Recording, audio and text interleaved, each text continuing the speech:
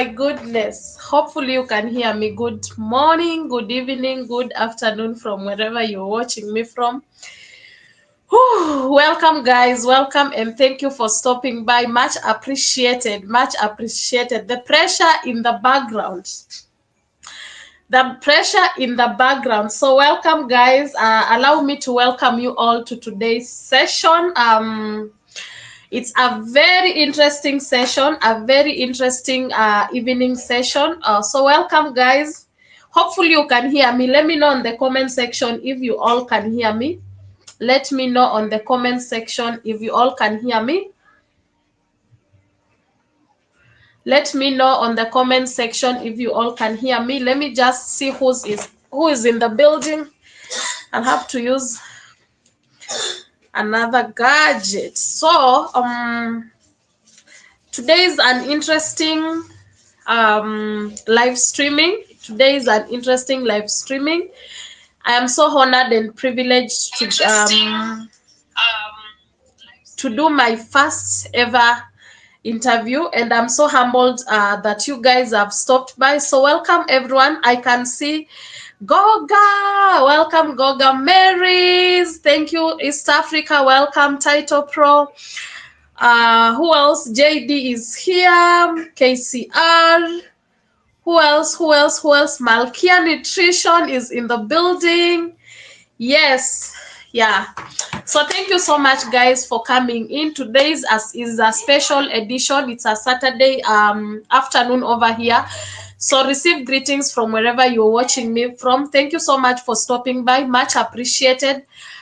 So we are starting a special segment this afternoon. I'm hosting a special guest who is joining the panel shortly. Hopefully you all can sit there, listen, and get to ask questions, and hopefully all of you are going to gain something from her. So I'm not going to introduce her, but shortly I am going to let her on the panel so that she can introduce herself and talk to us more and more and more. So stay tuned, sit back, relax, have yourself a glass of juice, water, coffee, grab your popcorns and sit there and just listen and let me know how you think about the show.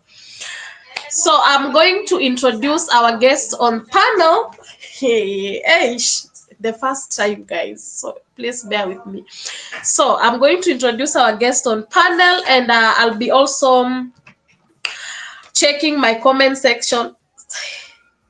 Spiral, welcome Spiral, welcome. So thank you so much for stopping by. Allow me to introduce my guest on the panel so that she can introduce herself and tell us more about herself as we keep up and just converse and get to know and learn about her and what she's doing. So drum rolls guys on the screen, drum rolls for our guests. Welcome. Hi everyone. Thank you for the love. Right. So, hey, Helen have it. There's an echo. Don't know why. You're breaking. I'm breaking.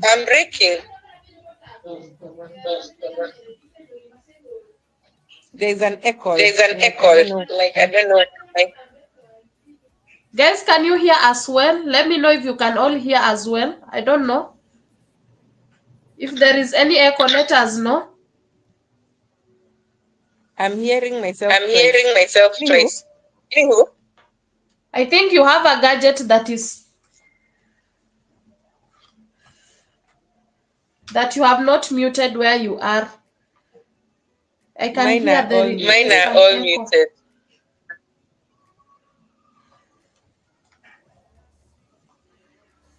All right. Anywho, please allow us to fix the technical error. Helen, no echo, but Jessica has. I wonder why. Check your gadgets. You can mute.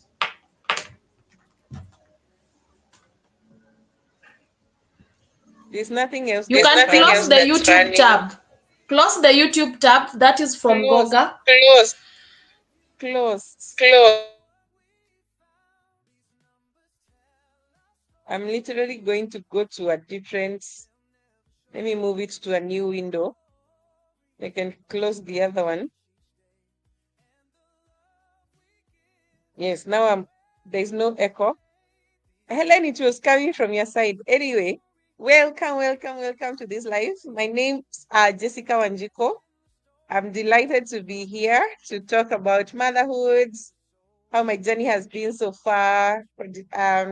Is it not really balancing? I can say balancing, but trying to juggle. Yes, to juggle the balls, to keep the most important ball in the air, whether it's parenting, whether it's being a wife, whether it's my career and my business.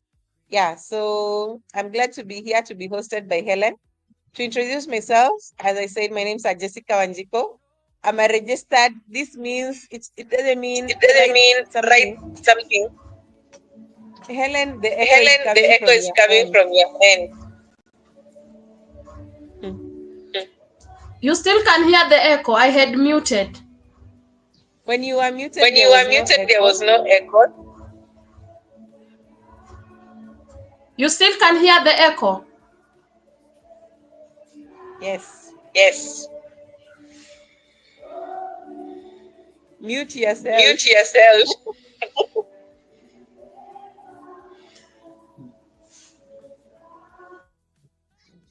All Okay, right. seems I'll I be. was Alright. saying, I was saying. Is it okay now? whenever I Seems talk, I'll there's Whenever I an talk, echo. there's an echo.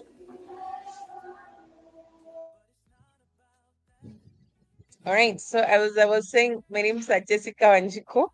I'm a registered nutritionist and dietitian. Ideally, I should be working in the food industry, like developing new products like Indomie and what else? Spaghetti, those kind of things. That was my latest line of training as a food scientist, food science nutritionist. But I decided to consult To consult as a clinical as a clinical nutritionist. nutritionist. Yes. So, Yes. So, Helen, let me Helen, mute let me myself mute for a bit. myself for a bit.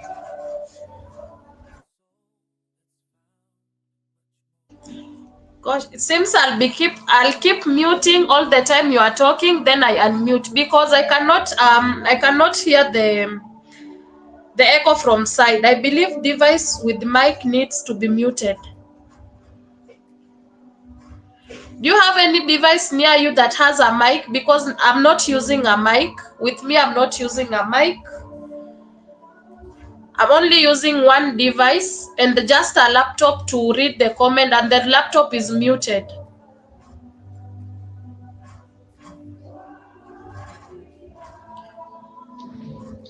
I don't know. I don't know. Hi There's DS, literally welcome. nothing. Hi Mama. Maybe as Malkia tries to fix on her side, let me just say hi to everyone who has joined in. Hi Mama AI. Hi DSW Spiral. I see you.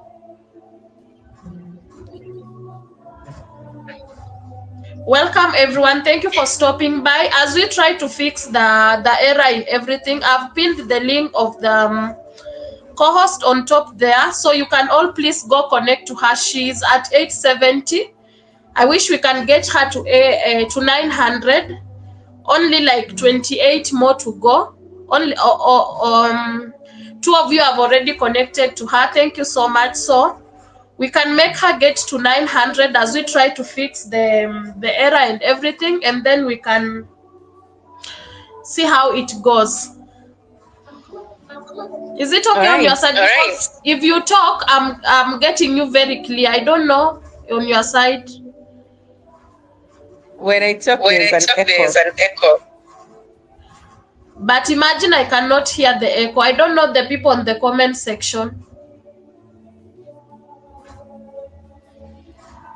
Maybe we do that Maybe thing we do where that thing when where I'm talking, when you I'm mute. talking, you When you're mute. talking, I When you're mute. talking, I mute. Okay. Okay. Okay. Also, you have done your intro, and guys, I'm being co-hosted by Malkia, Jessica, the founder and owner of Malkia Nutritionist, and she has just talked to us a bit about her journey, how she started the journey to becoming a nutritionist and a life coach. So, how has the journey been to you? All right. So All I right, started so I out. started out.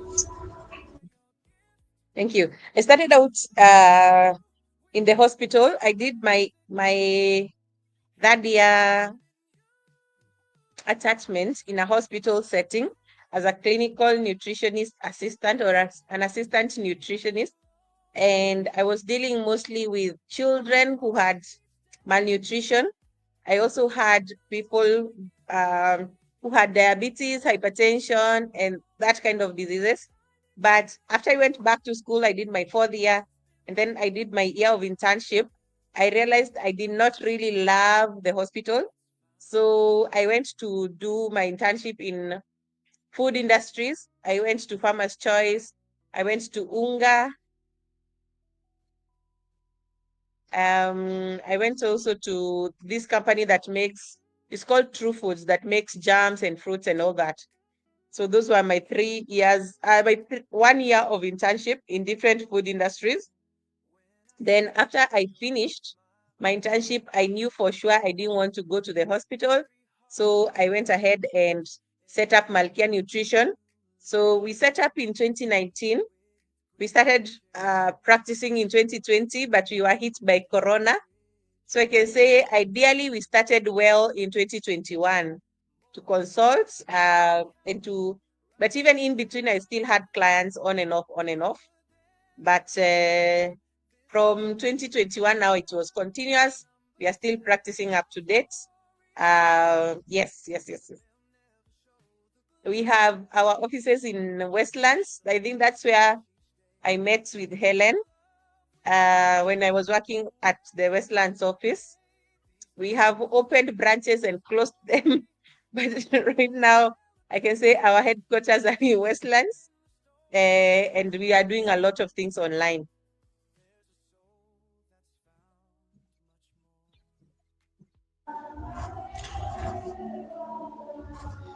I don't know if the co-host is hanging or it's on my side.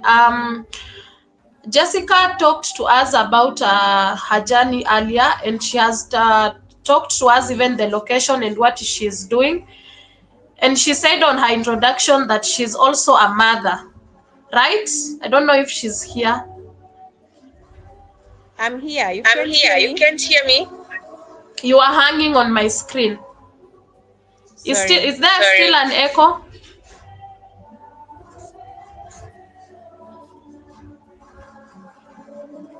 Can you hear me? Is there an echo? Is there an echo? People in the comment Yes, section. Yes, there's still an there's still echo. an I think it echo. was I from think your it was end from your end that I Yeah, was so hanging I because was hanging because Goga is saying I'm Goga not is saying hanging. I'm not hanging. Okay, so you have told us that you are a mother, right?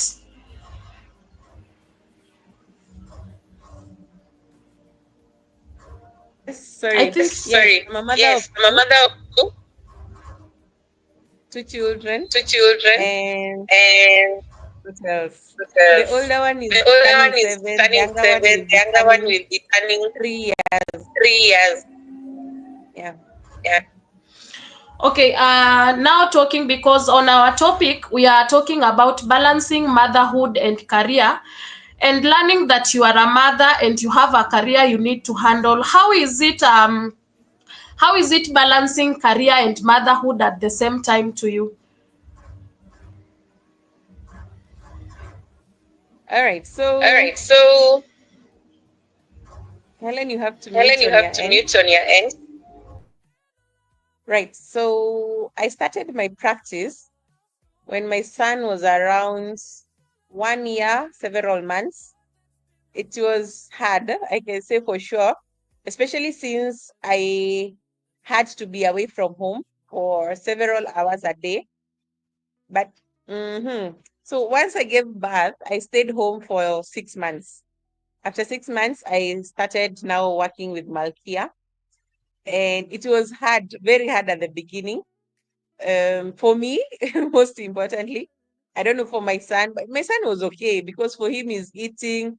He still has the dad at home. But for me, I struggled. I struggled feeling like I've left him with a nanny. I've been away for so long. Then when I come back, he's not even interested in breastfeeding because now he has been fed the whole day. He's eaten different things.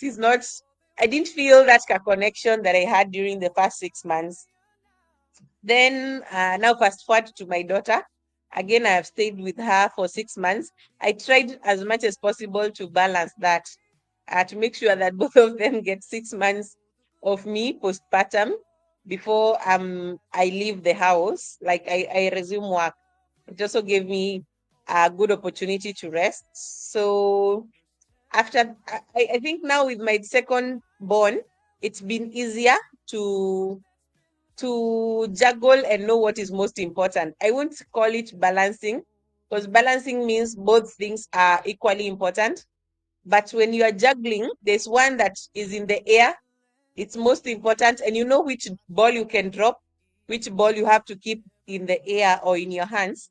Because if you drop, for example, if I'm juggling a crystal ball made of glass and a ball made of paper, I can drop the ball made of paper because it's not as important as the one made of glass. So for me, at some point, my career is very important. When my children are old enough, like my daughter is already 2 years. When my children are old enough, I can let go of that ball for a little bit and now focus on my career. And at that point, the career becomes my crystal ball. But before they turn 2 years, they get that independence. They are the most important. So I try as much as possible to be home on time, maybe for their feeding or for their bedtime routine. I really don't even have a bedtime routine, but if I'm there, I will tuck them in, read them a story or pray with them, something. I try, whenever I'm home on time, I try to be as present as possible. Uh, I can say for our household, one thing, last year was very unstable. We'll get into it. But this year, we have gotten rid of the television in the sitting room and put more books. And when I'm in the sitting room or in the dining area, I try to put my phone away. Because right now we are working from home.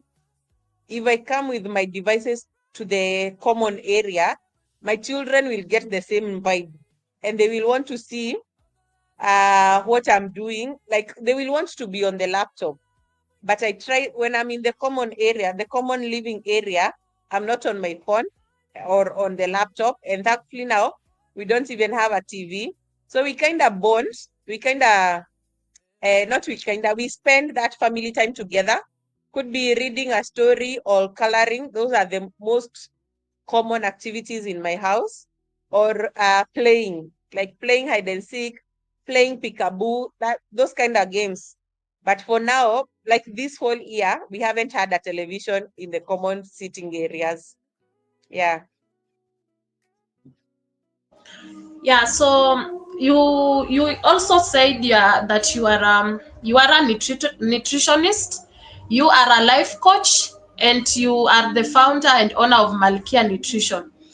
Now motherhood kicks in. At one point or another, did it change your perspective on your career or your professional?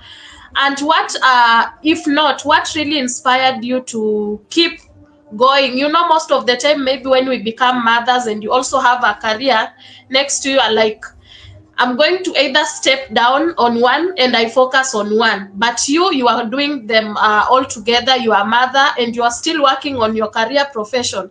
What really inspired you not to step down or feel like, no, I'm going to leave one and then I work with the other one?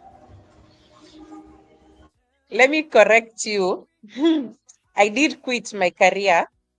Uh, in 2022. I quit my job. I had a job, a partnership with Malkia, with a company that is still continuing, by the way, and we are still in good relations. But all right, let me just get vulnerable. In 2021, we were trying to get our second born. So I got off the coil, and we were trying the whole of that year, by the way, the whole of 2022, 2021, we were trying.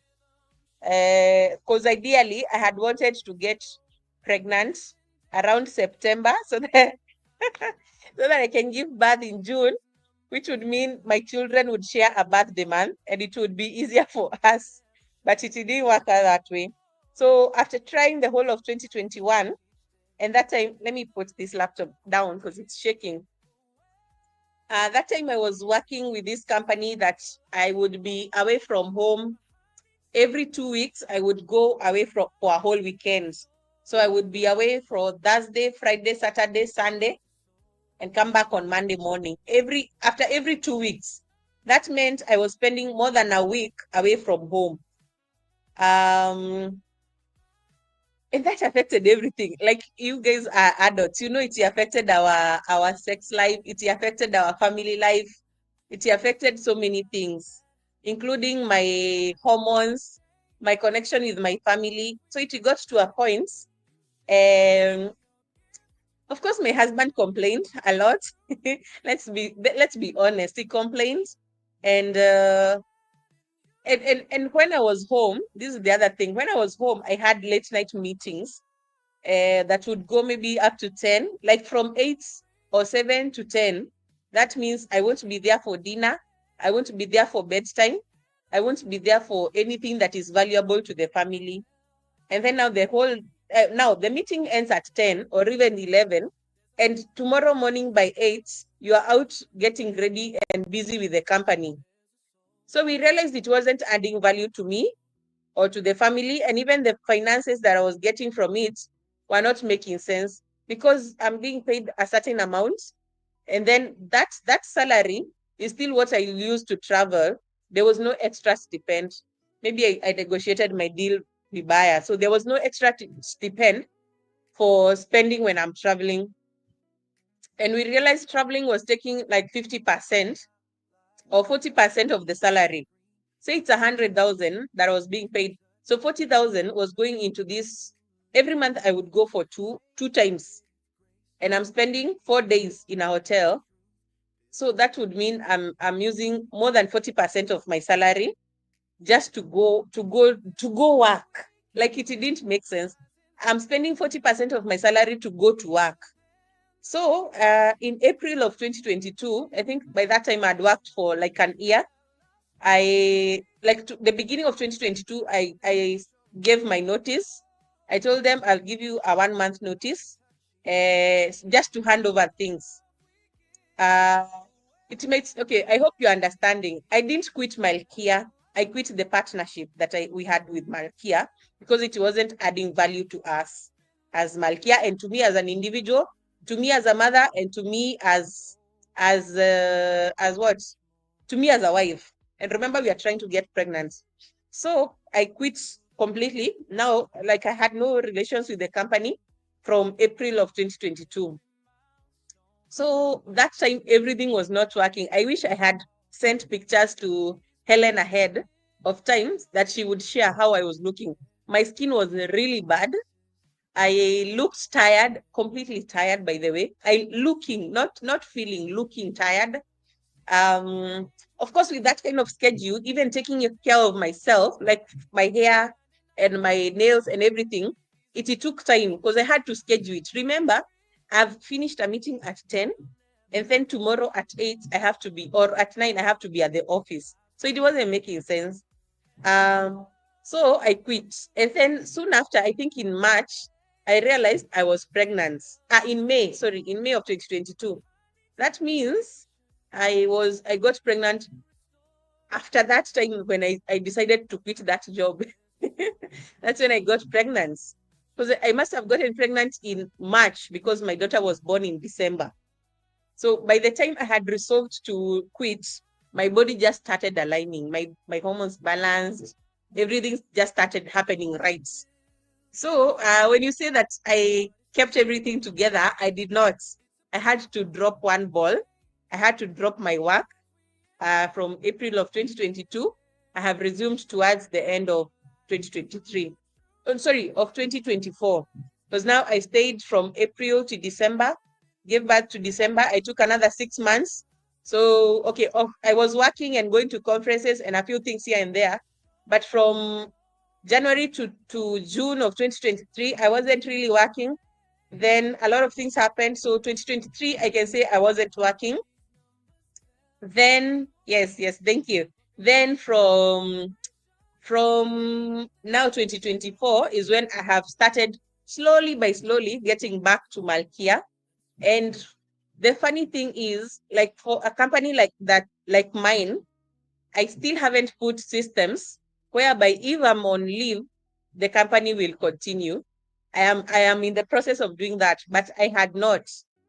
That is from 2022, I had not put those systems. So when I stopped working, the whole company, other than the products, the consultancy stopped. Okay. Because I released my interns, I released my co-founders because I wasn't feeling like I'm delivering value. For interns, I had to be there to train them. So I didn't feel that I'm delivering the value that they need. So I released my interns, I released my co-directors. But the products, because we have a wide range of products, that continued because I could outsource that specific what I could outsource that service, but I couldn't outsource consultancy. I'm the face of Malkia. In as much as I had interns and I had co-directors, it wasn't working without me. So I nikaiachia kidogo. Then now when I got back to consultancy, again, I'm the face of Malkia. So if I'm consulting, Malkia is working. If I'm not consulting, Malkia is not working. So what I wanted to say is that I did take a break. I did let go of my career for more than a year, actually for 18 months. Because so we like kutoka June of 2023, the whole year, and 2024, the whole year, I wasn't working. Yeah. Yeah, so thank you for that. You've just talked about your challenges, and before maybe now you tell us what motivated you now to keep going, now to now bring in back your career and professionalism. You are facing all these challenges. You are seeing Malkia go down. You are seeing your family in demand. Your baby is there. You are now pregnant. Now there is something called mom guilty. Mom guilty kicks in. How do you handle that as a challenge to your career and professionalism and being a mom also? How do you handle mom guilty? Um, hmm. I don't think I handle it well because I overcompensate. So if I've been away from the house, when I get back, I overcompensate. I do too much. I try to to connect. I try to make my babies do so many things with me. I definitely overcompensate. As if we go out, I will overcompensate and just get them some things that they don't necessarily require. So that is how I handle my mom guilt. I overcompensate in as much as I can. Like when I'm home, if say I'm home on a Saturday, I want us to read, I want us to color, I want us to go cycling, I want us to go swimming, I want us to do so many things in one day, which of course cannot happen because kids are kids. They just the times, they want just to sit with you. Then me, I'm like, let's go do something fun because I'm being selfish. I'm being selfish by wanting my children now to spend time with me at my convenience. But when I'm available, them they want to sit and watch a movie or just stay there and cuddle. It's funny. It's funny. Like when I want them to go out, they don't want to go out. When I'm going out is when they're like, "Mommy, don't go. Mommy, take us with you. Mommy, take us to the office." And when I was in Westlands, I would take them to the office, but it was not very productive because they will stay maybe for 2 hours. They're hungry. You have to get them something to eat. And especially because I'm working on the laptop, and my son loves the laptop. He'll always come and pick, Mommy, what are you doing? Mommy, who are you talking to? Mommy, can I also say hi? And of course, that is very distracting. So mom guilt, I just deal with it by overcompensating. There's something else that I should mention. In 2022, hey, Jessica is the one who does it all. Does it all. So in 2022, I homeschooled my son. I was very energetic. Can't believe I homeschooled my son. No, wait, was it 2022? No, 2023. Yes. When I was on leave, I started homeschooling. So I homeschooled my son the first term of 2023, the second term of 2023, and part of the third term of 2023. He was in PP2. But now what I was worried about is whether he would graduate, because I wasn't very sure that we'll continue with the international system. So that term, I took him back to school so that he can graduate, so that he can graduate and join grade 1. Now that was a mistake, because after he graduated, the school expected him to go back in 2024. And he also wanted to go back in 2024. So now, again, with overcompensating, because I enjoyed that time when I'm spending with him, teaching him and all that. When he would come home, I would still continue teaching him, which was a lot. Okay, he loves learning, but it was a lot because he's been in school for more than 6 hours. Then he comes home. After he finishes his homework, I still want us to learn something, because the international system is very different from the Kenyan system. And then I felt like I had already bought the books. They're going to waste. There's so much you should learn. So there was that. I overcompensate too much. Then, okay, so 2024, he went to school. Now this year, again, he has gone to school, which I keep thinking, maybe I should continue homeschooling. But now I'm comforting myself and saying I will homeschool my second born, because I enjoy homeschooling. I really enjoy homeschooling. And my children have learned my tongue, which is, okay, of course, they have learned English, but they have learned to speak like me, because I believe, because I'm the first person who taught them language. You get it? So those are some of the things I do to overcompensate. The other thing is just getting my son in all the things he can do. He's in music, he's in skating, he's riding the bicycle, he's swimming. I just overcompensate. That is me. Me and overcompensating. We are like this. Yeah, so still talking on career and family, motherhood, career, your family, professionalism, and all that. You are now overcompensating your family, your kids, so you don't you have realized the best way to deal with your mom guilty by overcompensating them. Now here comes that you are the teacher to them, you are the mother, and you are like you are a whole package to your babies. Of course, there are values that you want these babies to learn. What are some of the values that you feel they are good values and you'll want to pass them to the babies? All right. So All the right. reason why I'm very passionate to teach my children is because I want to instill Christian values. I want them to be honest. I want them to have integrity. I want them to be obedient. I want them to learn how to pray. I want them to learn how to read the Bible. So that's why I try as much as possible to teach them. And then this is the other thing in terms of, is it overcompensating or now trying to balance? I have this deep feeling that I should not give anything less than 100% for my second born. Because remember, my firstborn is turning 7. So it means he has enjoyed 4 years of just him and mom and dad. 4 years, 4 whole years by himself. But now the sister is here, and I'm trying to balance the sister and now the firstborn. So I'm telling myself continuously and consistently that I need to give my daughter what I gave my son. Of course, she's much better placed in terms of learning language, learning skills from the brother, but I'm trying as much as possible to give her 100%, And the good thing, I also, the other thing that I'm comforting myself with my son being in school is that now I can concentrate on my daughter and give her 100% in terms of teaching her language, teaching her mathematics, teaching her science, because that is what I did for my son. And if any of you have met my son, they know he's brilliant. Like I don't even beat around the bush about it. He's a smart kid. He's very, very well outspoken.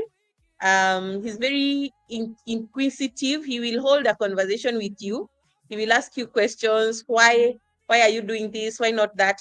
So I want my daughter to also get that level of confidence. And the best way that I have found is by teaching my children also to instill confidence is a skill. I would say self-confidence and having the right self-esteem. I don't want my child to come crying because someone said a bad thing about their hair or said something about their whatever, like how they are pronouncing their words. They are too young. They're too young to have those kind of challenges. So I want them to be confident. Like for sure, I spent 4 years with my son. And especially because the time he began school, I think he began school in 2019. Is it 2019? 2020. And then COVID happened. So he came back home. So yeah, he started in 2020. Then COVID happened towards the end of the year. So 2021, he stayed home. And during that time, I taught him a lot and he learned so many things. He learned Spanish, he learned Swahili, he learned so many things. He learned guitar.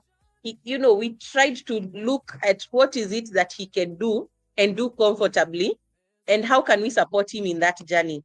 So we also get to learn him as an individual. He loves music. He loves to do this. He loves to do that. He's a jovial kid naturally. He's inquisitive. He's not hata kuficha. He will tell you what is bothering him. He will come and tell you, Mommy, do you know today this and this and this and this happened? And I have learned now, I didn't know that before. I have learned to validate his feelings, to tell him, oh, that is valid. Just let it, whatever you're saying is valid, and to comfort him and then to elevate his moods back to where they should be. Like it's like bringing his energies back to where they should be. And I feel like I want to give the same to my daughter. I know now in terms of mom guilt, it's like I have lost the last 18 months of my daughter's life. Okay, not okay. It's debatable, but I have not given 100% over the last 18 months. Yeah, I let that sink in. So because I have not been myself. So even my daughter, she has not experienced the real me. And now again, I'm overcompensating, but now with a more open mind. I understand myself better.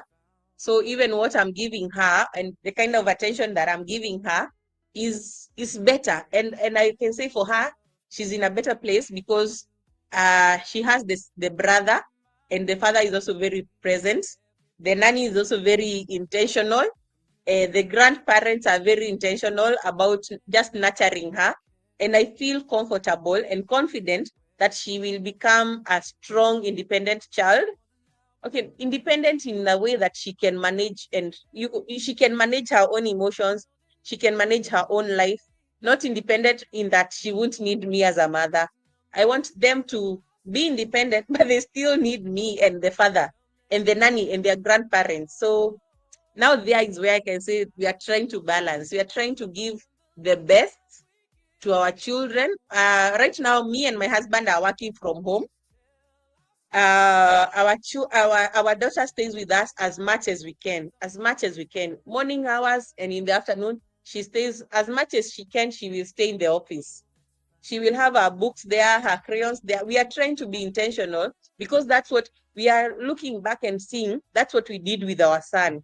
He stayed with us, and probably that's how he developed love for the computers, love for language, love for the finer things of life. Yeah. So I hope I've answered that.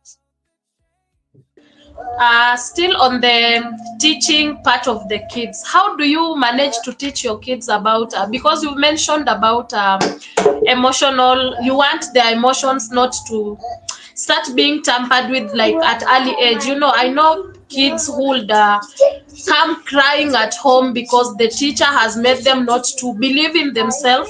They have made the kids to lack confidence in themselves, and they start developing emotional issues, um, and they even have the self doubt, you know. So how do you teach your kids, or how do you talk to them about self care and emotional health? So So one thing that I'm now learning is to validate their feelings. If, of course, okay, I hope you understand. I kind of shield my children. I believe they are too young to be facing cruel teachers. They are too young to be facing cruel classmates. So if I can stay with them for 4 years, I will stay with them. If I can delay the age at which my child goes to school, I will stay. I will stay with my child as long as I can. But now, even in the environment where they are growing, there's still other children who might, sorry for the background. There are still other people who might not realize that there's still people who will come and ask my children, why don't you go to school? Kwani wewe hauna, no, like why don't, when your parent has not paid for your school fees, why are you at home? They will always have questions that are aimed at belittling my kids.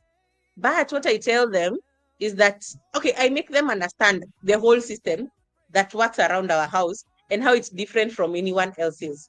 So they know that I take my classes at home. I can go out with my mom to the swimming pool. I can do this. I can go to the shamba. I can go to the market. Their life is not very different. Like, it's a day-to-day thing. They understand that school is part of life. There's no school and life kando. School is part of life. So they don't get very challenged by systems of this world. Now, another thing that happened when my son joined school is my son is very, energetic and hyper and very, very noisy. He will ask you 101 questions. So his first teacher, and I think this is where we say teachers are very important. His first teacher tried to shush him up. And of course, school is repetitive. He has done the alphabet at home with mommy. He has done the alphabet day 1, day 2, day 3. By day 4, he's tired. And so he will distract the whole class. He will come and ask the teacher, why are you not learning about the colors today? Why are we not doing this today? Why are we not doing that today? But in a classroom, there's everyone. There's someone who has not yet gotten the alphabet. There's someone who has already gotten the alphabet and now wants to go to colors. So his first teacher, she was a lady. She called us, and then because of this being this hyper with life and wanting to discover, he would forget things like going to the toilet. He would forget trivial things. So most times, not sometimes, most times during his first year of school, he was around 3 years, maybe three and a few months.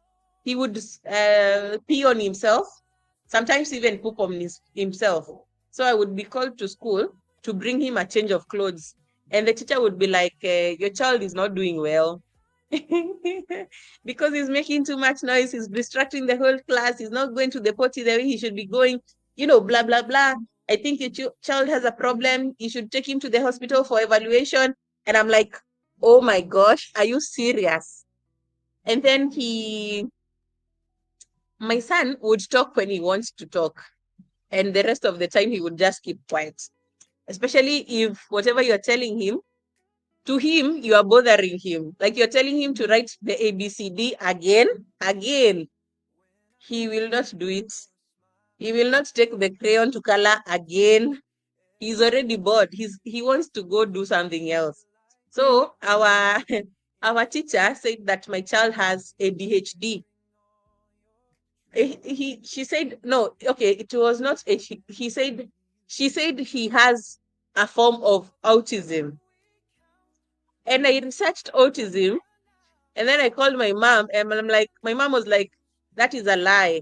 Your son is not sick. Deny that, deny that thing. Don't even repeat it to anyone. Because, of course, now I understand that there's a wide spectrum of autism. There's the one that is just next to normal. We call them what? There's a name for them. And there are those who are extreme, who cannot take care of themselves at all. Okay. So when and remember, now I'm a new mom. At that point, I'm a new mom. I don't even know these things. I don't know that my child should be potty trained by the age of 3, because I had tried. It's not like I had not tried. I had tried, and I had tried. Even my mom had tried to potty train him. Everyone had tried. He just had his own hard-headedness. So now we take him to school, and the teacher says he has some form of autism. And I'm like, what is autism? So when COVID came, I was so determined not to take him back to school. And that's why I homeschooled him in 2020. I homeschooled him as long as I could, by the way. The good thing now, after he left, that was playgroup. When he went to PP1, he had a different teacher. And so it worked out. And he has remained with that teacher up to grade 1. So he did the same teacher, PP1, PP2, and grade 1. And you remember grade 1, no, PP2, I homeschooled him for almost 3 terms. So he stayed with this teacher, PP1. That is, whatever, preparatory 1, preparatory 2, maybe 1 term, and now grade 1, the whole years. So he remained with the same teacher, we can say relatively for 3 years, because this person now, this second teacher, we became friends.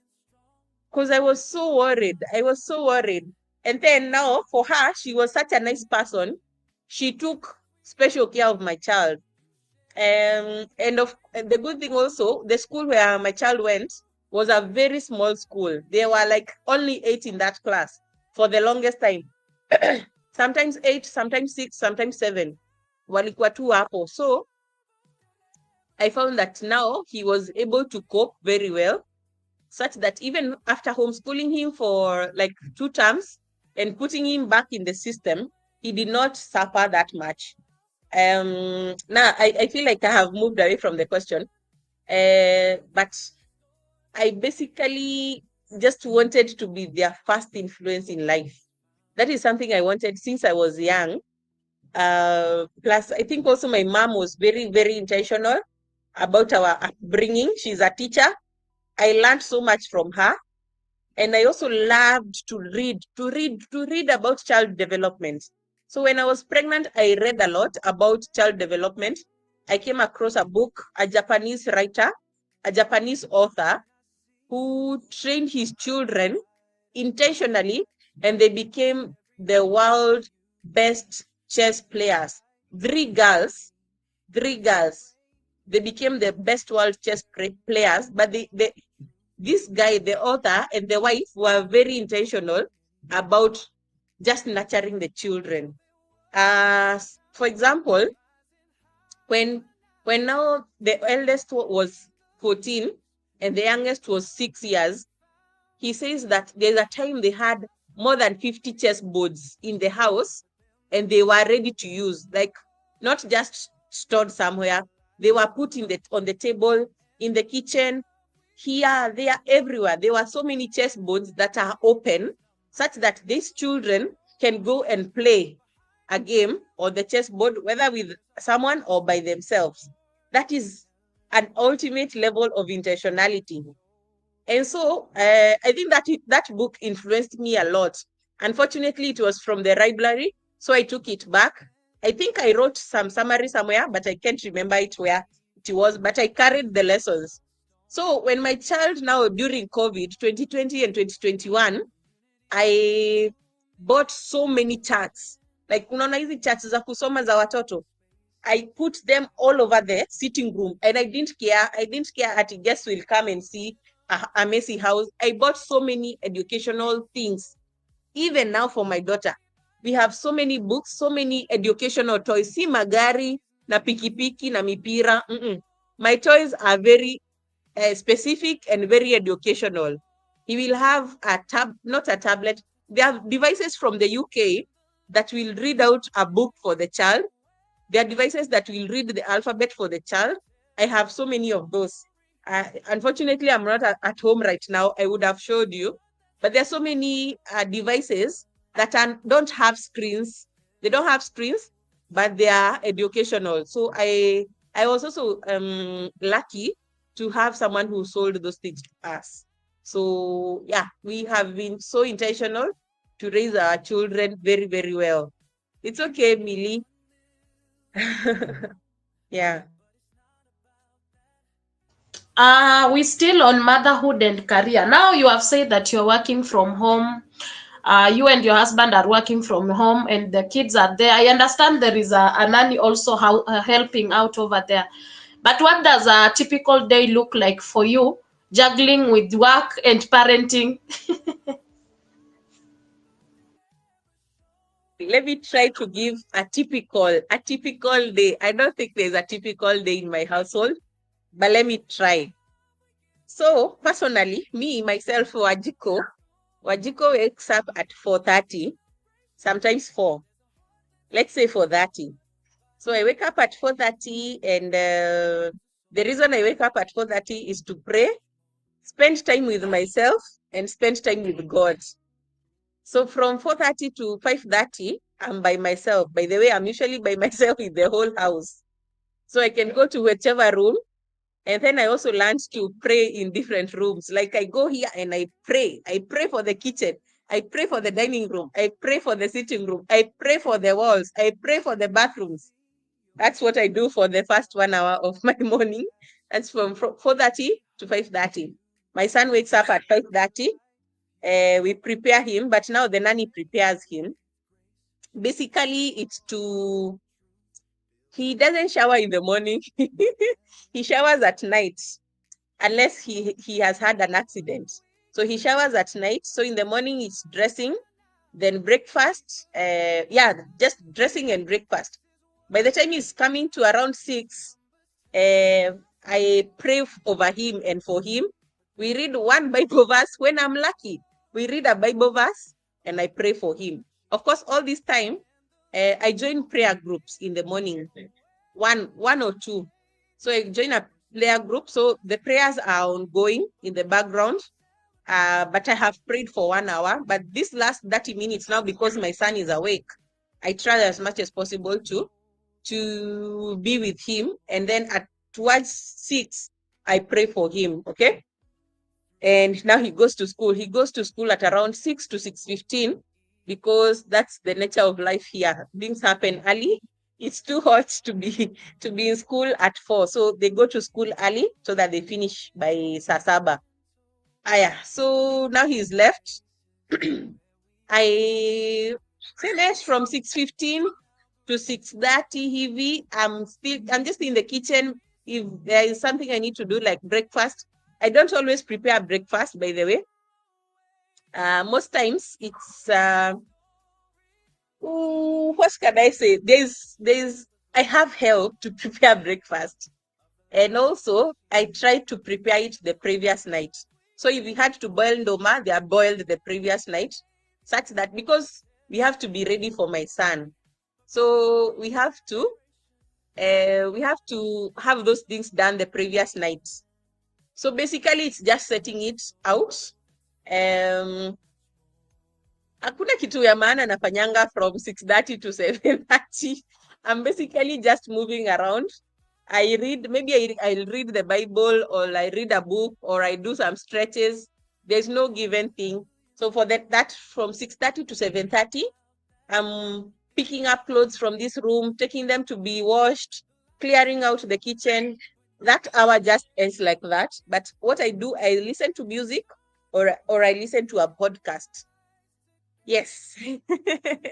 Thank you so much, Rebecca. Thank you so much, Rebecca. Yes, it's such a Yeah, blessing. so It's such a blessing. still on the same. So before I before we conclude on family and everything, because I'm trying to ask and get to learn about you more as per sections. I have some family. You've talked about yourself. Told us about yourself. Now we are on family values that you're trying to instill on your kids and everything. And I'll get to a point where by now you have to talk to us about nutrition, the coaching tips, because you are a nutritionist, you are a coach, and all that. So let me welcome a few people who joined in. Miri, welcome. Masheri, hi. Rebecca, welcome. I see JD, I see Kim also joined in earlier. Spiral, Grace, welcome. Thank you so much, guys. Our co-host needs to get to 900. I kindly request you, please. I know you have not connected with her, and I know you have extra houses. So please, please, please, let's connect to her and show her love. She's one of us, but this motherhood, juggling around job, parenting, and everything made her get lost a bit, but she's back, and I'm so privileged and so humbled to have a talk with her live with you guys. So Rebecca is saying, wow, do more of this for please, interview conversations between us mothers to learn from each other. Yeah, it's amazing. It's amazing. Motherhood is a beautiful journey that really needs so much of us, like 100% of us, we as women. And I really thank God, because God has given us the grace. For me, I call it grace for us to be in this field. And that is why I always say that to you all moms outside there. And this weekend, by the way, we are celebrating Mother's Day. And yes, I'm privileged to have a mother talk to us, like the things that mothers go through, mental health, spiritual world, our careers and everything. I know most of the time we end up even choosing babies over our career. Some people drop the career side, the professional side of their life, and they tend to lead on the motherhood. And while others feel like, no, I'm not going to lose my professionalism, so they tend to go on that side of professionalism. But others tend to juggle in between the two. You are a mother, you are still working and everything. So for me, I feel it's like grace that we have been given. And Title Pro asked, I don't know if it was a question or it was a comment. Title Pro says, should the mothers not work while their children are young, returning to work after children reach maybe 12 to 13 years old? Oh, okay, Title Pro, here in Kenya, especially when you're working in health, not health, if you're working even in private sectors, especially in private sectors, you are only given 3 months. I think while you are working with the government is whereby might go up to 6 months. So you stay with your kid just for 3 months, and then, or maybe 6 months, let me use 6 months, and then you are supposed to report back to work. So I wish there could be that rule of 12 to 13 years. That would be much better, but we thank God for the grace. So back to you, Jessica, the founder of Malkia Nutrition. Just one question about family. You are there with your husband, you have the kids around you, you have your family at home, your mother, your sisters, and everything. How does your family inspire you to keep going, especially now in your professional field? Right. So I can say for sure my husband is my biggest cheerleader, and my mom and my brothers, they are always there checking on me. And they were also my first clients, my first paying clients. Um, they are always there. I would say I'm very privileged, very privileged.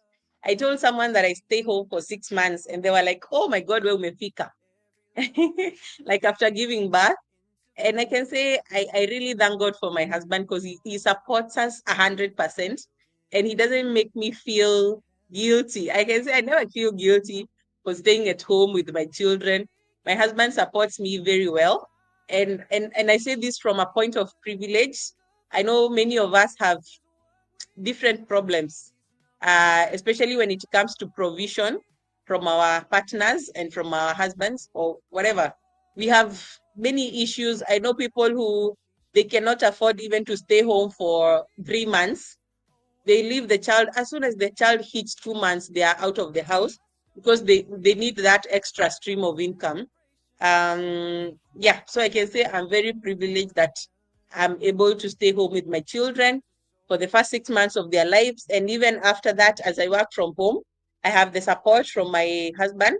Like, support means, let me just explain. Say I have a meeting in the evening and my child has refused to be fed by the nanny. My husband can take the child and feed them.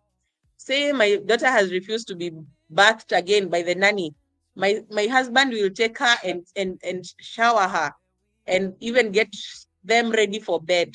That is things that I don't take for granted. I know for sure it's not everyone's privilege. There are men who cannot change a diaper. I know that's for sure. My husband, my man. My man can do a lot. He can change diapers. He won't cook. He can cook, but he won't cook. But he can cook. He makes the best beef stew. He makes the best guacamole. He makes pretty good ugali. If he chooses to cook, he cooks very nice food. But he doesn't cook. That he doesn't cook. Let me just ebu nimtetee, by the way. Usiseme nimekalia my husband. My husband does not cook. He does not wash clothes. He does not wash the house. He doesn't make the bed. He just rolls out of bed.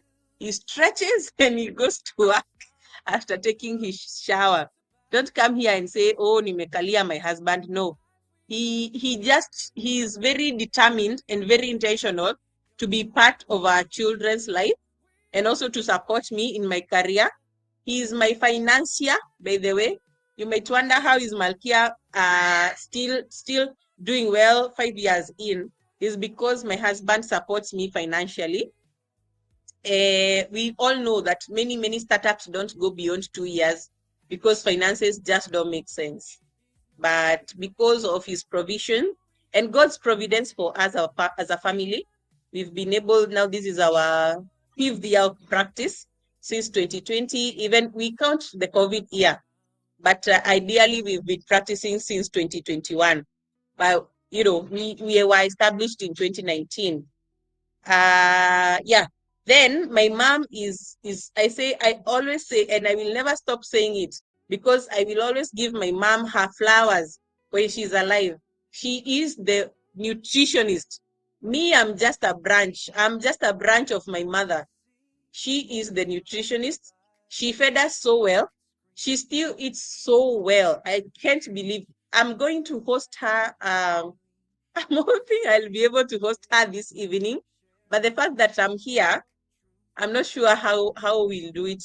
But if I'm able to host her today, we'll go on Google Meet, where she will be sharing just how her journey has been from when we were young, from when herself she was young, when she gave birth to us, and she was very intentional to ensure our food always had vegetables. Yeah, so my mom is my number one supporter. She's the one who linked me with my aunt. She's the one who connected me with my cousins who are practicing nutrition abroad. She's the one who will always tell everyone that my daughter is a nutritionist. She's my cheerleader. She's actually my number one cheerleader. It's only that I got married. Now I have to say my husband is my number one cheerleader. But ideally, it's my mom. She's my mom. Is the best. She's the best for sure. My brothers are there. They are my pillars. They will always come when I call them upon them. They will help me out in design. My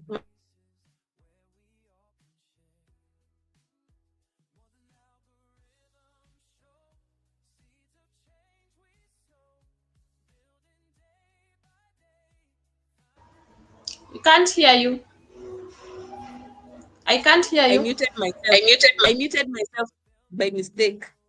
I was saying I have an older brother and an elder brother. So my older brother did our initial designs. He's the one telling me, check this thing, check this YouTube, check this thing. You know, he's sending me links for exercise. He's sending me articles on nutrition and what other people are doing. He's always there. Then my elder brother now is the other nutritionist. Yeye ataniambia kuhusu hibiscus, atanikumbusha kama nimekula moringa. He's the one who will be reminding me of all those things. I was hoping to have my brothers and my mom in a meeting tonight. I'll have to call them. Yeah, well, I'm not sure we'll do it tonight. But if I'm able to do it, we'll have a session tonight with them.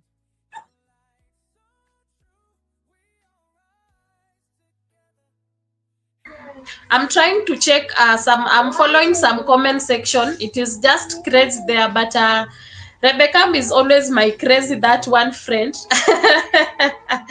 She's an amazing mother too. She's a great content creator, and just hopefully that one day I'll be able to go to host her and talk to her to us. But for Rebecca, I think I'll have a 5 liter water here with me just to have a good time so that I can just have enough time, because this lady is just she's just another lady in her own world. So she says that Rebecca says some things. Rebecca says a happy husband, that is why he's supporting you, says Jessica. And he goes ahead, and she goes ahead and says, Malkia co-host, keep doing and keep giving to your husband what you are doing. Wow. So I'm like Rebecca, I'm like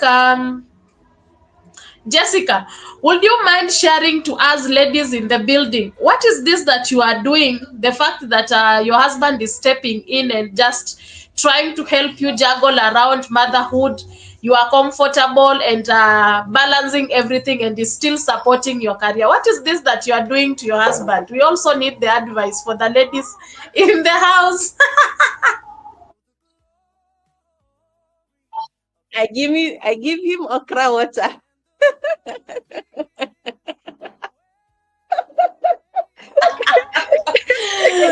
Okra people in the building.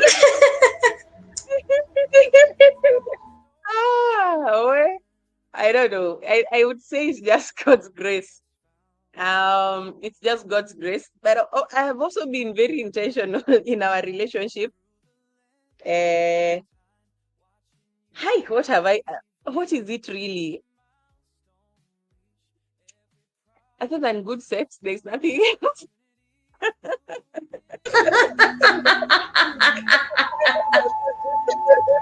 What can I do? And good. Game over. Game over. Game over.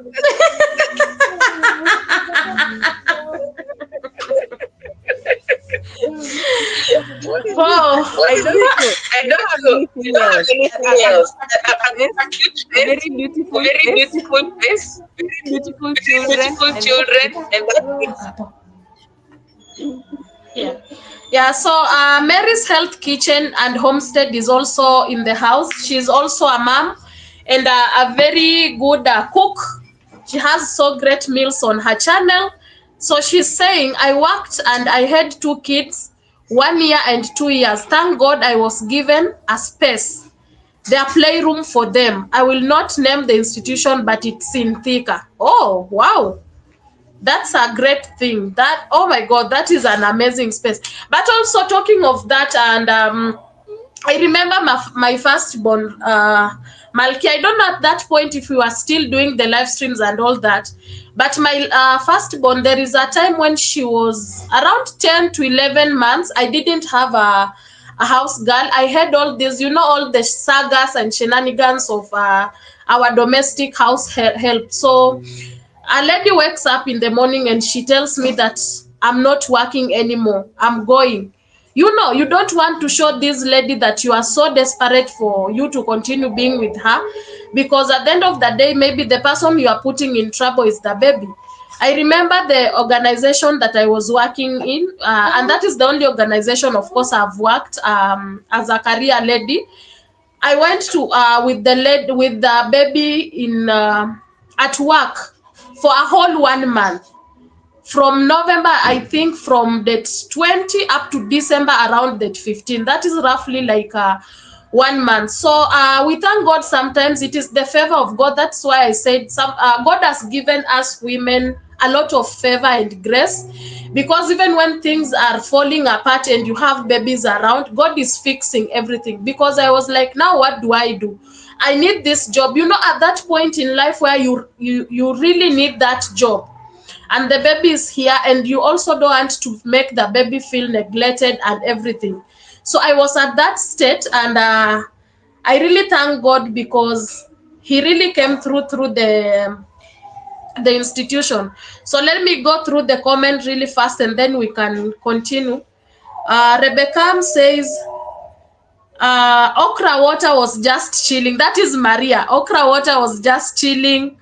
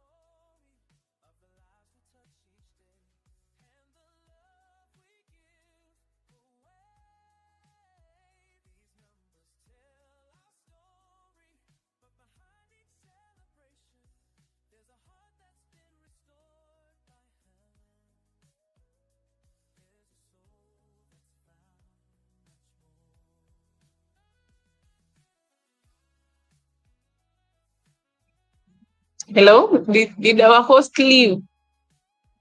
I see something happens. She'll come back. In the meantime, let me see. I have lost track.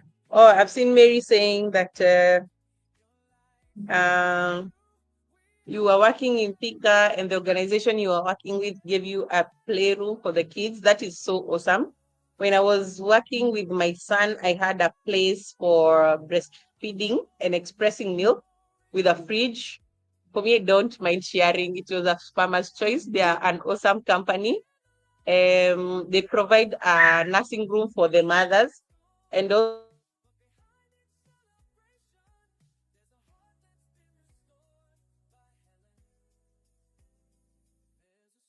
we get a break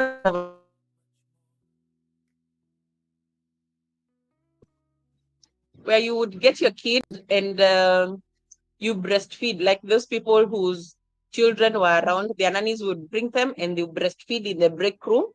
It's not every company that has that kind of facility. So I thank God for Farmer's Choice. And it's also the first place I worked in, the first 3 months of my internship.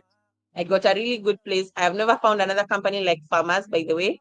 And I'm so grateful that I got to experience that. Something else that helped, I had a nanny who, after they gave back to their daughter, they stayed with us, and she was going to school, and the school had someone, like an employed caregiver for the children. Of course, it was a program to support young mothers. So they had an actual person to take care of children. And that really supports women in their careers. Like if you have someone you can bring, no, someone in the school where your place of work, where you can give them your child and they take care of your child, they feed the child, they change the diaper. I found that to be awesome. That program was KYOP, Kenya Youth. Oh my gosh, I can't remember the whole name, but let me type it out here. it might help someone.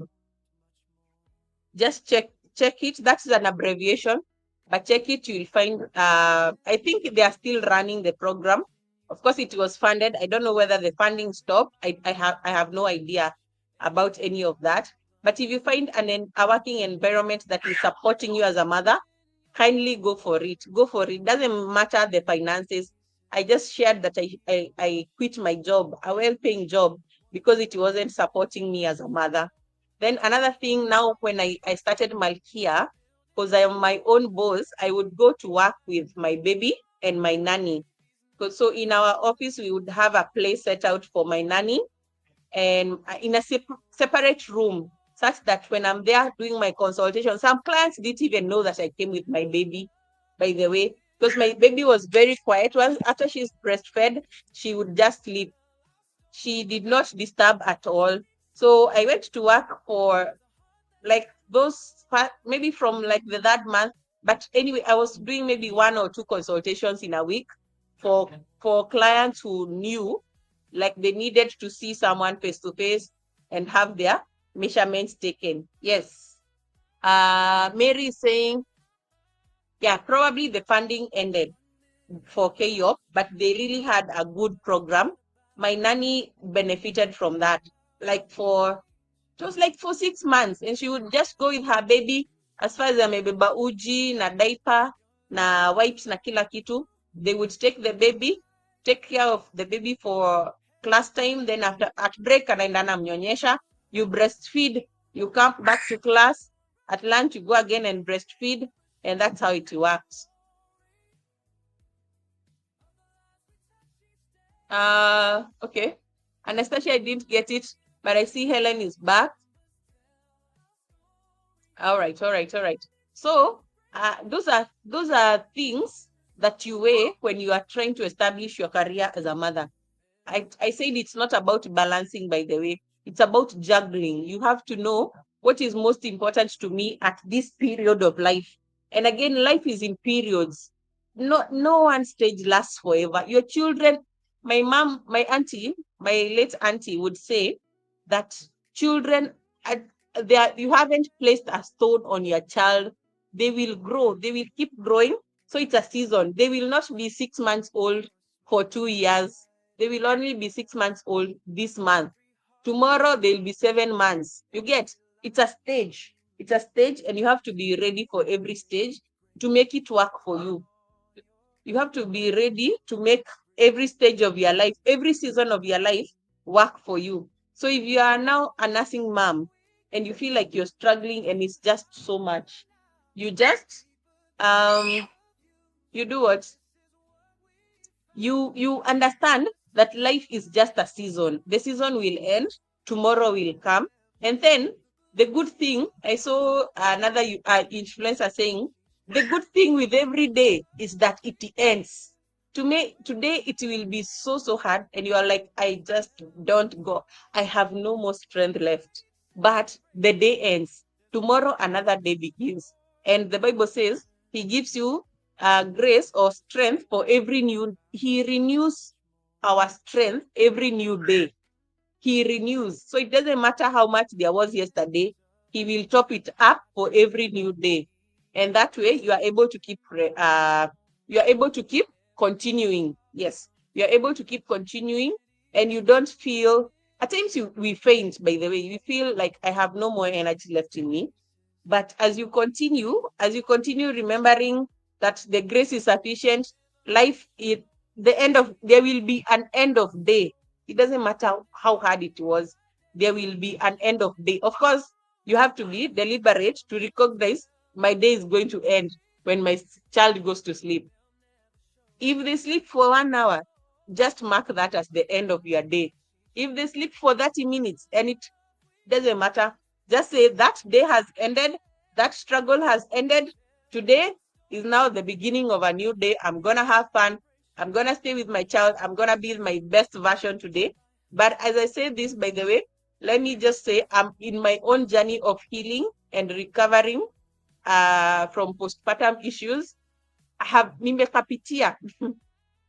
I saw someone saying that life nowadays, you are either going through something, coming out of something, or almost getting into something. So if that's the case with you, when you realize if you are going through something, or you just came out of something, or you're gonna get into something, just know that the grace is gonna be sufficient and we're gonna be here to support you along the journey. By the way, I had a very good community soon after birth with Akina Helen, Akina Goga, Anastasia. I had a very supportive community.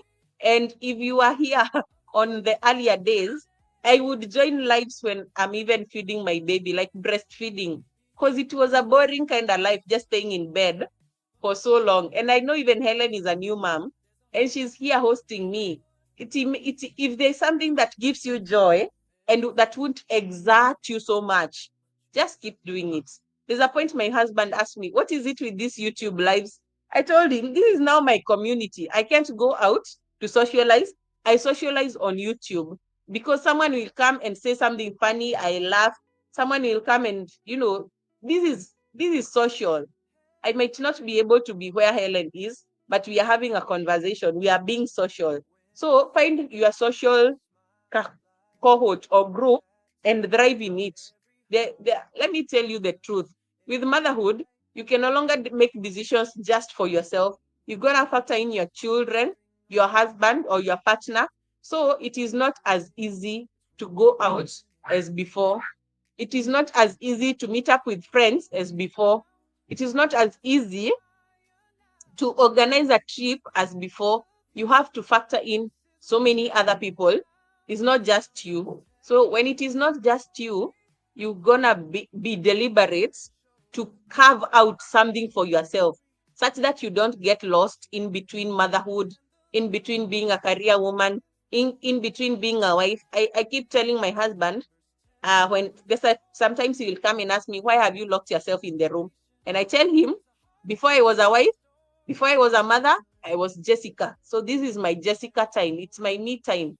I have to nurture myself so that I can give the best to you and to the children. Because say I've had a long day, or I just had someone who made me angry, or even him, he made me angry.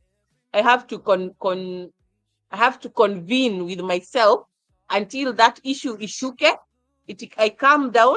Then now I can go back to the public with my face washed, with my hair oiled, and no one will know what I went through. So in that sense, you have to carve out some space for yourself. Try as much as possible to carve out space for yourself where you are able to thrive, you as an individual, not what people perceive of you on YouTube or on Instagram, just you as an individual. Helen, you're back in the bush. Come back to the screen so that you can guide this, because time is running so much and there's still a little bit of things that we need to talk about. Are you there, Helen? Helen.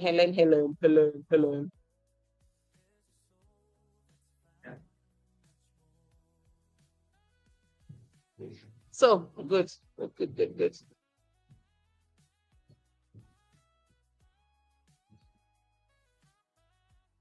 Helen, are you able to guide the conversation?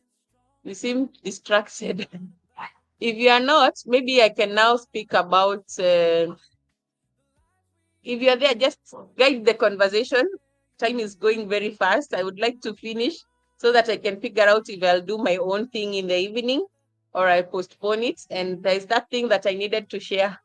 So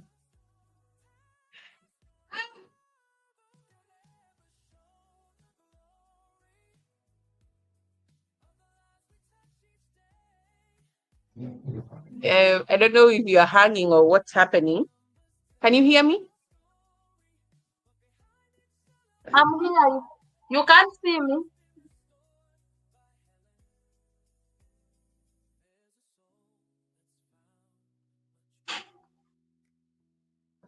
Yes, You I'm here. can't You hear me. can't see me. Can I you can see me see you or as hear well. me, Malkia? I can. Are we good? Yes. So I was saying you guide the conversation because maybe I would like to end it in like 30 minutes so that I can organize myself.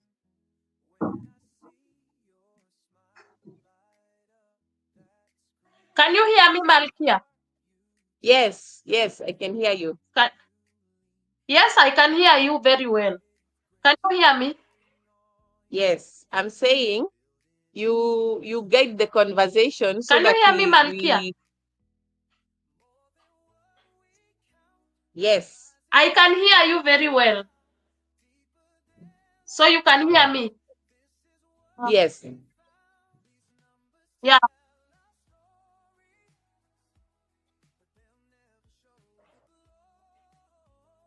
Okay. Now I think I'm hoping. Okay.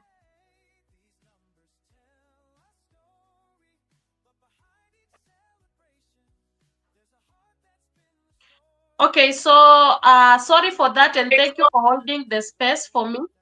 Thank you for holding the space for me when the okay, we don't have power. Power has gone, and thank you so much for holding the space. Let us go move in the conversation fast because I know you also have a few things to run. So I don't hold you for long. So talk to us about the nutrition, being the fact that we have finished the part of you, motherhood, family, children, and everything. Now let's come to your career. You are a nutritionist and you are a lifestyle coach. Briefly talk to us about nutrition, the field that you are specific in. What do you deal with? What do you do? What products do you have? And just talk to us briefly about nutrition, and then we can head over to lifestyle, and then we conclude.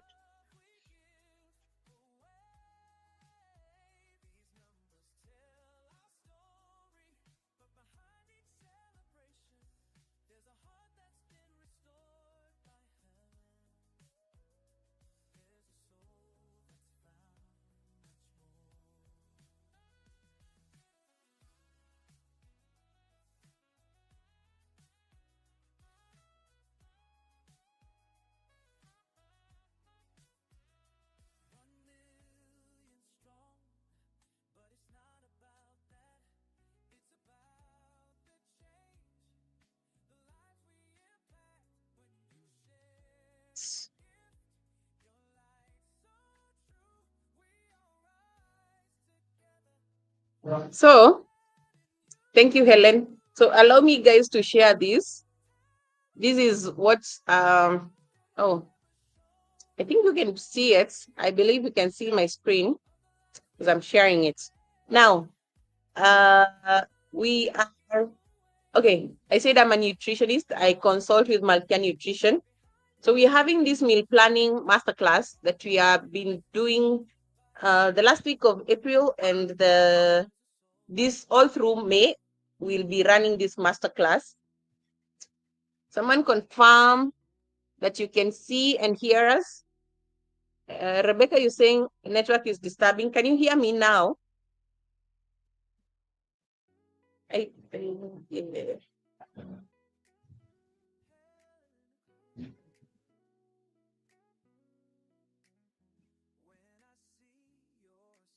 All right. I believe I'm audible because I can see myself in my on the other screen and everything is okay. Um, now my question is, can you see this screen? Like my live stream is behind.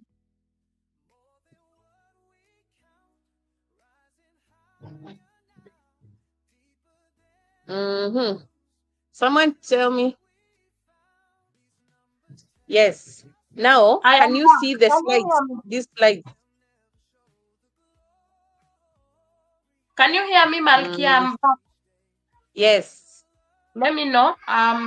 So sorry for that. So sorry for that. I don't know where you have reached, but I'm so sorry for that. And thank you for holding the space. So before Now, the network and everything. So I was saying that we have talked about your journey, your family, how it has been supportive. So now let's just go down to your career side. You are a nutritionist and you are a life coach. So talk to us briefly about nutrition side of you. What do you deal with? What do you do? What products do you have? and just briefly tell us about nutrition, and then we can move on the life coach side, and then we conclude it.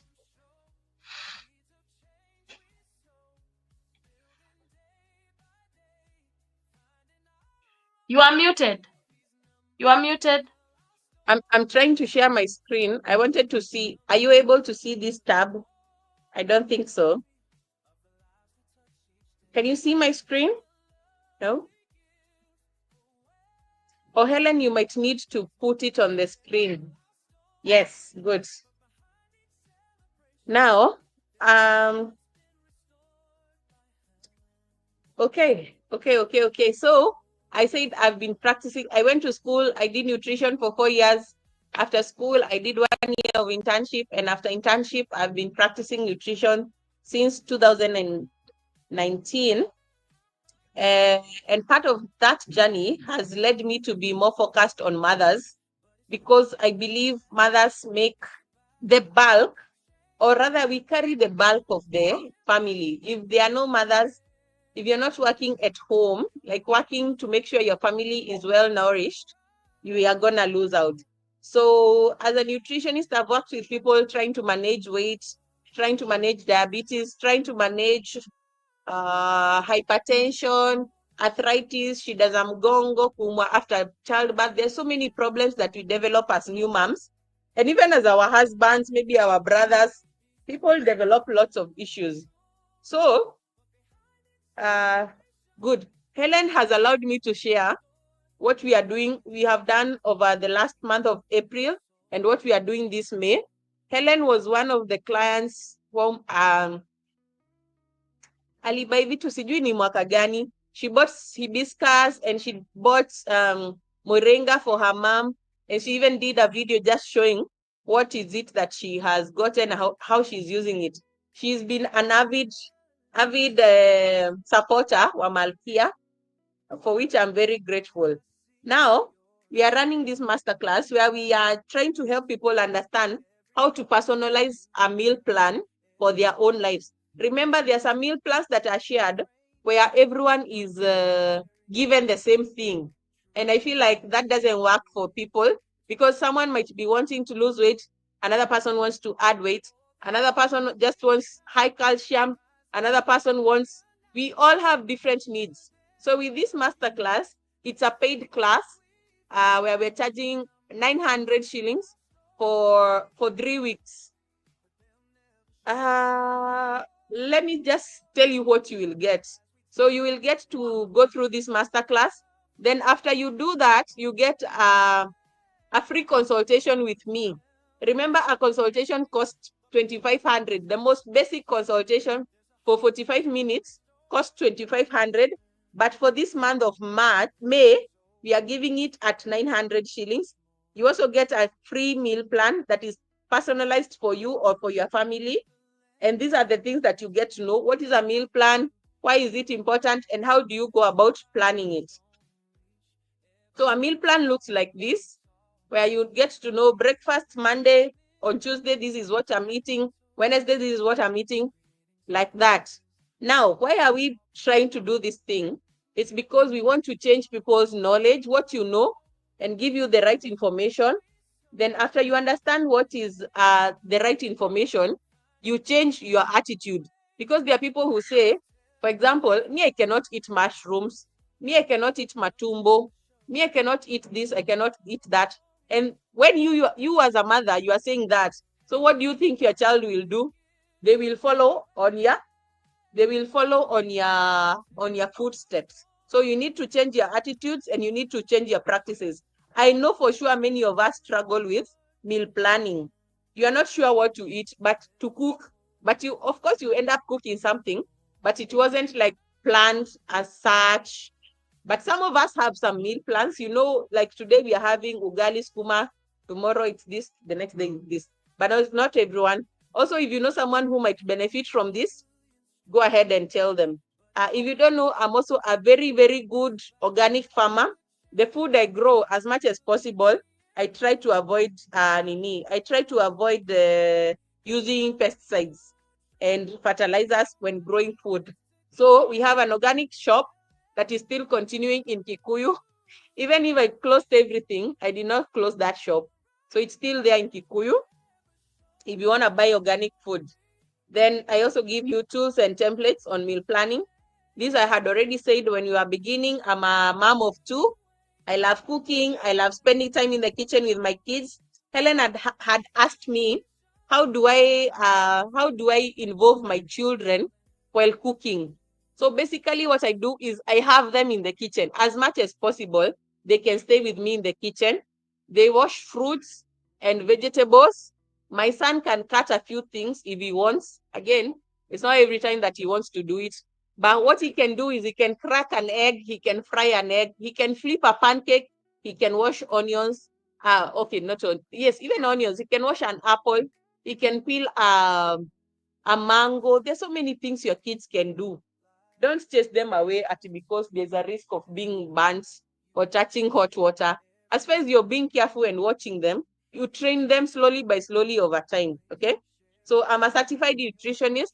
I've worked with clients for more than 6 years and I help to create personalized meal plans. I don't have a broadcast kind of thing. I don't have a broadcast thing. So for this masterclass, the goal is to empower you as a mom or as an individual to save time, save money, and save yourself from the stress of always thinking, what are we going to eat for lunch, for supper, for breakfast?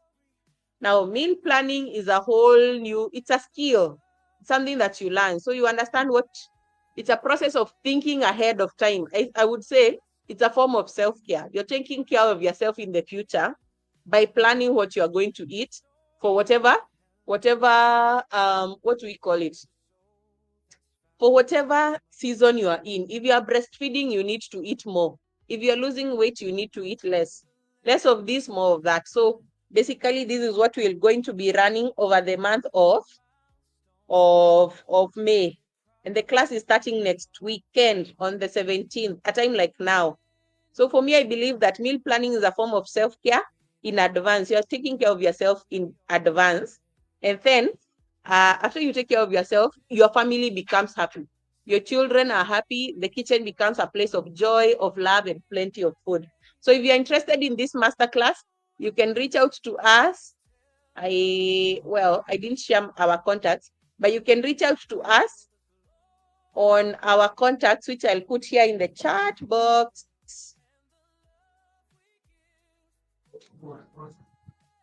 You can register. So And then I know this might be pulled down. You can check us on even on our YouTube description. Our contacts are there. You can always reach out to us. The second section will be running next weekend. The other one was on 25th of April. So we are looking forward to more people coming on board and just talking together and discussing meal planning. And I'm so grateful to Helen for hosting me. The next one, I'll be hosting her. She's also going to be part of that meal planning masterclass. So all things are working together for good for those who love the Lord. Amen. Amen. Amen. Amen. Do you still hear the echo, Jessica? No echo. It is gone. God has removed it. God has done miracles. Yeah. So I'm just overwhelmed with the comment section. Rebecca and Mary's Health Kitchen. I'm going to test you out of this live stream. Mary is saying something about weight loss. So she's not like really stating if it is a question, if it is something she wants to talk. She wants you to talk about, but she just said weight loss. So we will wait for her to maybe give us a detail on that. And then Mary's Health is asking, are you one of the green spoon? No, I'm not. I'm partnering with Green Spoon. It's what I was responding to. Our shop in Kikuyu is called Co Farms. I'm writing it in the comments. It's near a park called Mogumo Park. Yeah, so we are partnering with Green Spoon. I'm not Green Spoon myself. We are partnering with them. Okay. Yeah. So So thank you for sharing out shortly about nutrition part. And guys, I would really urge you. I know I really urge and I really request. I know mothers are in the house. She's hosting. She'll be doing a master class on Google. So she sends you a link or when the class will be out, and she has said that the class will be running for 3 weeks, right? Yeah. Yes. Yeah. So the class And after that, we'll also have something will else. be We'll have running after for the 3 weeks. after meal planning, we'll do Okay, gut go health ahead. and It's weight okay. loss. Then after gut health and weight loss, we'll do hormonal balance. After that, we'll talk to mothers who have issues with their reproductive system, maybe PCOS, yes, or hormonal imbalance that is making you not even to get pregnant. There's a whole lot of things that we'll be doing all the way up to December. So even if you miss this one, look out for the next one. This meal planning, you might have hacked it. You already know how to plan meals for your family, but we are doing gut detox next. We are doing, you see my skin looking very demure, very, what were we saying when we were talking about demure? And this is my Cute. natural face, very Yeah. cutesy. And even So Helen's face, glowing. look at her, she's looking so good. Yeah. So we'll have this we are running every program for 6 weeks. So we have already done 3 weeks. Next week will be 3 weeks for the ones who already began in April. Then we'll do another 3 weeks. After 6 weeks, we do something else. After 6 weeks, we do something else. Because I believe you Uh, form a habit in 3 weeks, you sustain it up to 42. Yes, you sustain it up to 42 days. It is almost now becoming a lifestyle habit. So that's why my programs are running for 3 weeks, then another 3 weeks, up to 6 weeks. We change, we do something else. Power of 21 days. I know the power of 21 Yes. days. So Mary's Health is saying, I am one of the clients of Green Spoon. Hmm? Oh, okay. That's nice. Now, I don't know where you are Yeah. located at, Mary, but if you are around Kikuyu, you can also get directly from us.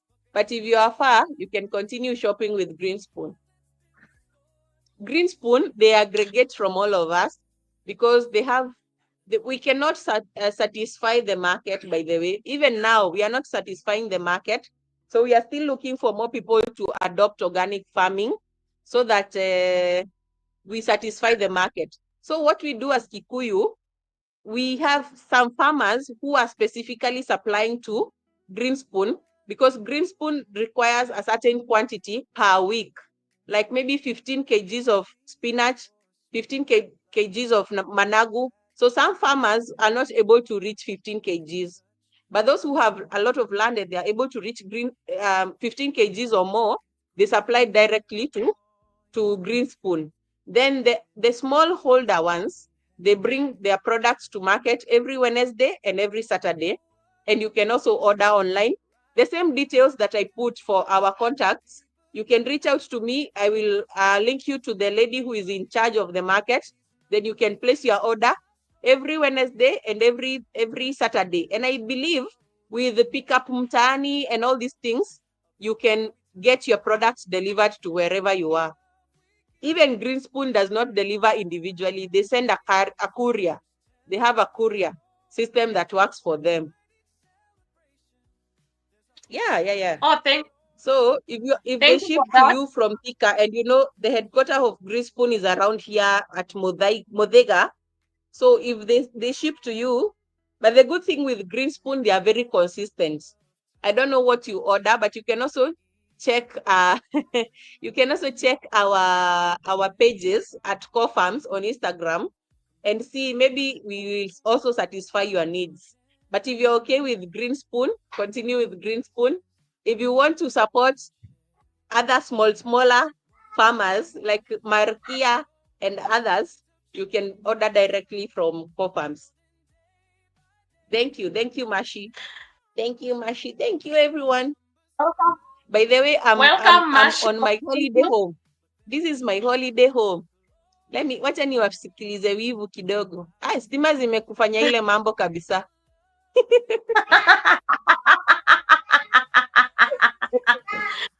Our host. Wow. Oh no, we can only see your teeth. Okay, steamer powers have not come back. I'm just using some little power that is on my laptop. So hopefully it will sustain us shortly, then we can call it a day. So Mary's Health is saying that they ship for me to Thika Happy Valley Estate. And then Rebecca will chase you out of this place. Rebecca, someone knock out Rebecca. Rebecca is just crazy. I just love this woman. She's saying, drop your green for the green spoon. They drop at your doorstep. They drop at your doorstep. Okay. Yeah, so I don't know if you still can see me. Yes, we can see you. Okay. Yeah, so Malkia, talking about nutrition, what is your go nutrition to a mom who's out there and lazy? What are some of the go nutrition tips to a lazy mom out here who's struggling with meal planning and maybe they don't have time also to eat well? You know, sometimes we forget ourselves in our space of motherhood. We go ahead and forget ourselves. Sometimes even getting a plate of a meal to eat. Okay, let me not talk about myself. I'm talking about 11 others out there. Getting a healthy meal diet for yourself is difficult because let me just be vulnerable and say it. Someone like me, you will find that the only time I'm eating is when I'm feeding the baby and not that I have a plate of my own food there. The food that I'm feeding the babies is the food, like, you know, you as a mom, you have to taste the baby's food. So that time I'm testing the baby's food. Is it hot? Is it whatever? That is the time I'm you, feeding. And it is you're among making your the child not sickness of grow women. by eating their food. Yeah, yeah. So Mm. what is your go tip for the moms about the whatever the moms who have busy schedules, they don't have meal plans and all that? I, I would say okay. I, this is very contradictory if you don't have a plan, but I would say get a plan because it makes your life easier. Even if you have a house help and she's always asking you, what are we cooking tonight, mama? It is draining and you don't know what you can cook. Now what happens with a meal plan? Yeah, with a meal plan, by the way, you will know that kuna unga ugali, kuna nyama, kuna spinach. That's what we are going to eat. There is an apple in the fridge, there are mangoes. We are going to make mango juice for snack. And it works like that. That's how it works. Like if you have a plan, okay, I can say, look at what is easiest for you to make. What is the easiest, and what are the things? What are the things that you love cooking? You yourself, wachana na house help. You yourself, like Helen, I know you made some really nice recipes, and I'm like, wow, wow, like you're doing some really nice recipes and they take like less than 5 minutes because those things you have in your house. Maybe I'm making CG mango and what and what and what. And I'm looking at this, I'm like, why haven't I never done that? And I have all those things in the house. So once you have like something written down, I think I would say, like the Bible says in Habakkuk, write down your vision and make it clear. You want to lose weight, write down your vision and make it clear. You want to have increased breast milk, write down your vision and make it clear. And Malkia is just helping you to do that. Basically, that's all we are doing. We are just helping you to write down your vision and make it clear to your man, your house help, your children. Everyone knows that this is exactly what you're having for breakfast on Saturday. So I don't need to eat pizza right now. I can eat pizza on Saturday evening because mommy is gonna make us pizza. The noisemakers are back. They are back. I missed this, by the Okay, way. I let me missed go going through on live. some some of the question. Rebecca Matit again. For breastfeeding mom, what's a green plate for us? A green Breastfeeding plate mom, would what is a involve, green plate for mom? it would have a lot of vegetables. Could be spinach, could be malenge, mboga za malenge, could be kienyeji, a lot of veggies. And also milk or mala, or right now we are selling kefa or kefa, some sort of milk product, because you need calcium. I know people will come and say the calcium is not mainly from milk, but when you combine milk and green leafy vegetables, you can be sure that you will get the right quantity of calcium that you need for your bones. And then liquids, and proper carbohydrates. I can see people are now coming. The interesting things with lives, people come when you're almost reaching 2 hours. So for a breastfeeding mom, vegetables, milk and milk products, and then anti-inflammatory things, I will mention them. Then good carbohydrates like ndoma, mokimo, ngwashe, cassava, githeri, whatever it is, whatever carbohydrate you are able to thank you guys. Also check out my house. Check out Malkia. Whatever Yeah, carbohydrate you are able to find, consume it, but consume it in moderation. Then hydrate.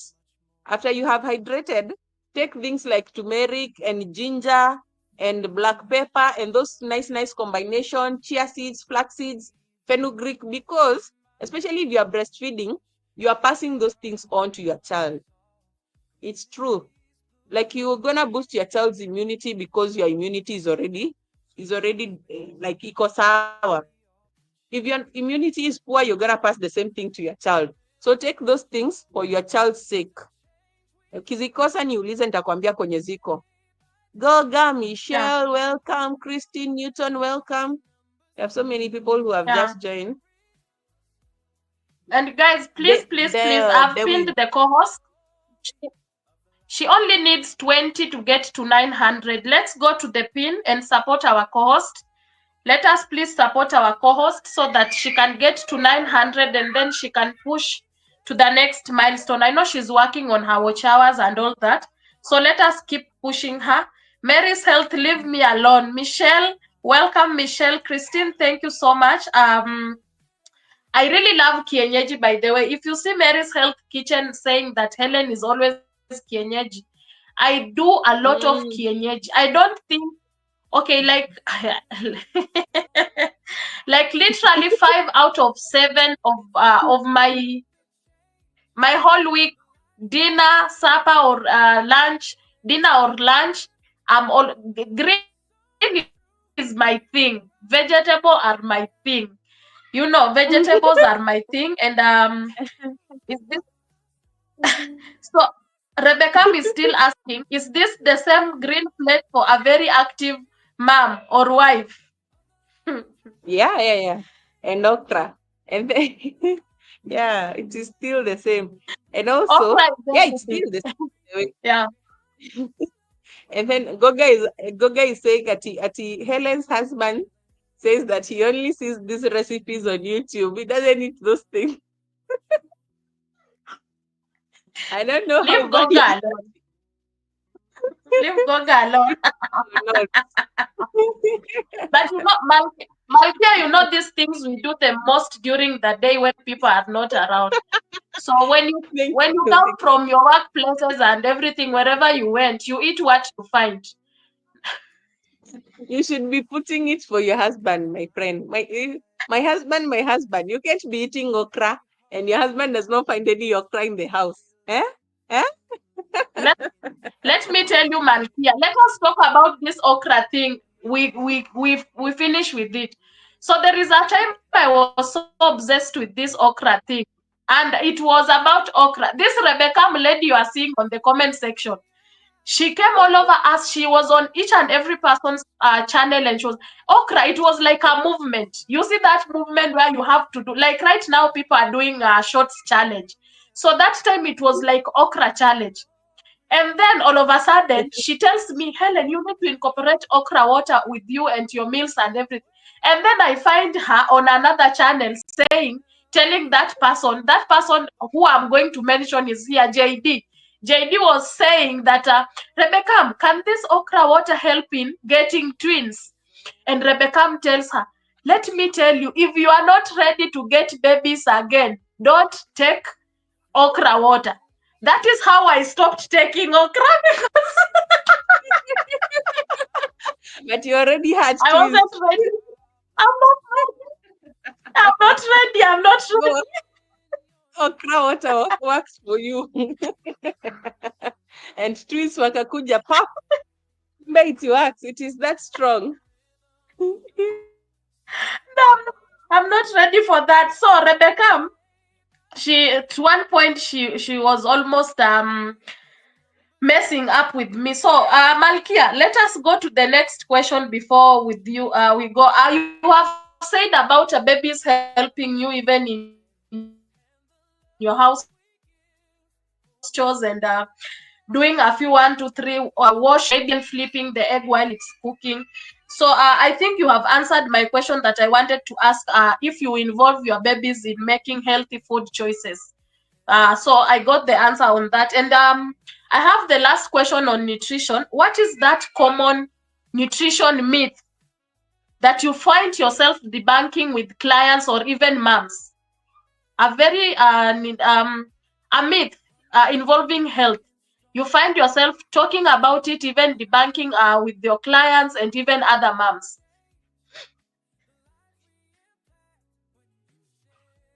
Muted. You are muted. I'm saying that carbohydrates is what makes us add weight. It's not carbohydrates, it's fat. It's fat. It's not Wow, carbohydrates, really? by the way. Yeah. Okay. Even me, I'm knowing now. But So it is not. So I should eat carbohydrates. what we forget is the way we eat our carbohydrates. Let me just show you a practical. Aya, let's look at this. This is a cookie. What has gone into this cookie? Wheat, flour, sugar, and oil. We forget, we think this is a carbohydrate, but this has a lot of oil and sugar. Look at chips. We think it's a carbohydrate, but it's there. A lot of oil that is on top of that thing. Think of cake, think of chapati. It's because why we restrict carbohydrates is because most of our carbohydrates are cooked with a lot of oil and fat. Umeshika sasa? Yes. Yeah. So I will restrict carbohydrates, but I'm not looking really at carbohydrates. If you can eat, now the problem is wheat, you can't eat it by itself. It's not tasty. Where's the cooler wheat grain? And that's why we go to oats. Oats, you can eat oat bread and all that. But when it comes to wheat, it is sweetened when it is with sugar and fat. Think of all the products: mandazi, chapati, cakes, cookies, crepes. Okay, crepes are made with potatoes, but most of these carbohydrates are sweetened when we add sugar, salt, and fat. So that's why we restrict carbohydrates, but it's not about the carbohydrates. Meshika? Also, thank you guys for those who have really understood. I think I'm one of those people who have such a myth of saying that carbohydrates really makes us to add weight. Oh, Ma Mary, don't be picky about future relationship or husband manifest. So Mary's Health was asking up here. We are saying okra water. It is the song okra okra. What of those who don't have husbands? What do they do? Okra will help your Anastasia then skin is and hair. backing. Sorry. Okra will help Okay. your So skin and your hair. Anastasia is backing up Mary's, and Anastasia is saying, Mary, thank you for asking for us single. Let's wait. Let's wait whether Helen will chase us. So, Malkia, talk to them shortly about those who are single, and we are singing about okra. What is the need for them to take okra? It is good for your gut, of course. You see that sliminess of okra still helps to line your gut. Remember the intestines, the inner side of the intestines is mucus. So when you are eating something that is mucus, where slippery, it will help your gut. Also helps your skin, helps your hair. Anything that needs collagen, anything that needs shininess. Unaona ile kumetameta, it's good. So you just take kidogo, unakunywa tu kidogo, and then also your mind, you're not focused on that, sindio? So you are not focusing on that because you are single. So you will glow in other ways. You will glow and grow in other ways. Oh, thank you. So let's talk about life coaching and some of the insights on life coaching. Talk to us briefly about life coaching as one of your professionals and career. Now, why I've started coaching is we realized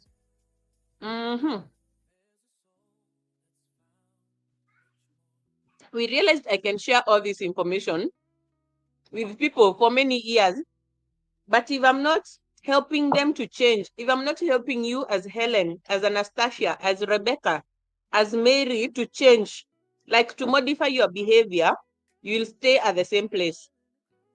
You will stay at the same place for years and years and years. Awesome. Welcome from Japan. But if I help you to change your habits and to change your behavior through coaching, a coach is someone who will hold your hand, who will remind you, like who will work with you daily. Leo umefanya hivi, leo ume exercise, leo umeenda umekunywa maji, leo umefanya hivi. Have you read? Have you prayed? Have you done this? Have you done the other? That's the work of a coach, to remind you. They might not do it for you, but they will remind you and work with you and assess and review. That's what we are doing. Let me tell you, coaching is expensive. Coaching is very expensive because it's involving. I have to be involved in your life. So this masterclass I'm running is not, coaching will come as a what? As a gift. As a gift, by the way. But if I'm doing a coaching session, is like 5,000. This one is not even 1,000 Kenyan shillings. Coaching is between 5,000 and 10,000 a month because it's involving. I have to keep calling you. I have to ensure you are awake. I have to ensure you have walked. I have to ensure you've eaten the right foods. It's a lot. In your I get you, especially the part that you have to keep reminding us and talking to us about what we really want to do and what we really need. Give us just that one advice that you oftenly tell, especially to working moms.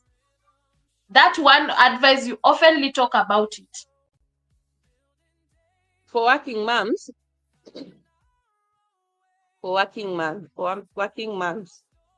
I think it's about consistency. Consistency and not getting tired. Because even me, there are times when I got tired of doing the right thing. Unashika. There are times I got tired of exercising. There are times I got tired of just cooking a proper meal. But consistency, like even you, Helen, you told me the reason your channel has gotten to where it is because you are consistent. I remember there's a time you actually told me you're thinking of leaving it. You remember in 2022?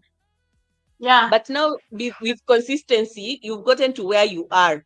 The same, remember, if say for example, it's about weight. You didn't add weight in one day, especially the weight that comes with pregnancy, it accumulates over time. So if you're not consistent in losing it as a working mom, and especially, most of us working mothers, especially us who have penyard in the workforce, we are mostly in offices, seated, discussing things with our colleagues. We are not moving. We are not in Gikomba or Kamukonji working, or even in CBD. If you are a working mom and you are seated, try as much as possible to do the right thing consistently. Carry your food from home so that you don't have to eat the snacks, the mandazi that is brought in the office. Carry your water bottle so that you're not always walking to the dispenser and now people start calling you do what? You start being called Stanley Cup Mama in the office because you're always there with your Stanley Cup going to fetch water. Just do things that make your life peaceful but do the right thing because you know. Now you already have the knowledge of what the right thing is. Now continue doing it until you ace it.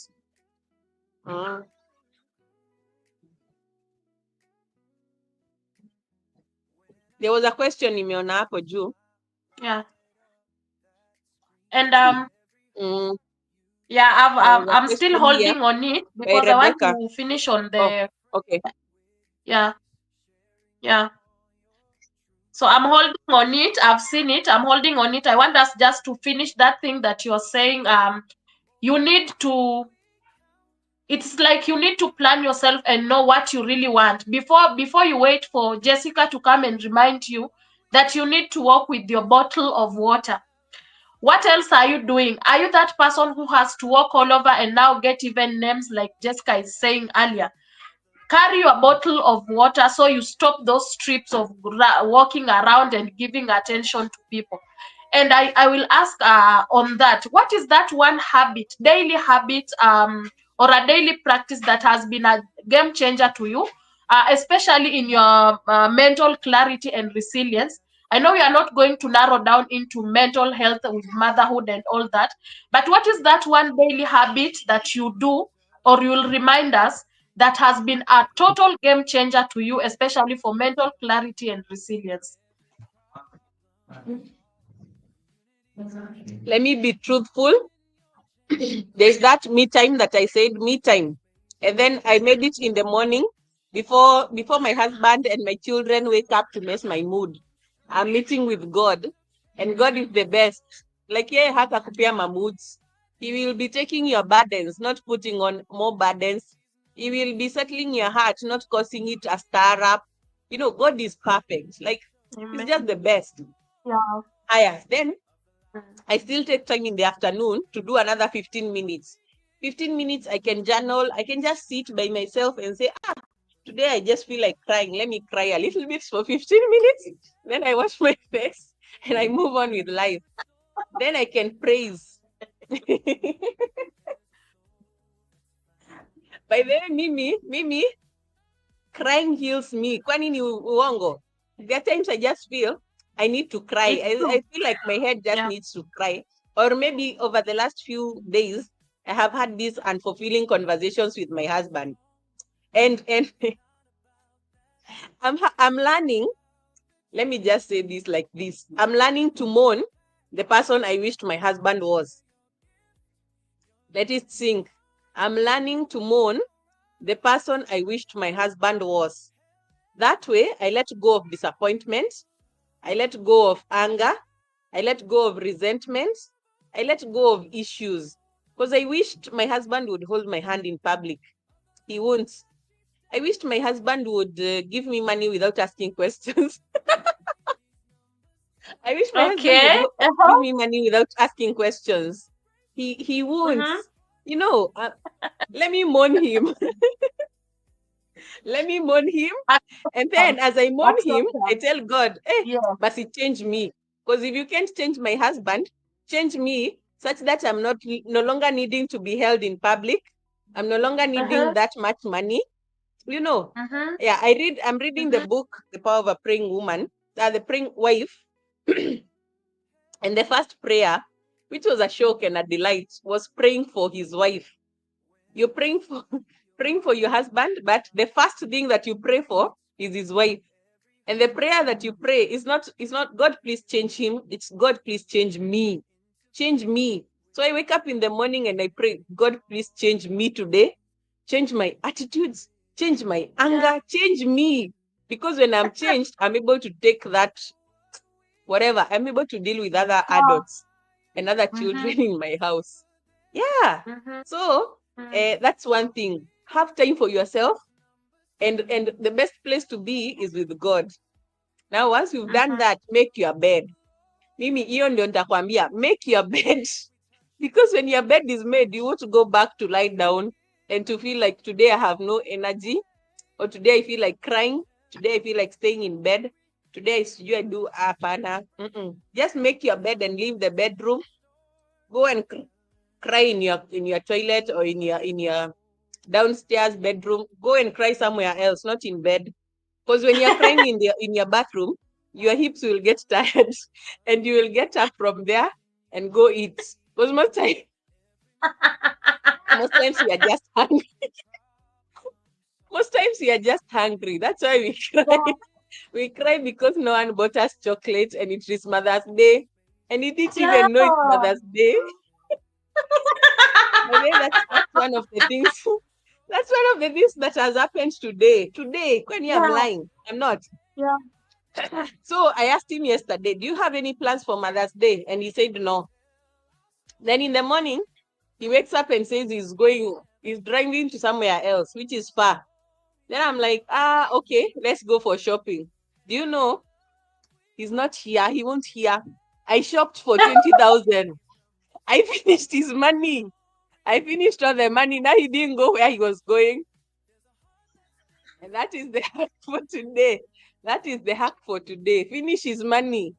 Buy yourself things on his bill. Be happy, oh.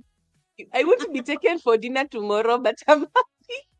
I'm You are happy. spoiling Rebecca. You are causing trouble in this live stream.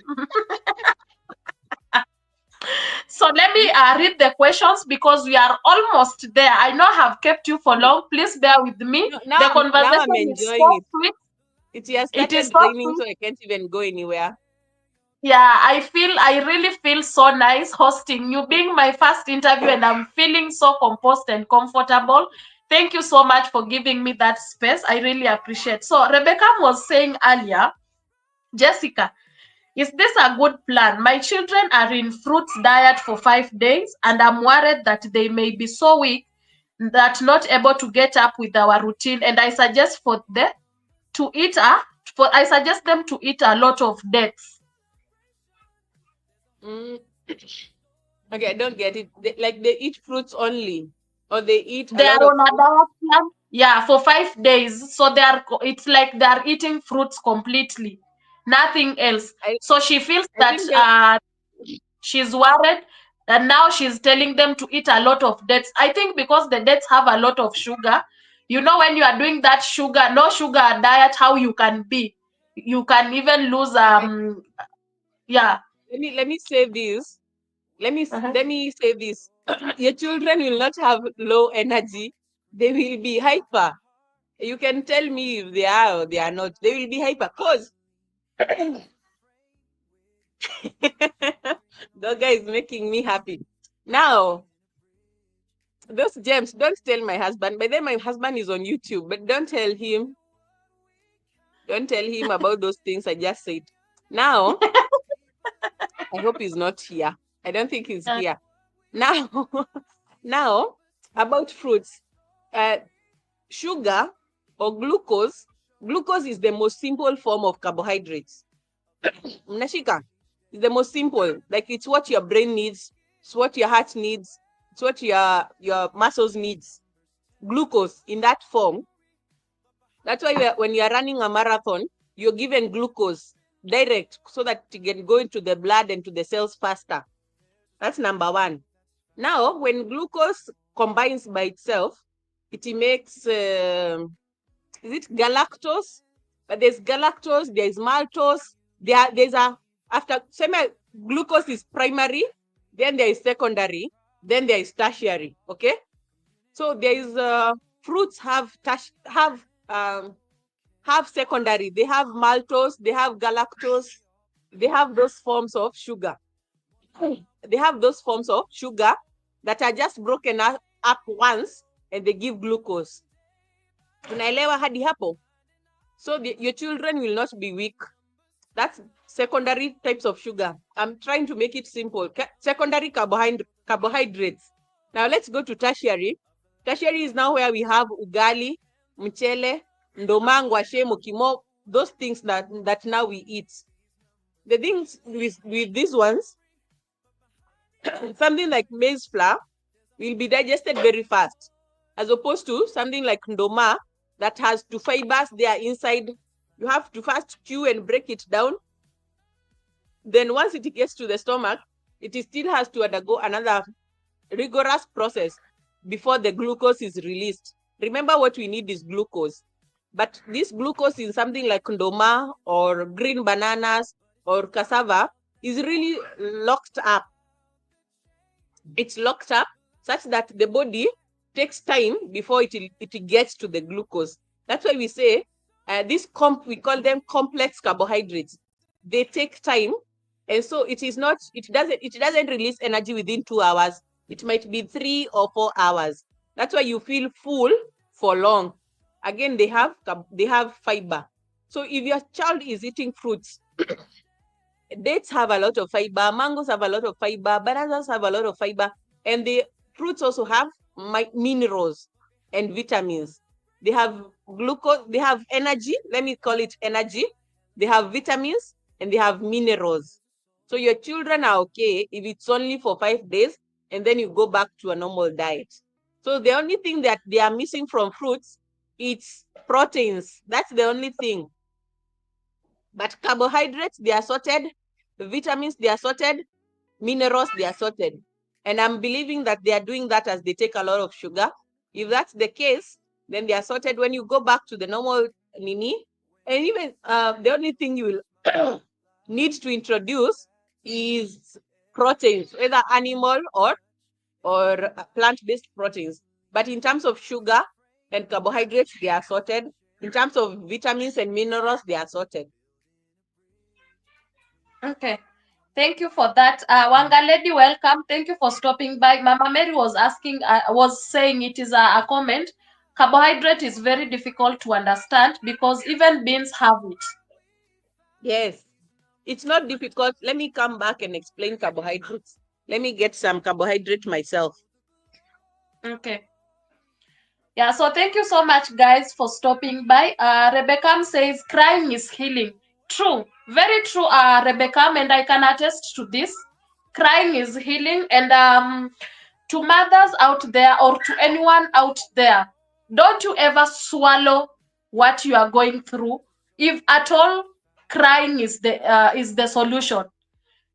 Always pay attention to your emotions and always know how to bring out the emotions out in it. Don't swallow your emotions. If that is the light word I would use, don't swallow the emotions. If you get to a point you have anger, but this anger you cannot do anything, you cannot slap anyone, you cannot do something to someone, but you feel like crying. You know, some of us, our weakness is you cannot harm anyone, but you get so angry in a point that you feel you can just do something, and you get out that anger. So if that's something you can do is crying, let it.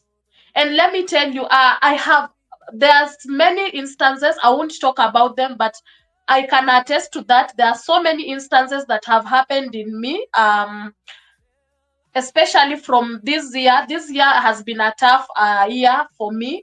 Some of you, not some of you, one, two people know about it. This year has been a very tough year for me, and I think crying has really tried to heal my emotional growth. You just feel like you are crying, even when someone asks you, why are you crying? You're like, no, I feel like crying. And that is the best thing. Let me assure you, the moment you finish that cry, you always feel like there is something like that was holding you tough in your heart and it has flown away. You feel so easy, you feel so light, you just feel like somebody, you know, that person who has done workout and now it is your time to go, and you have taken a fresh shower and now you are just relaxing. That is how you feel when you finish crying. So pay attention to your emotion and act in a positive way. If you feel like you need to cry, and there is someone who was also saying that I feel like shouting. If it is all about going out and shout, let the shout come out. You will feel very light. Yeah, so you were explaining something about carbohydrate, Malkia.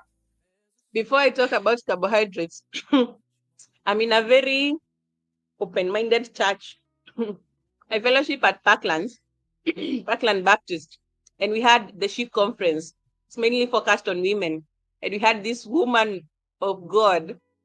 Listen to me, my friend. Listen. This is what she said. She goes in her prayer closet, and sometimes she prays naked. You know why? So that she can shout.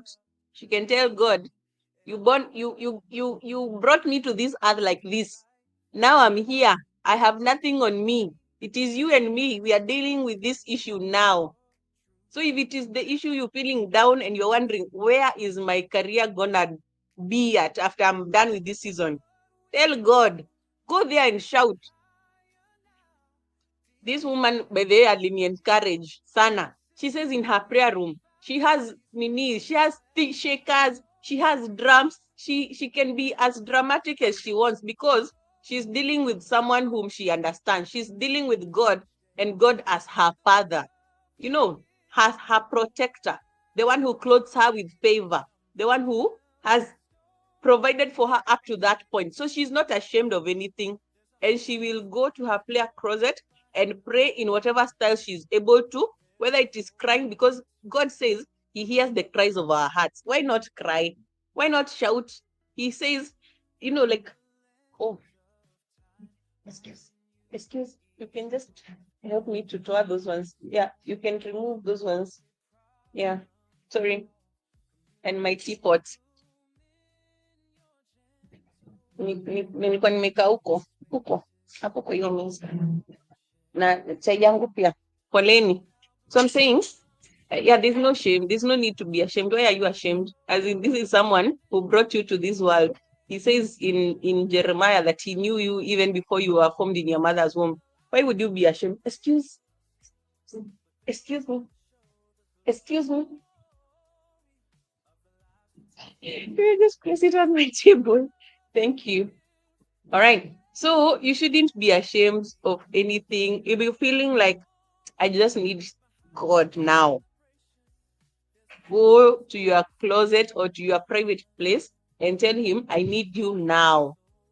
I need to put on my headphones because people are coming in and it's a public place, or I go sit down. So give me a few minutes. Oh, I'll just go through the comment sections as we wait for Malkia. So Mary's Health is asking, has anyone tried juicing diet? I think that one I'll ask Malkia. And then Soita, welcome my sister Soita for thank you for stopping by. Welcome. Please bring me up to speed. Uh-huh. Okay. Crying is healing. That's true, Rebecca. Crying is healing. And emotions are real. I go out to the park and shout. It is true, guys. We need to normalize paying attention to our emotions. They are very crucial, and they are part of our healings. We really need to normalize paying attention to our emotions. So Rebecca says that she goes out in a park and she shouts. So crying is a healing. So Mary's Health is asking, has anyone tried a juicing diet? Maybe you can talk about juicing diet just briefly before, yeah. So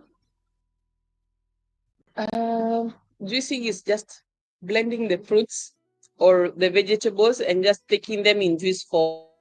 So it could be as simple as getting your banana, spinach, carrots, and just blending them together. So the only issue with that is that they won't hold in the stomach. They will be released faster. Like zitaisha kwa mwili haraka. But they will also, if there's something that needed to be removed, like detoxing, it will be removed very easily. So they are good for detoxing, but it's not sustainable. It's not a sustainable way of living because you will be hungry very fast because all that liquids are absorbed. When you juice something, you're breaking down the surface area. Like, say you've juiced an apple, you've broken it down, making it easier to digest. So it will be digested faster, and then that sugar will be absorbed faster. Whatever needs to be removed from your body will be removed faster, but you will also get hungry faster. So if you're on a juicing diet, you have to know what will be my next meal and how will it sustain my sugar levels so that they don't dip, like it will be almost like a plateau. So that's the whole idea with the juicing diet.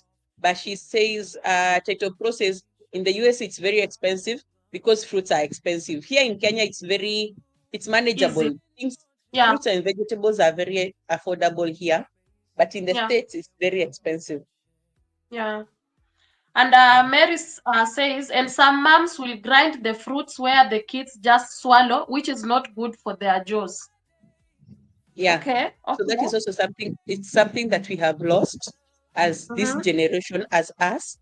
We no longer chew our foods. We no longer chew hard things, so that you find, like me, I've not yet developed my wisdom teeth, and I'm in my that floor. Whereas Kitambo, they would develop in our 20s because we are eating sugarcane, we are eating hard raw things, we are eating cassava, we are crushing things. Right now, our food is so soft that even our teeth are becoming useless. Yeah, the fact that the fact that like, when was the last time I ate sugarcane? It was a while back, more than 3 months or 4 months ago. The only hard thing I can say that I have eaten is maize, mutungo, boiled maize. And even that is not very hard. And nuts, of course, now that I'm eating nuts, at least nuts are hard. But ideally, we should be having hard things chewed on a daily basis just to strengthen our jaws. I tell moms, as soon as you win your child, or maybe your child is like 9 months, they should be eating semi-solid foods. Even the guidelines in the booklets you're given in hospitals, they are about semi-solid food. Liquid food is only for sick people, by the way, if you didn't know that. And young babies, we only give liquid food to people who can't chew and swallow, so that it goes directly to their stomach. So, and now for detox, and you are probably detoxing because you are sick. Let's be honest. Yeah, Anywho, yeah. me So, or that lady, let me answer yeah. Mary's question. Yeah. So, I Mary, maybe you came later. I said we do morning prayers by ourselves to spend time with us and God, and to solve issues. So most likely the husband is not in the same place. That, let's just be honest. Even me, when Yeah. I'm praying in the closet, my husband, ukweli wa mambo sahi amelala. Asubuhi anakuwa tu amelala because probably he finished his work late, and probably he doesn't pray as much as I do because he doesn't Mm-hmm. have as many problems as I do. He has money, he has a beautiful wife, he has beautiful kids. He doesn't have many things to pray about, other maybe like his car and his house and his businesses. Yeah, I have to pray for him. I have to pray for all his problems. I have to pray for myself and all my problems. I have to pray for my children and all their problems, and all our protection and all our providence and all our health. I have so many things to pray about. That's why we wake up early. So no, the husband is not there. He's not there. Because if he's there, it will no longer be worshiping God. It will be another story about okra hot.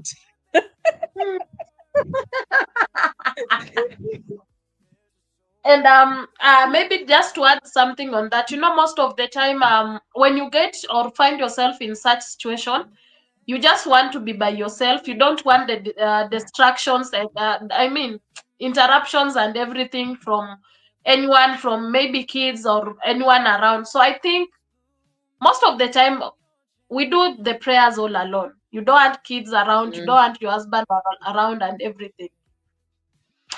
Yeah, so yeah. Malki, So I think those are some of the questions that I really wanted you to tackle around. And I think you have even talked a lot about you have exceeded the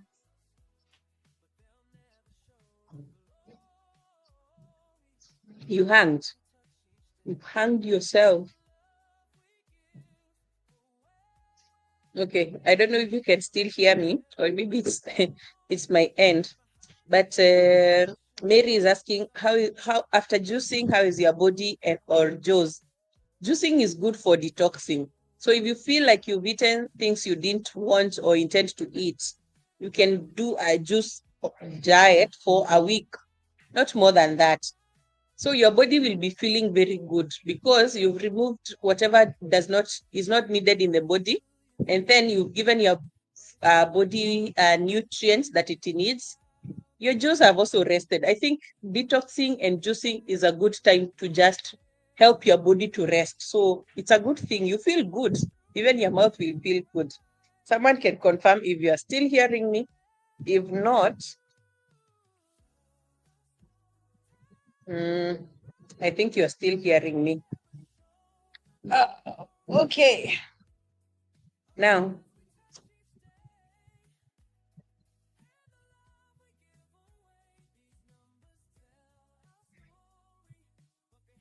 mhm.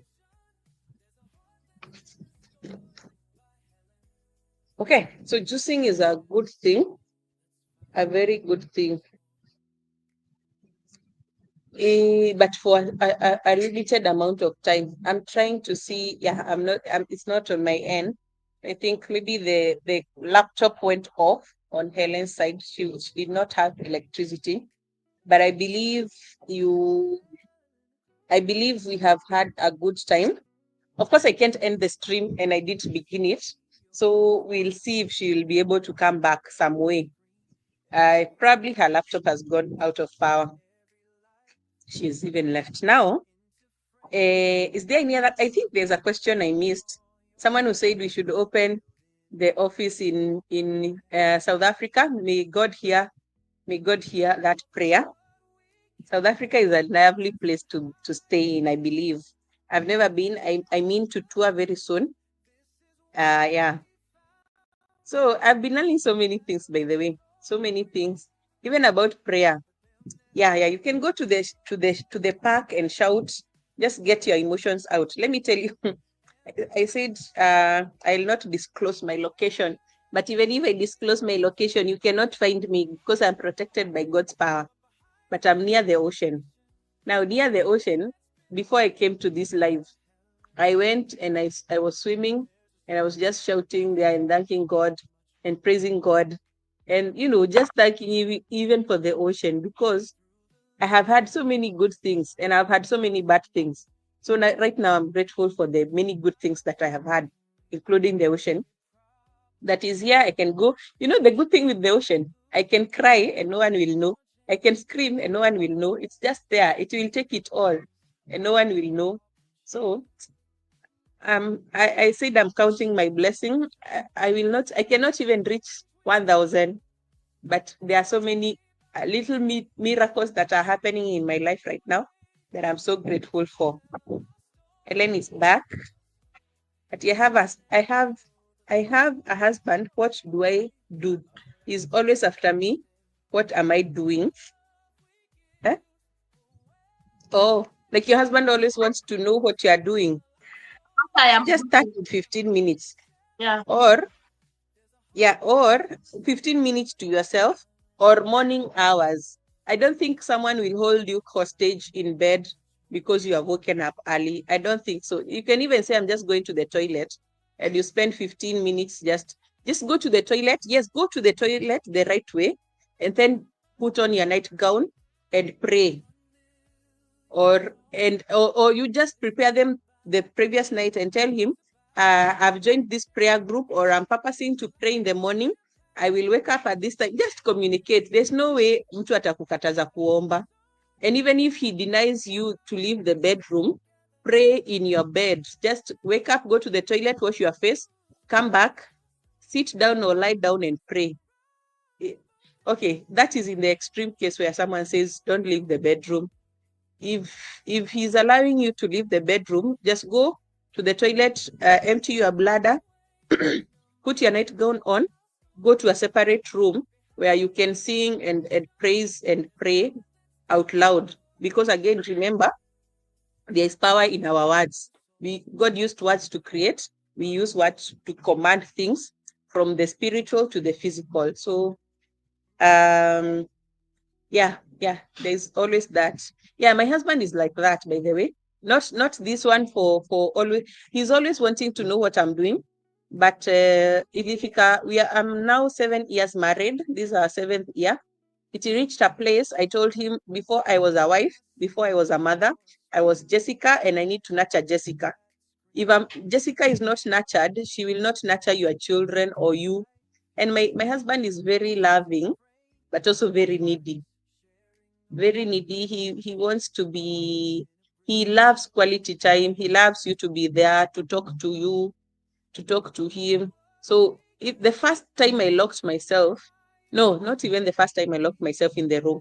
The first time I cried, he was so shook. He was shook. He was like, am I not providing for you a good life? I was like, this has nothing to do with you. It is not about you. It would be selfish to think that it's about you. It's not about you. It's about me. Before you met me, I was crying. After you've met me, I'll continue crying. It has nothing to do with you as a husband or as a father. And he was shaken, by the way. The first time he saw me crying, he didn't understand it. So the next time he asked, I told him it's not about you at all.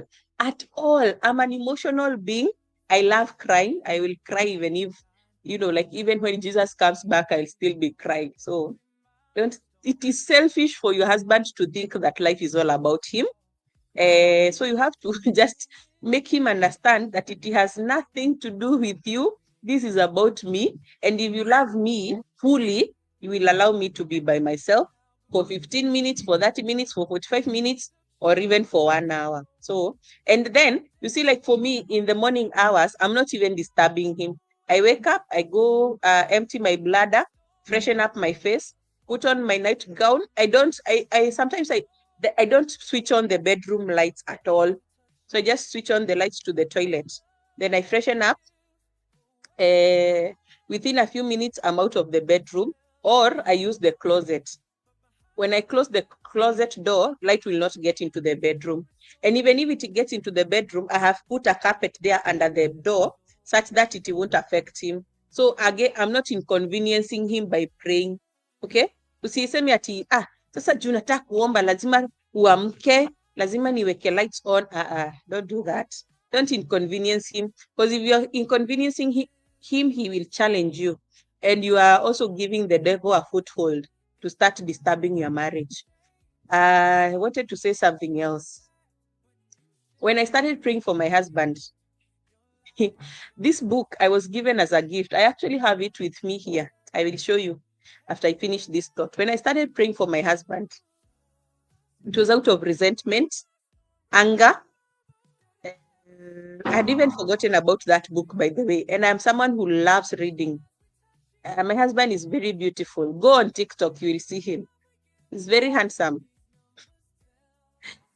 Hey, you guys have confused me now. Look at you. Look at you, JG. JG.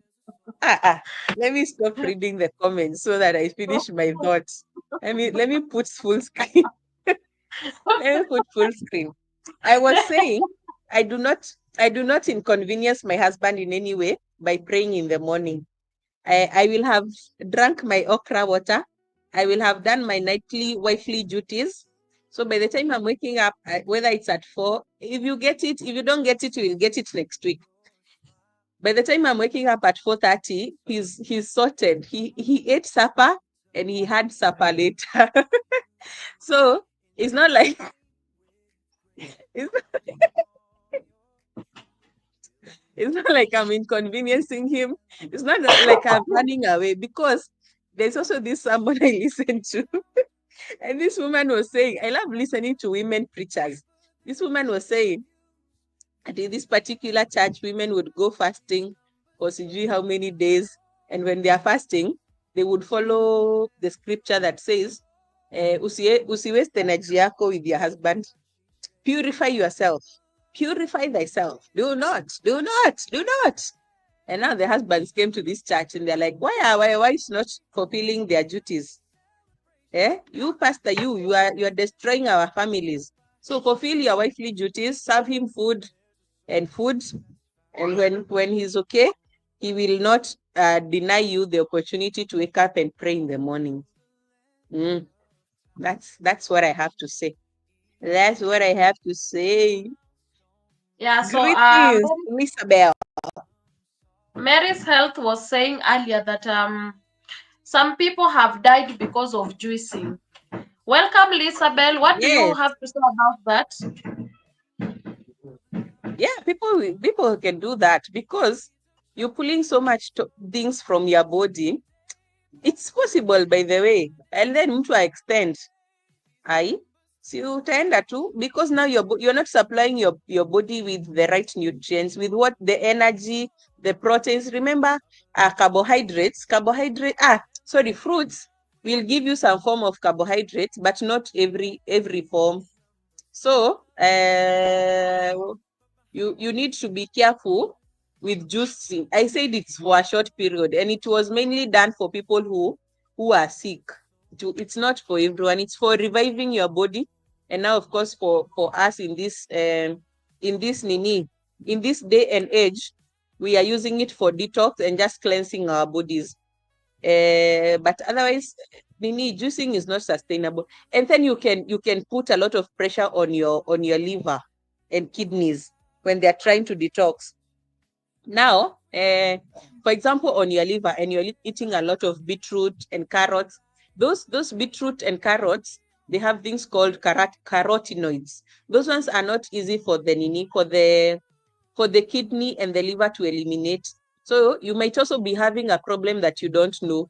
And then you go on a juicing diet and you strain your body and you strain your heart, because now your heart, your brain is not getting glucose, and you end up destroying your life instead of building it. So it needs wisdom. Wisdom, wisdom, wisdom. I've shared my husband's account. Go show him some love. Go stalk my husband online. Go stalk the sponsor of Malkia Nutrition. Yeah. Yeah, so she shared the link earlier. And guys, I was telling you, thank you so much for everyone who's connecting to Malkia. Malkia, don't worry, you are now at 880. Thank you for 10 people who have connected to you. By midnight today, The you will be Monday. at 9. By midnight today, you will Awesome. be at 900. I'll make sure Yes, you I get will to also come back 900, to, baby. to visit other people here. I've seen so Yeah, many nice people, but I think I'm already connected with JD. I've seen yeah, him on there's this live in the States that I join early morning. I think YouTube is such a nice community. I connect with people in the States in the morning, and for them it's at night. So they are crocheting and doing all these things. And me, it's yeah, in the morning. Of course, of late, of late, I have more important things to do, like yeah, dancing in my closet naked as I praise God. yeah. So JD, Malkia needs to get to 900. Mary's health, Malkia needs to get to 900. So by midnight, you'll be there. I know JD's in the house, Mary's is in the house. Go look for your Yes. extras and let's just make this lady Just share keep me out pushing. on one of your posts, Yeah, JD and and Mary and everyone. yeah, Yeah, and and anyone Goga. who's If Goga shared me out and Helen shared me out in her big community, I'll even hit 1,000 today. Just share it as a post on YouTube, a YouTube post that will get me there. yeah, I think I've already shared this one on my as a YouTube post, or maybe the yeah. previous one. I can't remember. Yeah, so I hear you. Send me the link after I give before I close the. Okay, JD. Thank you, JD. JD will give you some extras and Mary's health too. And if there is someone in the building, you are not connected to the co-host, you have your main house and you have an extra house, kindly please connect to me to Malkia. We need to get her there. Title Pro, I know you have double. Anastasia, I know you have double. My sister Soita is in the building. Rebecca, I don't know if you're still here. And everyone who was here. Maria, I know you are bushing. Who else? Goga is bushing. So everyone who's here and they are bushing, I might not be able to mention you all, but thank you so much for supporting us and supporting our co-host. We really, really appreciate. So Mary said, I lived with a friend who would pray every day from 4 a.m. She never thought of us who were sleeping. She's here listening and looking at me. Ah, Are you serious? But there's also, let me say, maybe it was mm, Helen, I don't know. But no. I'm talking from a very, very privileged point of view. I'm a soft life girl. Eh, Sasa nisemeaje? Wacha tu niseme niko kwa nyumba kubwa yenye inaniallow nitoke kwa bedroom niende sitting room, na wenye wako bedroom hawatanisikia na hawataona hata stima. Yeah, but if you are in a small shared space, you just nini figure it out. Figure it out. There must be a way that you can still enjoy your privacy and your prayers in the morning without disturbing others. Yeah, so Malkia, we are done with our question segment. I still have just three questions, and those one are coming after my quick fire trivia questions. So I have three questions on your vision and motivation. So I have 10 quick fire trivia questions for you, and just to juggle your mind up and see how it goes. Anna Boo, thank you, darling. Thank you so much. Much love to you, Anna. Appreciate you. So Malkia, first question. Mm. Coffee or green smoothie to start your day? Green smoothie. Meal prep or cook I on don't the think. fly? Sorry? Say that again. Say that again. Say it again. Meal prep or cook on the fly? For right now where I am, I'll cook on the fry. I love that. It's challenging. Okay. Favorite go to snack for your kids? Cookies, chocolate chip, double chocolate chip cookies. We love cookies. Okay.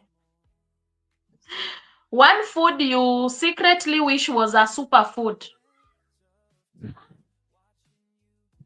Mm-hmm.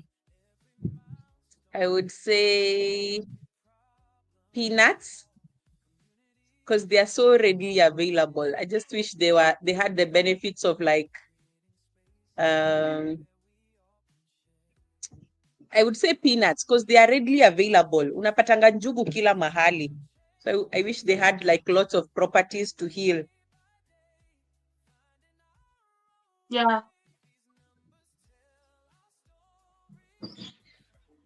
Yeah.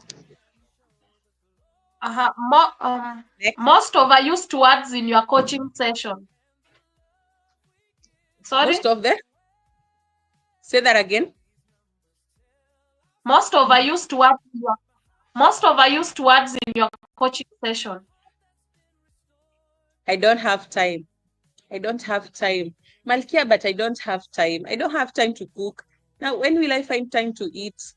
I don't have time. I can't prepare meals with my children. I don't have time. You're muted. You're muted. Sorry. Uh, I have unmuted. Yoga mat or treadmill? Yoga mat any day. Ooh, Would any you? day. Because I can lie down when I'm Yeah, exercising. yeah. I want you to mention one of the biggest parenting win you made this week. Mm, Starting some sort of homeschooling with my daughter, the young one. She's 2 and 5 months. Just starting because starting like we started and she's listening. She's this girl who says no Yeah, to everything, but she had fun. yeah. Last one. One self-care ritual you never skip, even in chaotic days. I would say me time, like 15 minutes of just me and myself.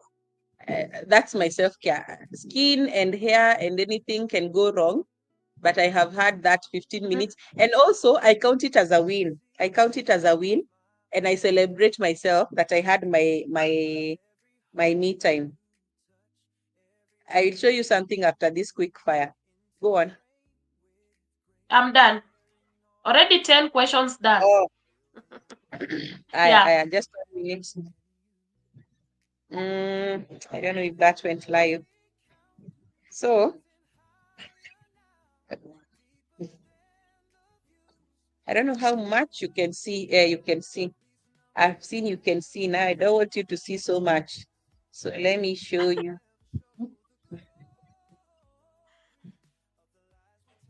There's this app. Let me first try this one. Uh, uh, it's called Me Plus. It's called Me Plus. It has a purple heart. Uh, called Me Plus. Now let me open it. The first thing it asked me is, how are you feeling today? And today I'm feeling great because I'm here with Helen. And then I have put all my activities. I wish I could screenshot it, but I have put everything that I want to do in a day. It's turned around. So let me just read it very fast. So I shine the sink, and then it gives you it. You put the activity, you put how often you want to do it, and the time. So that I do by 7 a.m. I told you my mornings, like after my child has gone to school, the next 1 hour is just like sorting the house. So I shine the sink. I read a book for 10. I read 10 pages of a book or for 30 minutes. I exercise for 1 hour every day. I read the Bible, pray and praise. Let me stand up. And then I follow a morning routine. Now that is basically what I do. Like if I have done several things in the morning, I'll come and check I have followed my morning routine. Then I pick out tomorrow's outfit that I do at night. 15 minutes of me time. That's a daily. I fold and put away clothes. I don't know you guys if you struggle with folding clothes. I struggle with folding clothes, even with a nanny, because the way she folds them, I can't put them in the closet like that. So I always end up refolding my clothes. Okay. So I have to, like, she washes like 3 or 4 times a week, but I make sure that I have folded them again and put them away. Then I clear a hotspot. A hotspot is that place where it's always messy. Maybe it could be the shoes, could be some clothes, could be some utensils. I clear it. Making the bed, that I count it as a win because there were times I did not make my bed. Yeah, I count it as a win every day. Then dressing up and putting on light makeup, that is another win. Walking.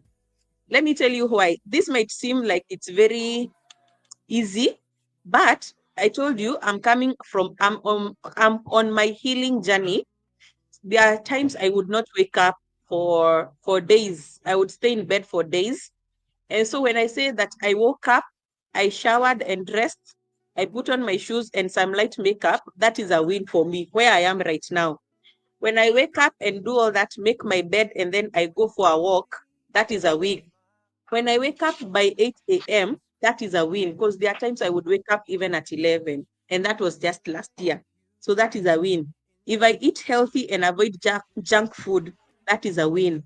If I track my progress over for 21 days and I'm tracking my progress daily, that is another win.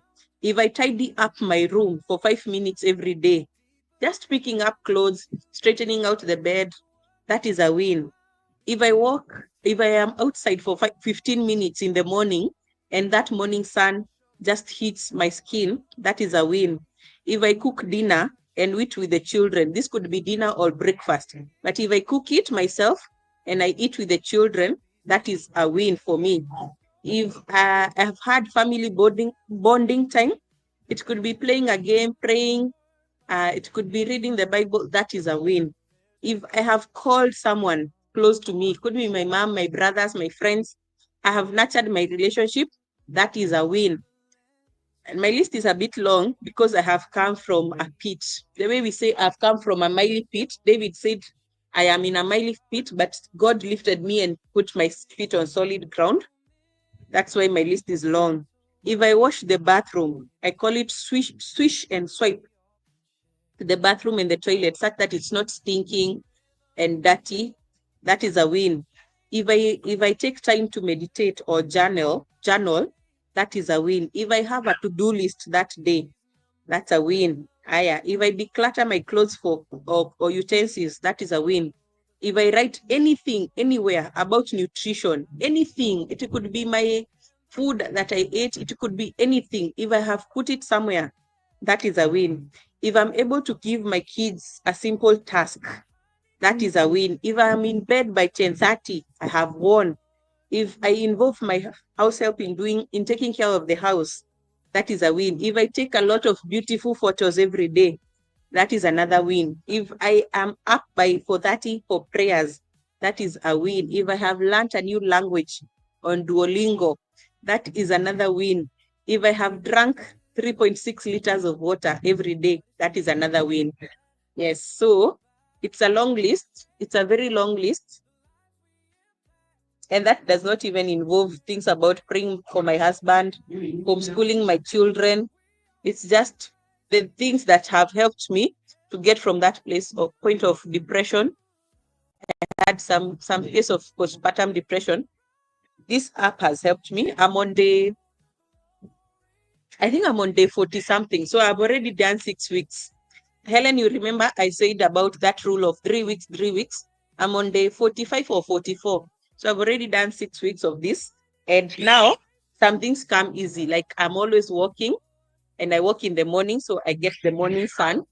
As in now, they even combine very easily and they come easily. They come very easily.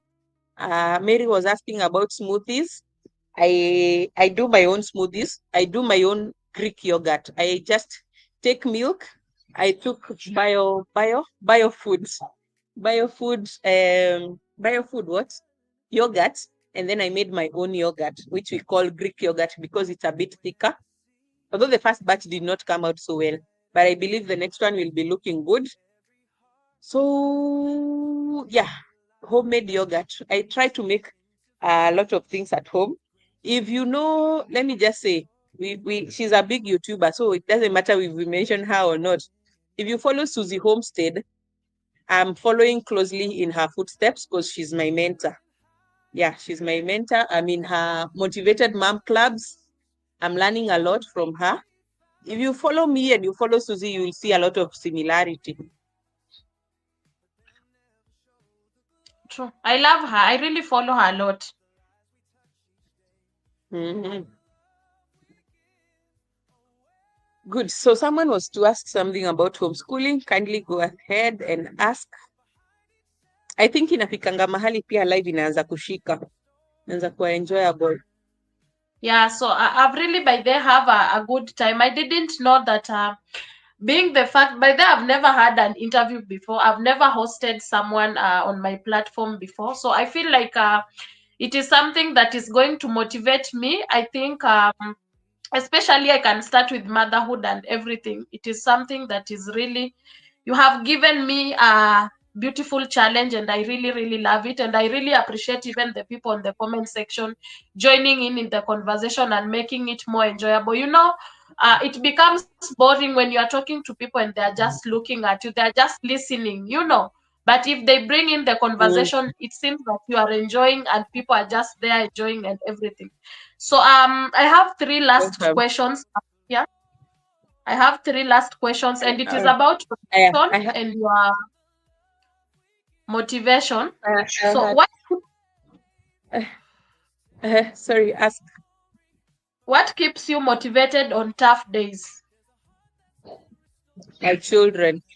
My children, because now my mother did it for me, even when she was sick, even when she was having.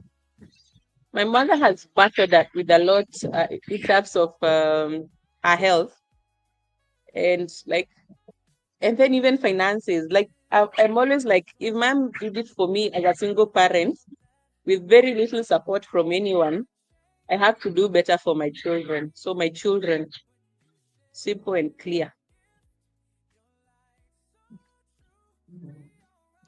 Uh-huh. How do you define success as both as a mother and as a professional? Mm, success.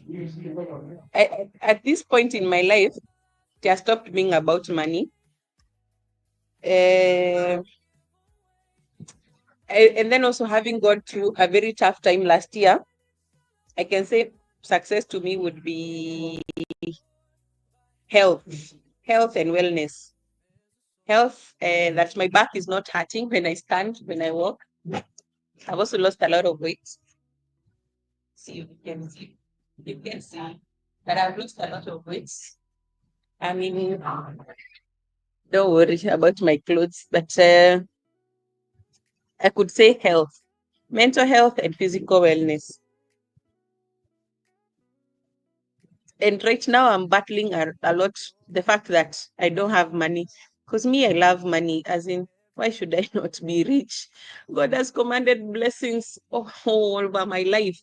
I need to tap to those blessings. So I'm having a really tough time just aligning myself with what I should be, like with the kind of life I should be living. Let me just say it's by God's grace, because I feel like right now, I just should be having money. Like I'm 6 years into consultancy and I'm still not having money. There's some things that are sasa zimeanza kuniudhi, so I have to work hard, get better. My husband was saying the other day, anaudhika kuamka akiwa broke. So hata mimi naudhika kuamka nikiwa broke. Oh, the last question. Looking forward, what's your vision for the next chapter of your life and career?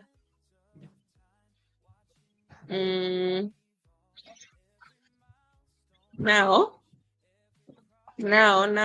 for my career, I want to. Kwani ni siri, si siri. I want to be a millionaire. There's no siri about it. So this is what I'm doing. Like if I run a masterclass where I'm charging 10,000, I just need how many people? I just need 100 people. Is it 100 or 1,000? If I'm charging 10,000, I need 100. Yes, I just need 100 people to buy that program and I will make 1 million. If I run such masterclasses 3 times a week, 3 times or say 4 months a month, I've made 4 million. So that's the idea.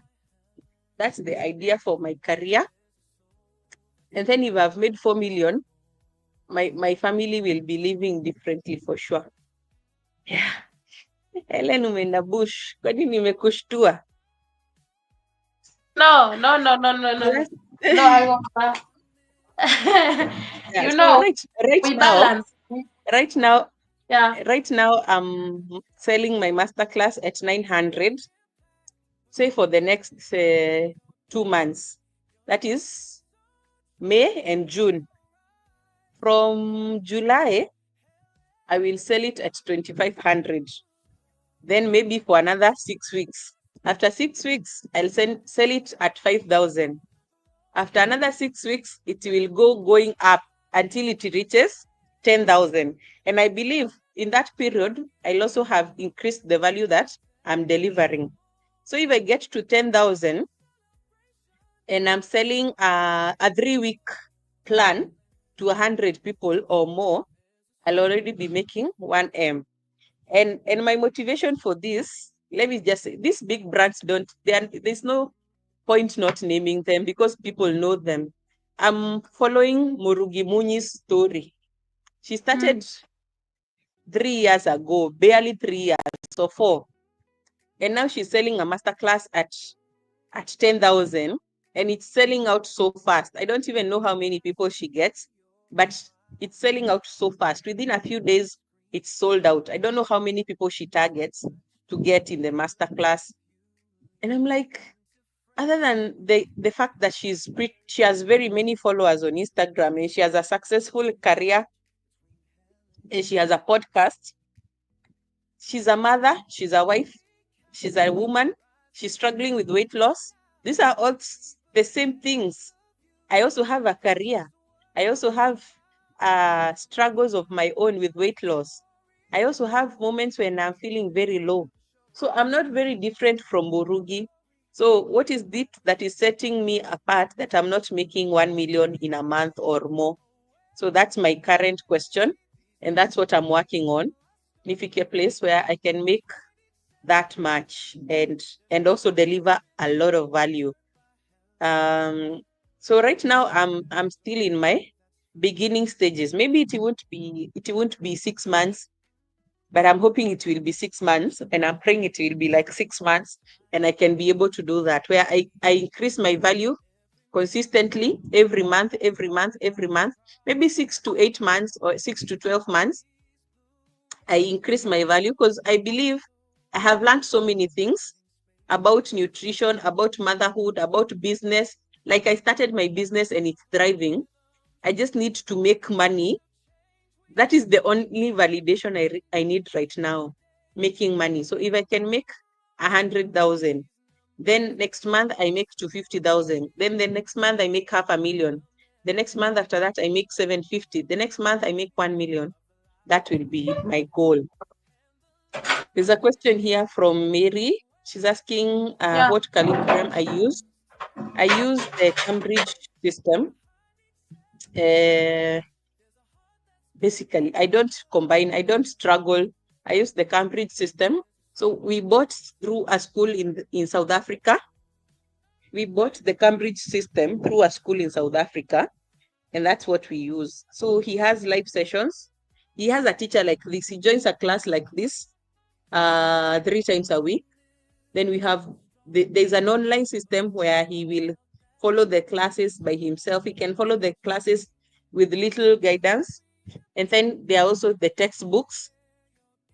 It's an already established system, so it makes it very easy. If you're interested, side chat, nione chembe.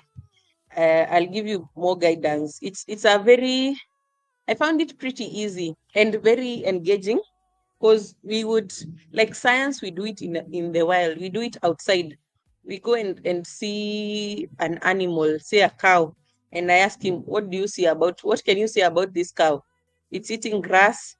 That means it has a digestive system, okay? It is doing this. That means it has a breathing system. You see, he understands it from the real world. We go to the shamba, he sees a maize plant, and I ask him, how did this maize plant begin? Or even we plant it with him, and he will tell me, we planted a seed, we put some water, it is outside, so there's sunshine, there's air. He gets the principles right out from nature. He's not just doing theory. So the Cambridge system, let me write it here. But I researched a lot. Even before getting pregnant, not even getting pregnant, even before getting married. I think all the way from like 2014, because I'm a very social person. I knew my cousin was homeschooling. I knew friends who were homeschooling. So I asked questions. I researched, I went to visit, I went to schools. There's a school that was around Thika Road that was doing accelerated Christian learning. I went to another one in Ruaka. I have gone to see these spaces just to think through them. So right now, my son he's in an international school. Why am I ashamed of saying this thing? My son is in an international school, but they're not doing the international system fully. But we are hoping that in the next 2 or 3 years, he will go back to the international school, and that also my daughter now will join in the international education system.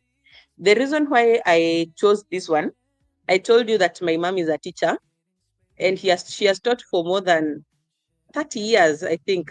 So she tells me that the education system has degraded very much over time. And the reason for the degrading is neocolonialism. We are being colonized slowly by slowly through our education system, such that after the 844, even after campus, you still are not very well formed. Like you guys can attest that when after you graduated, you didn't really feel set for the workplace. You had to, like me, me, I did business. I had to really struggle to get my footing as a business lady. But because I didn't understand money, I didn't understand reporting and financial record keeping. There were so many things I didn't understand. So what I did, I told you, backstory. Let's do a backstory. So I graduated in 2016 from University of Nairobi. And then I went ahead and went into Christian ministry. Maybe these are things you should understand about me. I'm a Christian. So from 2016, as soon as I graduated in September, and by September I was already in the mission field, preaching Christ and spitting fire and casting out demons. I didn't cast out demons, but I prayed for people in the northern Kenya, in Samburu.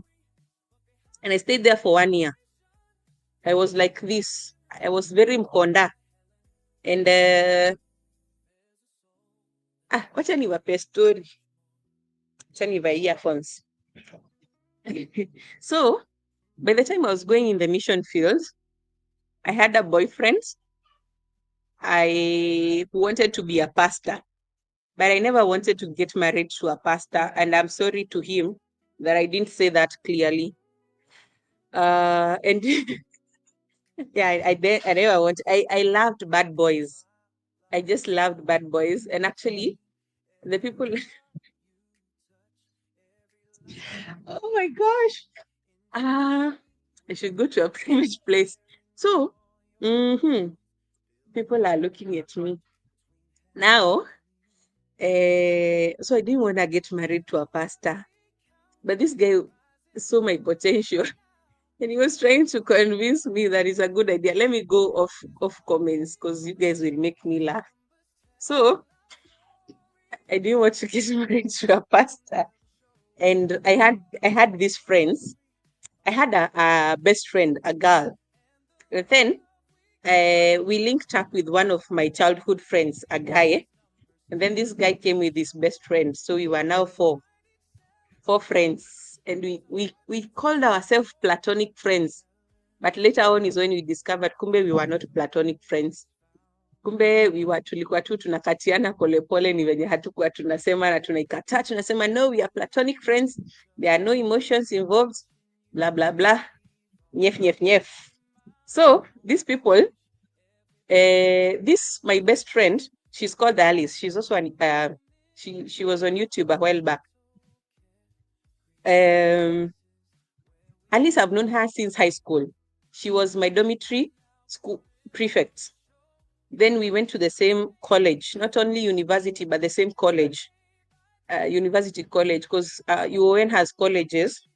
We were in the College of Agriculture and Veterinary Medicine, Veterinary Sciences, and we did the same course. We did food science and nutrition. So we've known each other for a period of, by the time we were graduating, we had known each other for a period of more than 10 years. So through high school and through campus and the 2 years in between. What was my point? So you are four friends. Me, my childhood friend, a guy, Alice, a girl, and now this other guy who is called John. You can figure it out already. So we were platonic friends. When I was in college, I had a boyfriend. Not the pastor, like a real bad friend who was my boyfriend.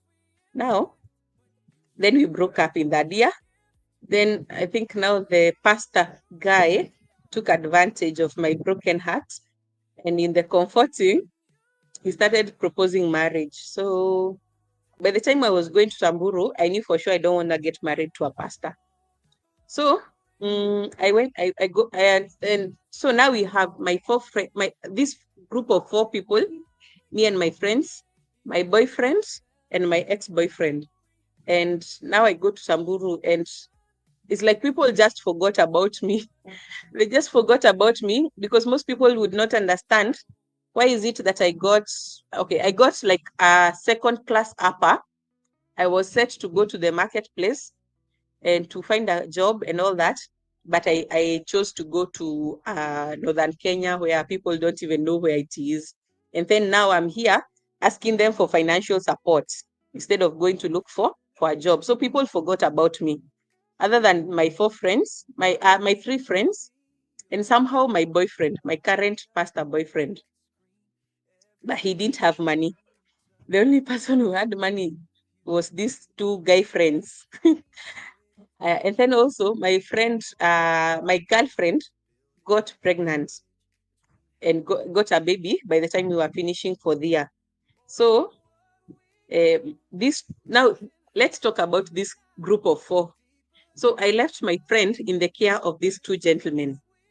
In terms of housing, visitations, and like support for the new mom, in terms of going to look kumwangalia, kuhakikisha ako sawa, because we were really close, and even her, she expected that after school we'll go out and hustle together.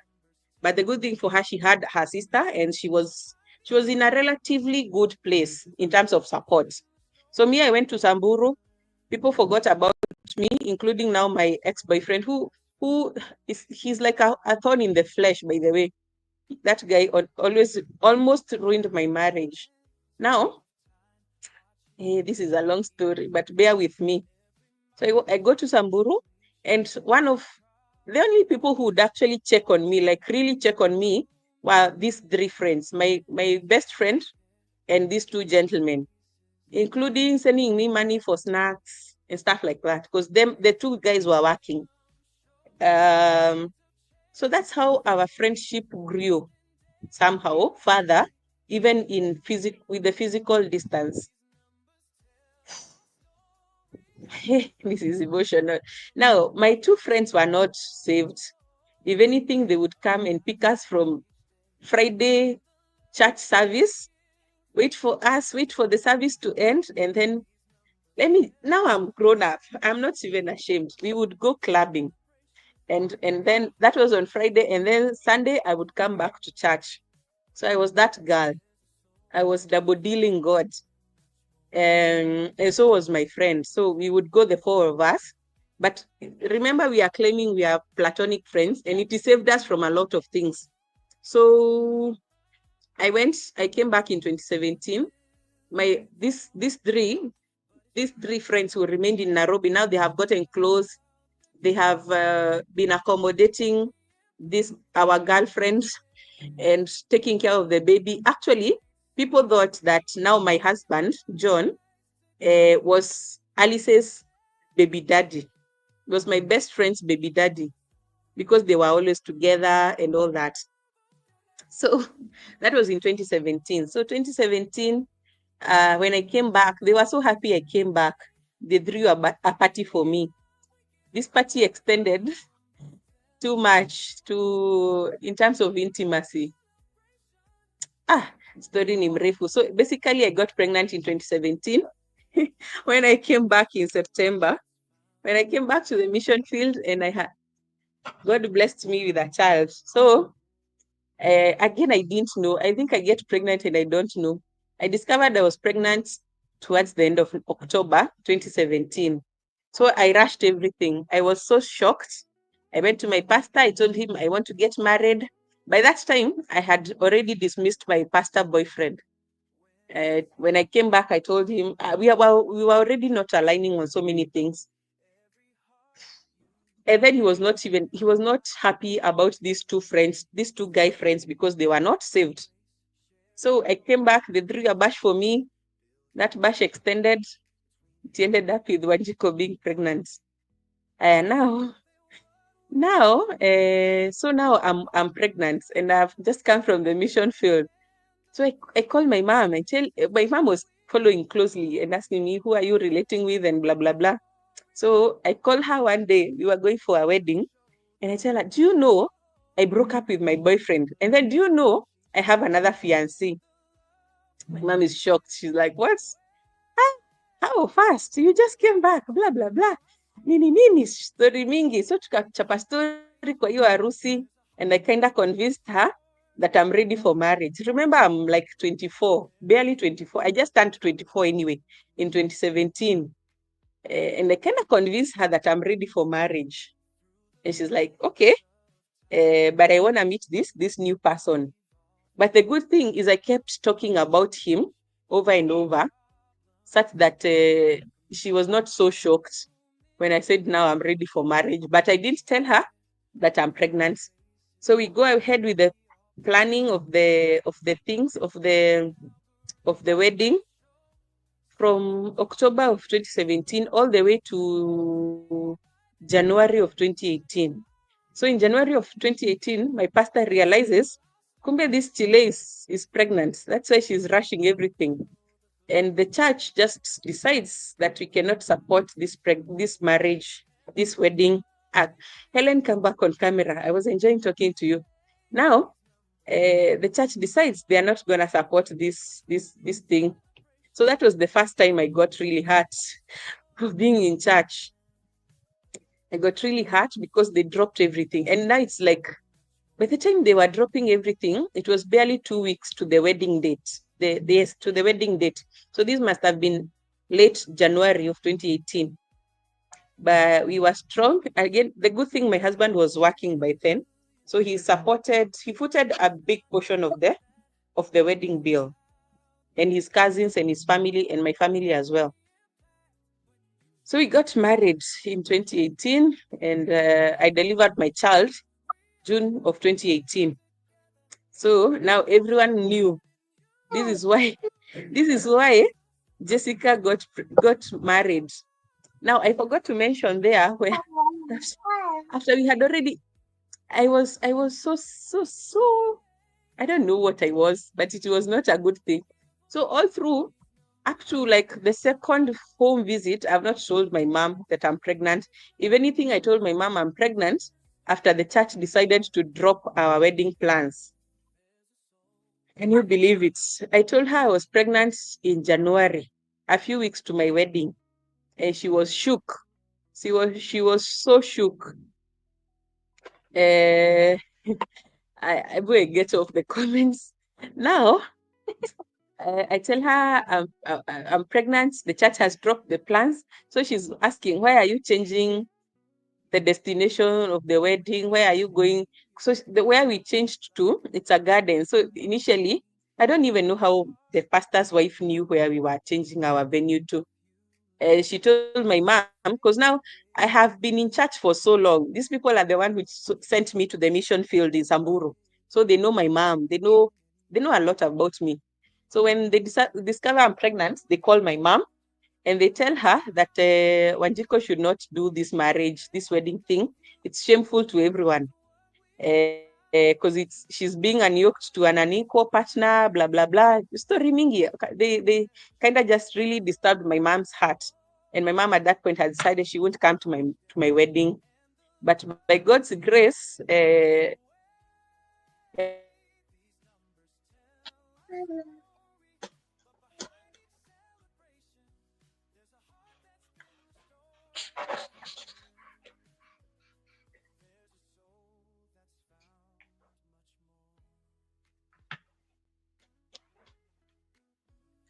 I think our co-host has the internet on her side. So thank you so much, East Africa, for coming back. And Anastasia, actually, I see you. Thank you so much for sticking yeah. around. So let's for her. Oh, back or not?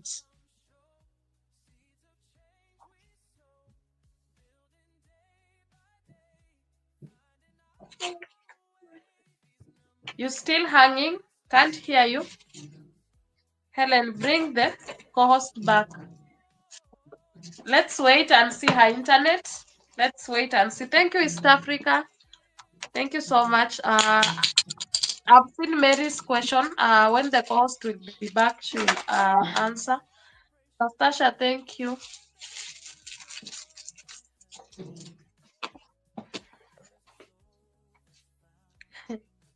East African, you are collecting receipts. You with the receipts. You with the receipts. So let her leave and then she can come back. She has the link. There she goes. She's coming back. Yeah, the Welcome network. back. Now, Yeah. yeah, so I had reached this point where my mom is refusing to come to my wedding because the pastor's wife has told her so many things, and she feels like it's not gonna work. I shouldn't let my daughter get married to this man. And she now started having doubts. Remember, I just told her that I'm getting married like in like 4 months back. I came to back from Samburu in September towards the end of August, September, then October, November, December, January. Those are like 4 months. and like her daughter's life is changing too fast, so she was a bit slow. She was a bit slow to get on board. But my aunts were so supportive. Actually, where I was picked from during our wedding, my aunt has decided that if my mom doesn't come, she will walk me down the aisle. But by God's grace, my mom came. So we got married, we moved on with life, but we got into debt also at that point, a lot of debts, because our wedding plans had changed. And I have forgotten what was the point of this story. What was the point of this story? What was You the are point? telling us about I think we were talking about the mission and vision, how your husband has supported you. So Oh, you are sharing to us how you people have oh, yes. the journey like between you and your husband. Yeah.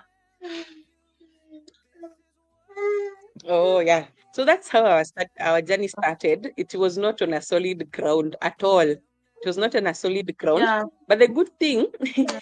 I don't know whether you've seen this thing on social media, that if you want to stay married, make sure your husband loves you and loves you kabisa, kabisa, kabisa.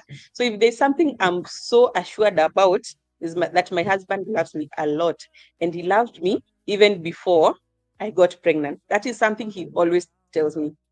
Just mi sikupendi juu ulipata mtoto. Nilikuwa nakupenda hata before. I was even wondering how to steal you from your boyfriend, that pastor boyfriend. And I was being threatened by ex-boyfriend. It's so weird that my ex-boyfriend still reaches out to me up to date. And then the most weird thing, Wow. and ladies, you should know this. You should know this. And this is the first time I'm admitting it publicly, by the way. And and don't take it anywhere. Let it stay here. I'm not sure that I should even share it. But this is it.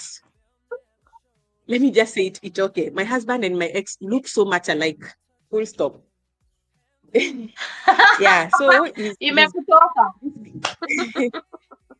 imenitoka hivyo. So this person, this ex, always pesters me, and he's just the only reason that we fought with my husband was that person. And he doesn't like him. He doesn't like him for many reasons, including what I just said. And the Yeah. fact that he also broke my heart when in school, because you remember we were friends with my husband when I was in school, and he knew that time when I was heartbroken, and unfortunately my grades in that year, they dropped because of that reason. So he doesn't like him at all. And he says, uh, he used to tell me back then that going back to your ex is like going back to your vomit. And of course it is too, so that you keep away completely, because he says if there's a reason you broke up, there's a reason you should stay broken up. You shouldn't go back. So the fact that this guy keeps coming, and he also got married, he got a beautiful kid, and then he sends me pictures of his kid, and I'm like,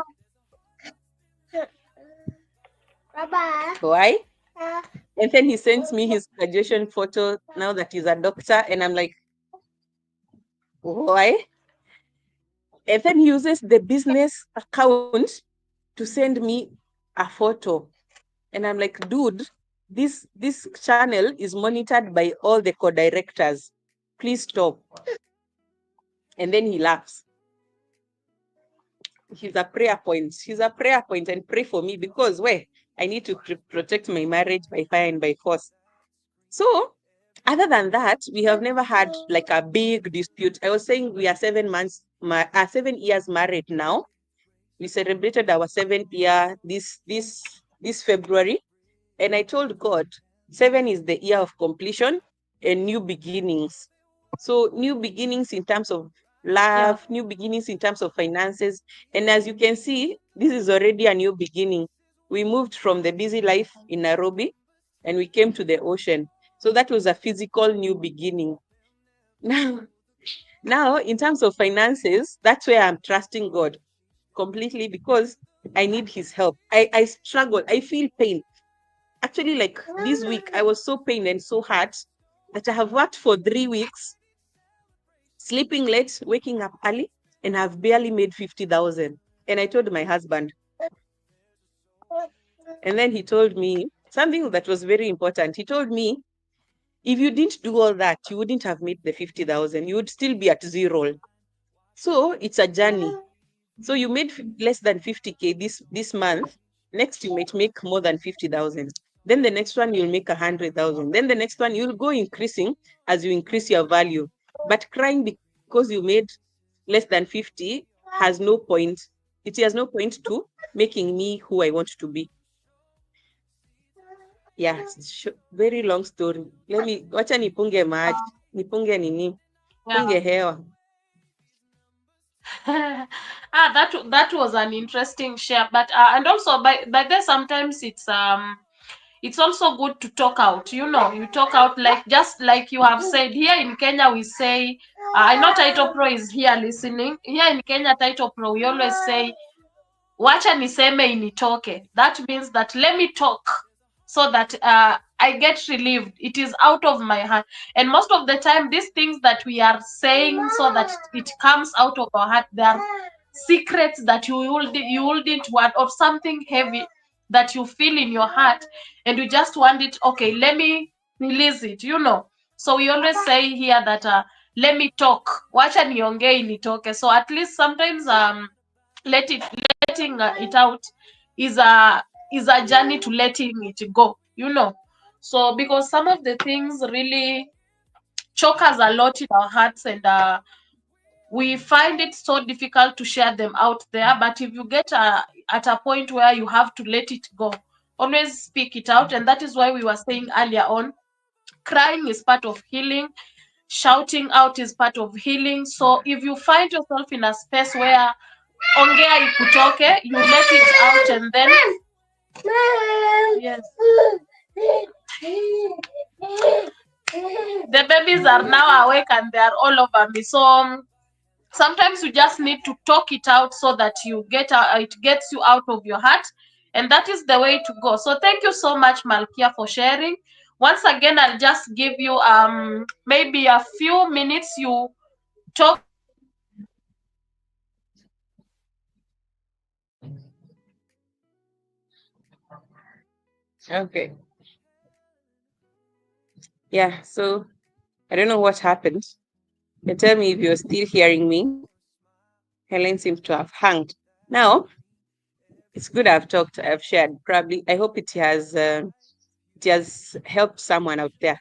So, where I am in my marriage life, we didn't get here.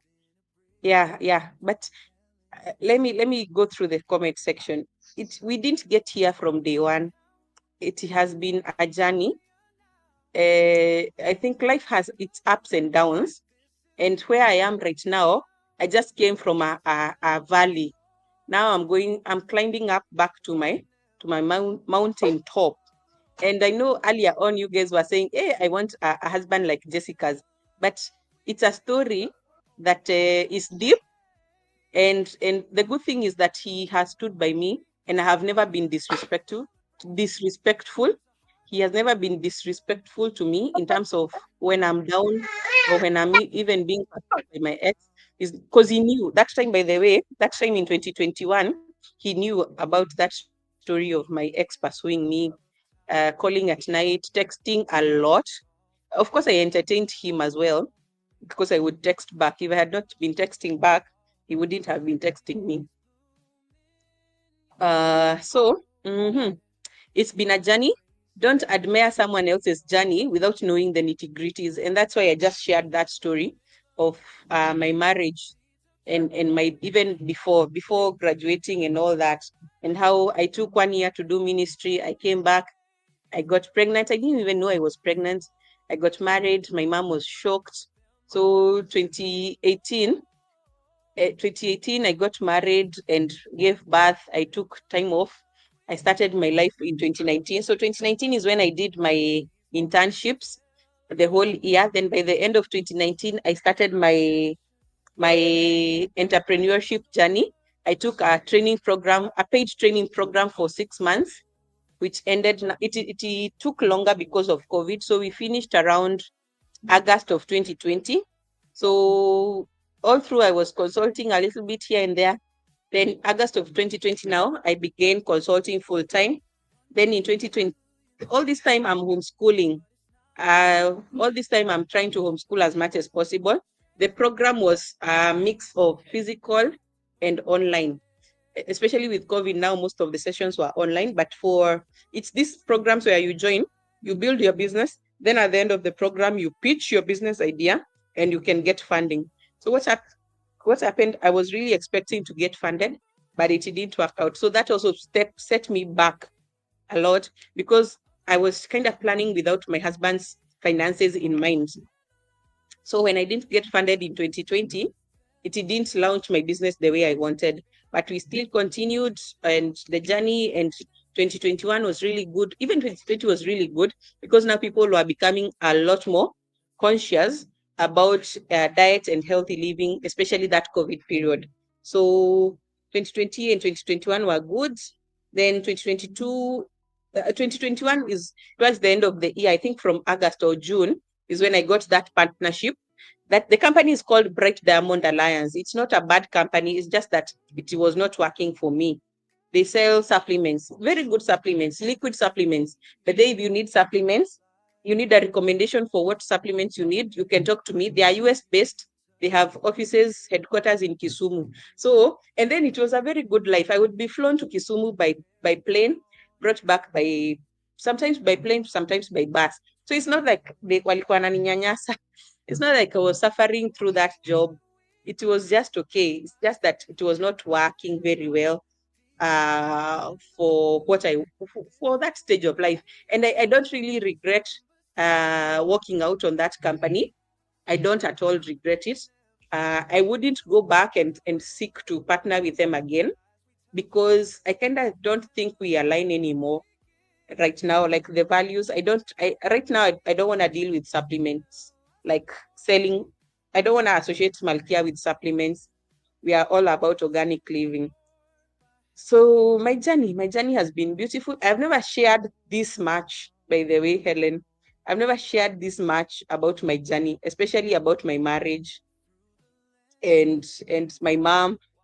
uh, Let it go to the world. Let it not come back to me. By the way, this section from the third hour onward is for your audience. This is not something that I would share with my parents or my brothers or my husband. Let me go to the comment section. So Title Pro is saying, thank you, Helen, for hosting and bringing us informative content. Thank you, Jessica, for sharing. Someone is asking, does your son disrespect teachers because your curriculum is ahead of our normal curriculum? He does not. He loves teachers very much. And the good thing, we are very intentional in the schools he goes to. I told you the first school was a small school. There were like between 6 and 8 students in a class. So the teacher was able to focus on him and keep him busy. So because he's ahead of the others in class, he would be given extra work, extra storybook to read, extra something, so that he's kept engaged during class time. In the current school, this one is challenging enough. He has French, he has computer, so he's challenged enough. He's not getting bored. He's stimulated because even if whether he has ADHD or he doesn't, what ADHD people need is constant stimulation. If my son has ADHD, I have a worst case of ADHD. Because me, if I get bored kabisa, and my energy just dip. But when I'm busy, I give it a lot of my energy. And also now that I have understood myself better, I know that if I get too stimulated, I need to take a break and re-energize so that I don't burn out. Now I know that. So yeah, no, he doesn't disrespect his teachers. He loves teachers very much. He loves his online teachers. He loves his physical teachers. And we are looking and he's people keep asking me, will you keep homeschooling forever? I don't know. I don't know. Like we look for what works best for us. Uh like for the season of life we are in. The other reason we homeschool is because we have dreams to travel the world and we want to travel with our children. We don't want to travel and we are leaving our children with the nanny. Unfortunately or fortunately, this year we traveled to Tanzania and we had to leave our children. But this one we just needed a break. But going forward, we will be hungering family trips. If you guys watch The Were Jesus, you see how they go to trips with their children. That is my dream, just to travel with my children. And the best or the most easy thing is for them to be on an international education system such that they can study from anywhere. Because for them right now, the most important thing is to study. For us, the most important thing is to work. So for them is to work and to study and travel, and for us it is to work and travel. So the common thing is traveling, and so we work towards making it convenient for everyone. If they can take their classes on a laptop, and if I can work on my laptop, why not? So we we hope we will streamline it. Let once the our baby girl starts school, we will understand it better. Also, as we put resources towards traveling, we can also travel over the holiday, so it doesn't really, it's not that important, the whatever system he's using, as far as he's getting value and enjoying it. So right now, let me just explain how it works, because you might be confused. He goes to school and he still I still homeschool him. I'm not overwhelming him. What happens at school, he takes mathematics, English, Kiswahili, CRE, social studies or whatever, environmental, whatever the courses. Then he takes French and music. Then at home, he takes coding and supplemental mathematics now with the international system, and Swahili. Those are things that he does like for less than 5 hours a week. So he starts from Wednesday, Thursday, and Friday. Wednesday, 1 hour, Thursday, 2 hours, and Friday, 1 hour or 2 hours. And then Swahili, he does it on the tablet or the phone using Duolingo. The same with French. And then the school also has an online system that they use. So he's not like, it is part of his life. Wezi sema ati mtoi yako overwhelmed. And yet Sisi, we work for longer. And then this child is not, like there's what the child knows. And you show him there's nothing big to it. It's time for class. You just join class. It is 1 hour, then you are done. Like he doesn't see it as if it's a burden. We are not forcing him. It is something he enjoys to do. He enjoys studying different languages. He enjoys doing his music. We are not forcing him into anything. And then all these decisions we discuss with him. Like now he needs to change from music to do swimming as a competitive sport. So it is something we discuss with him, and we tell him from just like for now, from next year, he will be doing swimming competitively. Next year, he will be in grade 3. So, and also we make it exciting. He will be getting new swimming costumes, you know, things that will make him excited for that journey as he looks forward to it. So he's not feeling overwhelmed, and he enjoys both sides of the world. I also figured out, like now we are in a new place, there's no way I will know how to coordinate his co-curricular. Because when I was homeschooling in Nairobi, I knew where to take him for swimming. I knew where to take him for skating. I knew where to take him for music. Actually, at that time, the music teacher would come to our home. But right now, I don't know. So it's easier for the school to coordinate all that. And I find joy and fulfillment in having the school sort that out. Then, as I said, I am able to now concentrate more on my daughter and what she's doing and the kind of life that she's having. So, Helen, I was saying, I don't know what time it is, but at 7 we might end this on your side, and then I go on my side because I'm supposed to host my brother stream on StreamYard. So if you're available, you can still jump on or something. So I will not be able to host my mom because it will require a lot of things to just explain how to use StreamYard to her. But for my brother, I'm able to host him and go on live. What we can do, I would still, if you don't mind, or if you have time, you can jump in for a few minutes. Then, like, you can co-host with me for a few minutes. Then we continue. There's a few questions. East African workout girl is saying she has to rewatch. Hey, I think she joined when I was talking about my marriage. Uh, so Yeah, yeah. She was happy about love. She loves love. So I think she was really yeah, happy about the love. And thank you, Juba, for joining. Thank you, Boy Tulishas. Thank you so much, guys. A kind request. We are now at 81, 19 more to go. If you have not connected to my co-host, we have had a beautiful time for the last 3 hours. It's almost 4 hours.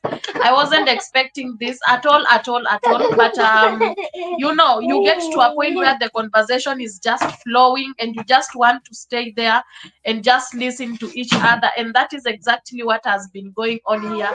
So Title Pro earlier said that thank you so much, co-host, for bringing us that beautiful conversation, and we really appreciate. And I think it has been the best conversation for the first time, and the conversation is just flowing and everything is flowing. I really appreciate you for taking your time and coming to have a beautiful conversation, and even sharing your journey with us, and how you are balancing motherhood and career, how everything has been with life coach, your business going down and then coming back and reviving them all. Now you are working on maybe partnerships and your program. So our co-host Malkia will be having a Google Meet on meal planning on 17th. The program starts on 17th. Going forward, it is a paid Google Meet, and you can feel free to promote her, because this is a beautiful, beautiful thing that she's doing. We are mothers and we have very busy schedules. Sometimes getting a meal plan is hard. Sometimes you come in the house and you have like vegetables on the counter, you have maybe groceries there, and you're like, but yesterday I cooked rice. What else should I do? So you find most of the time we have the option of rice, ugali. So there are those meals at your home place. You have the options for them. So at least we can get out of that field, and then get to a world where we are getting balanced diet. And let me tell you guys, whatever she's doing is not just a normal meal plan that other people or other nutritionists would just give you a general. She talks to you, sends you a link so that you list down the foods that you eat on daily basis, or the meals that you love. And also she will ask you, what do you want? Do you want to lose weight? Do you want to add weight? So that she knows what to incorporate on your meal plan. No, she knows what you have to incorporate on your meal plan. So she's doing an amazing job, and she's starting a class on 17th for those who want a detailed I meal have plan, what you want. If you are losing weight, you want for your family, if you have babies, if you want a whole meal plan for the whole house, please get to her and contact to her. She will be sharing in details in short before we end. So please get to contact and I'm connect to her. I'm It will be an amazing, I'm amazing sharing my screen. conversation. I'm sharing my screen. You can bring it to the Okay. studio. Okay. Yeah, so that it's easier. Okay, continue.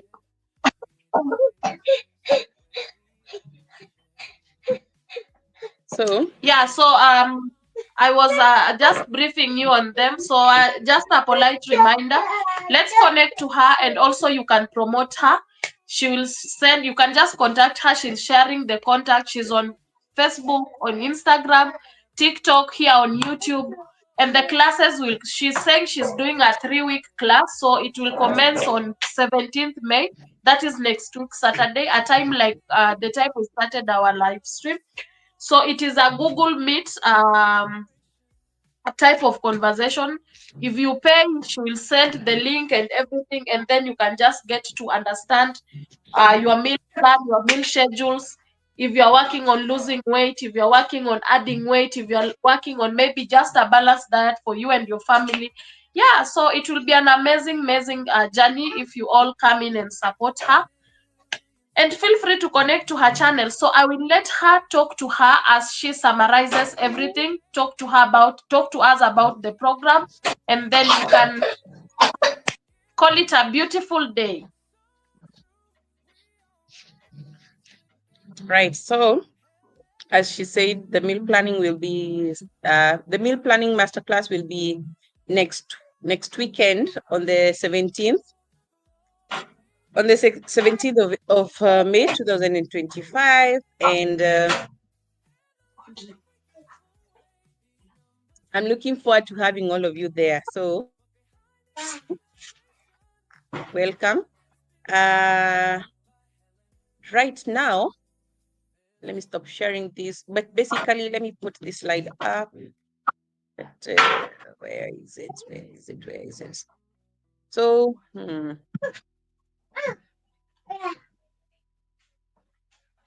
as I said, I'm also a mother. I have struggled before. I know the struggles, by the way, that we all have. And it is you as if you have been here from the beginning, you know that I said we should not be ashamed of anything. You should not be ashamed to say that I'm struggling with meal planning. I have been in a period where I ate bread and bad food, and I got constipation, and it got really, really bad. I got psoriasis. I got a problem on my fingers that cracked up my skin to the point that I couldn't touch water without bleeding. My skin was so cracked. My fingers were so cracked. Cuckoo. Because I don't know, I was missing some nutrients or something. And it really it brought me down, because my mom would call me and ask me, hey, mikono ziko aje, tukuombe aje, and it became like a thorn in the flesh. And it was not clearing up until the point where one I changed. What happened? I think I stopped eating gluten. I would eat bread. I was just at a low point in life where I was eating whatever was available, and whatever was available was bread. Maybe sometimes I would eat I don't know what, yeah, imeisha, but I maybe water. Yeah. Or mango smoothie, something sweet. Mm, right. So I was saying, don't be ashamed of where you are at whatever level or stage you are. If you're struggling with your meals, just reach out to us. Now, um, I don't know how I'll go about it, but I'm having a live session for free. Today is for free. I know I haven't promoted it as well as I should have done, because the person who creates, and if you are here and you can work with Adobe Photoshop to create some nice posters, she was not able to create the posters today. So what happened is I couldn't share a poster, like a properly worded poster, on my socials about the testimonials that we are having tonight. But the meal planning one is on socials. It's running as an ad on Facebook. Just check it out. We are having so many inquiries. So I'm also praying that we are able to I'm also praying that we are able to convert and get people to who actually pay. Because last time we had like 20 inquiries after the YouTube, the Facebook, after the Facebook ad, but we barely had maybe two people who paid for the class, but it's something more than zero. Let me share some nuggets of knowledge in terms of coaching and consultancy.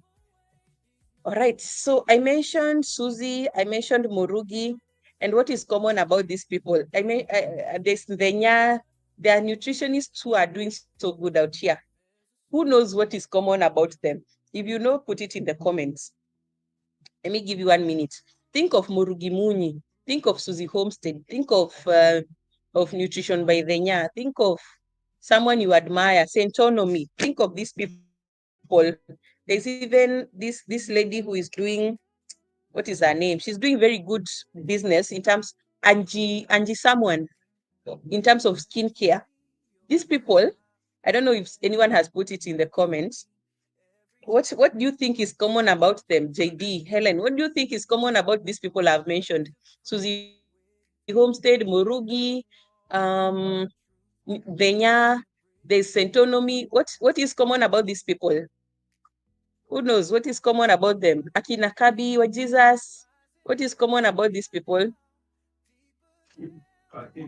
Let me just tell you, they are influencing. They are influencing and they're influencing masses. And we all wish to be there. We all wish to be able to influence. Yeah.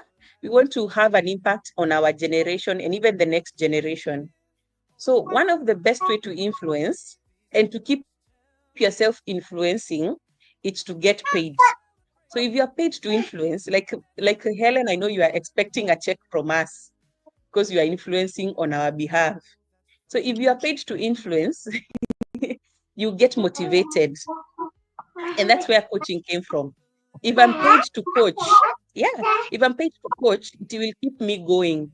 But if you keep doing, and even YouTube, the reason why we are pushing these subs and we are pushing these watch hours is so that we can get to the threshold where we get paid, and now we are motivated to keep going.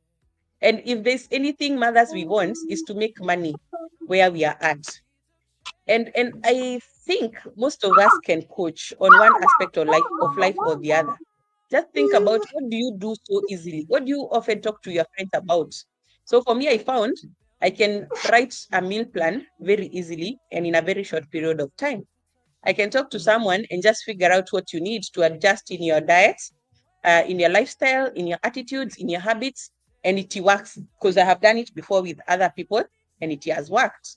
So I saw Susie Homestead doing something and I paid for it. And then I was like, this is not even up to par.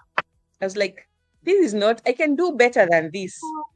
And I went on, I'm actually looking to do another master class on using AI tools for business. So I went on ChatGPT and it was in the morning after morning prayers. And I told ChatGPT, I'm so angry. I had just seen this thing that this woman is doing, and I shared what exactly I was talking about. And she's doing it and getting, I think that time she had more than 30 or 40 clients paying for a meal plan, okay, like a generalized meal plan.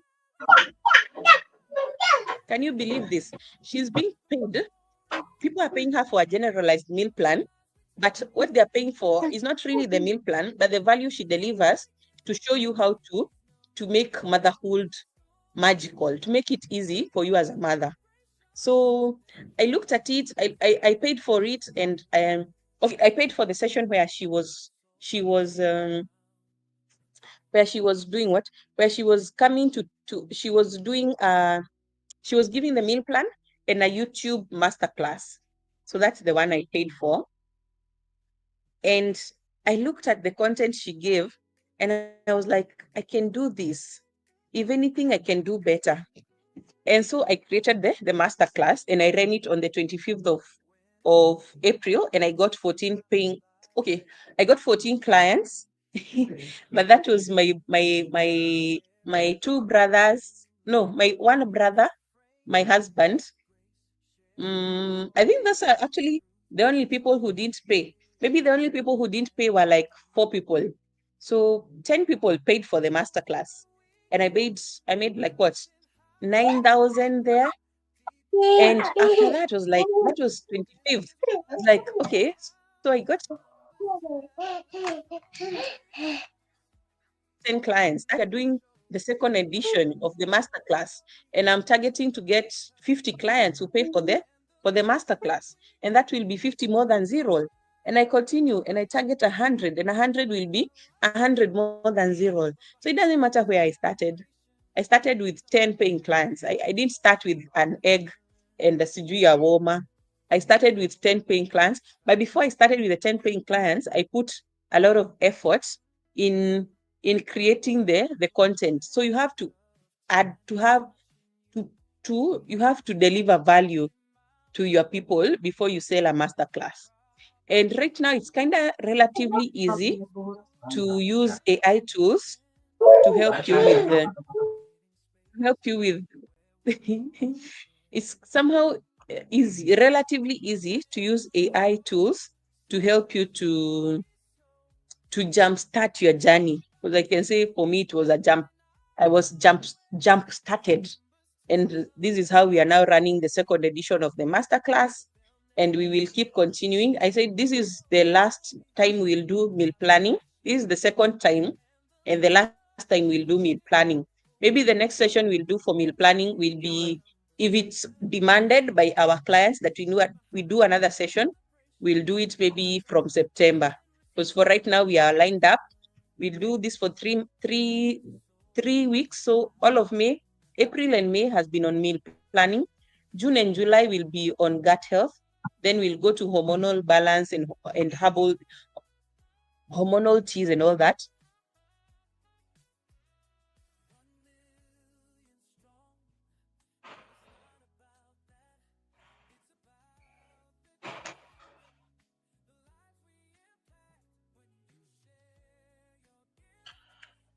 Okay, network problem. So let's wait if she's going to come up. She's just concluding because we are coming to an end. Guys, it's been 4 hours of pure good vibes. So she's just making her conclusions. Jacob, I see you. Thank you for stopping by.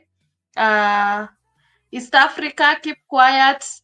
Mary's health, have you slept? This lady is not sleeping, and it is 12:43 at her place. You people, thank you so much for the love. Anastasia, I see you. Title Pro, I know you are still bushing here. I know you are still bushing because I think we had some a few 1 2 3 things that you wanted to know. So it has been a very beautiful conversation that I didn't expect, and I knew this conversation would probably go to up to around 2 hours, but it has really exceeded my expectations, and I'm really really really grateful.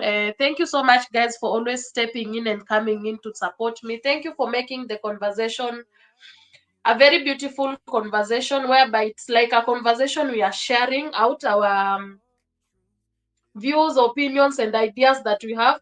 It has not just been a dull conversation whereby the co-host is talking, or me I'm talking, and you people are there bushing. So as we wait for our co-host, I'll see the guest. Title Pro, you were asking yesterday about creating another email for you to use on for you to use on your whatever, on your live, on your StreamYard. So most of the time when I'm using StreamYard, this is how I do. I always change emails, because I have emails and I've not linked any email to my main email. That is my main channel. I've not linked any email because it is very risky linking emails to your main channel, because if someone gets another if someone gets to your ninja channel, it is so easy for them to hack your main channel. So don't link emails to one email. Just create another email and have a double email to use for your StreamYard or your something. So the co-host is back. Let her finish up, because she's starting a live stream on her side. So let her finish up, and then yeah, we can do our finishing up and then go support her. All right. So,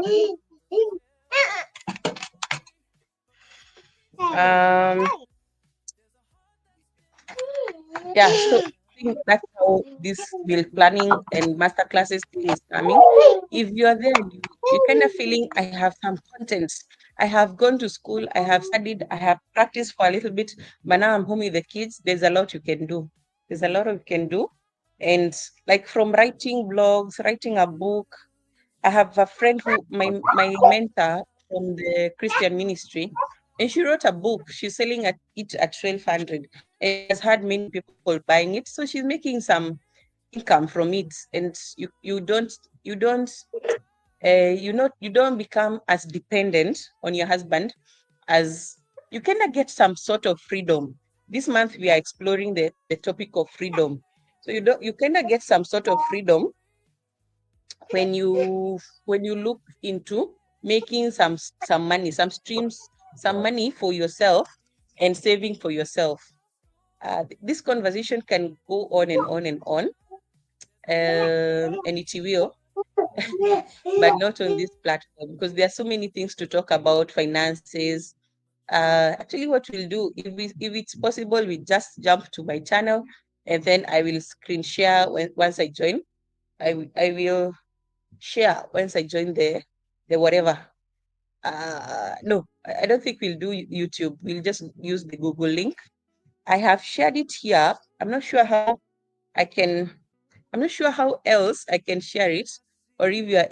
I think Google censors it, or YouTube censors it. You might not be able to. You might not be able to do what, to join on it. You can tell me also if you are able to access it. It's a free class. This is a free class. Now, I wanted to share one last thing about making money. Um, good things happen even in the midst of bad things.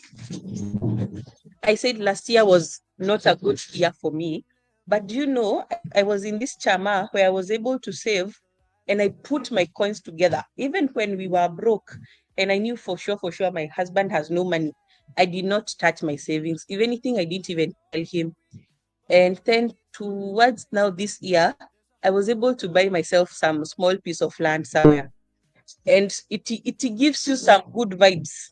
It gives you some, thank you so much. It gives, and then now I told him, and he was like, hata usiandike jina yangu kwa title. I mean, I have to put your name in the title, of course, because all the other property we own together. Why should I not put your name in the title? But I know it was just to kunifanya ni feel poor, but you use your wisdom, use your discretion to know what to do, but don't do everything in the shadows. Just make sure you're telling him, but don't tell him like everything, because now if he knew when he really had no money. But what I did, I locked the money. I would get it from the chama after every 3 months and lock it. So even if I tell him for sure I don't have money, it's because I don't have it. We can only access it after 3 days. And what used to happen is within those 3 days, we kind of get the money that we needed. So don't just put it in Mshwari. Look for a safe, far place to put it. There are things nowadays called money market funds. Let me write it here, where you can lock the money and it's not accessible as easily as you want. So again, if you have questions on these things, I'm also learning. Me, I love learning. So I'm in classes where I'm being coached to just learn about money, because money is one of the, other than that person who disturbs us, that one that Mary said is just because I'm successful and now he's coming back like I don't even know why he disturbs me, because he's now a doctor and he's still coming back. I don't understand. Anywho, other than external pressures, the other thing that stabilizes most people is lack of money or lack of proper planning around money. So here we are talking about a whole lifestyle change. Remember, our tagline as Malkia is food, information, and lifestyle. Food, information, and lifestyle. So we are aiming to transform your lifestyle fully. That involves money. Money is key. The love of money is the problem. But if you have money to build, to go for missions, I said we went for missions in Samburu, and I had to raise only 15,000, and I will struggle even to raise the 15,000. If I had someone, if my mom was well up and she would just be sending me the 15,000, I probably would not have gotten the characters that I got now in relations to even how I trusted God month after month that my needs will be provided. So money is good, but also it helps you build character in the process of getting it. Like now I'm more patient when it comes to my needs being supplied, as opposed to what we are calling right now the microwave generation that was the things right now, not tomorrow. I want it now. Mommy, I want this now. And that is also something we need to teach our children. Don't just give them everything. There's something we call delayed gratification, like how I'm exercising and going on a low carb, low fat diet, so that uh, mm, anyway, I don't even know. I'm just exercising for my own health. I can say I'm exercising for a beach body. I'm already on the beach and I go with my fat belly. I don't mind going with my fat belly. But when you know the reason why you are doing what you are doing, it gives you a sense of purpose. And when you achieve it, it gives you gratification. Let me give a more sensible point. When I was saving up to, I didn't even know I wanted to buy land. Actually, it's my mother who prompted me. No, sorry, it wasn't my mother. I just it was situations actually, because we ended up taking a few loans that were attached to the already the properties that we already have. And I felt like, what if we are not able to finance these loans? I need something that if if if everything crashes, we can go there and pitch a tent and it will be ours. No one will come to say, get out of this land, it is not fully paid, or get out of this house, you have not paid rent. So I felt like, and I think also it's the leading of the Holy Spirit, and also the fact that I had the money. Of course, having money gives you a wider playing room or playing ground. So I was saying, when you have resources, you have even room to negotiate, you have room to breathe, you have room to do something that you find useful in your own life. So find time to work towards your financial freedom, work towards getting out of debt. Because that time when I was in my valley, one thing that worried me a lot, and I know the Bible says that do not be troubled, and in everything bring your needs to God in prayer. But it did trouble me a few times, because I would wonder if say for example my husband got sick and he couldn't work. He works online, so he needs to be there physically for things to happen. So what if he got sick and he wasn't able to work for a month? What would happen to Jessica and her beautiful children? Where would we go? Because at that moment, I wouldn't pay rent for the house where we are living in. Even right now, I am not able to pay rent for the house where we live in. So you may wonder why I wake up at 4. I wake up to ask for God to protect my husband so that we can keep living the life we are living until I get to a point where I no longer have to pay rent, where I can afford to pay school fees for my children, where I can afford to go on tours and travels without necessarily training or relying heavily on my husband. So there's a lot. Let me do this. Helen, take over for a few minutes, then I'll be right back.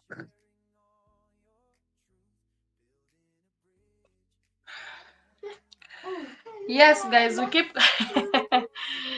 the conversation is so amazing. The only thing that is just worrying me is the power on my phone, because we lost power while we were still at 2 hours at around 4 p.m. Kenyan time, and it's now 5 minutes to 7. So I'm really clapping for my phone because it has sustained us to this far, and it's now like 15%. So I really, really, really thank God. And guys, let me tell you, Kenyan power, when it gets lost, don't even count on it. Don't even think that it is coming back anytime soon. You see, guys, we've been here for 2 good hours, no power. So here you don't count on it, but we just know that it's going to come back. So my co-host is going live in a few. So I don't know if she's working on going live, or I don't know, but at least we have had the best conversation. We got the whatever she's doing, and she's a consultant, guys. So you can just hit her up and link with her on Instagram, here on YouTube.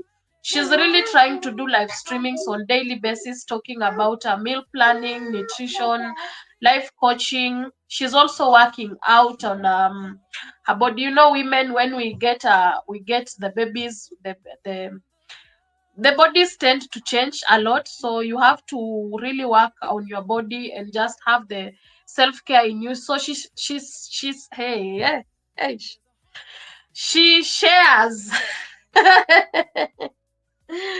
she shares a lot on her channel. You can just please She check shares on her the she out. show. Hey, the she show and she She shares shares on the the she link. show. Yeah, so Malki, I'm telling these people that when Kenya Power goes, you don't count on it. Don't start saying in 10 minutes, in 30 minutes. No, like it's been literally 2 good hours. No power is back. So, and I really thank God because the small power that was on my laptop has sustained our ring light, and the small power that was on my phone has sustained us up to this far. I really, really thank God. That's God's doings, and we don't take it for granted. So I have shared a link to my side. You can jump on even Amma, you're already gone. It's like you froze. Are you still here? I don't know if there was another question. Let me conclude on this side. Join me on the other side. So Malkia has shared the.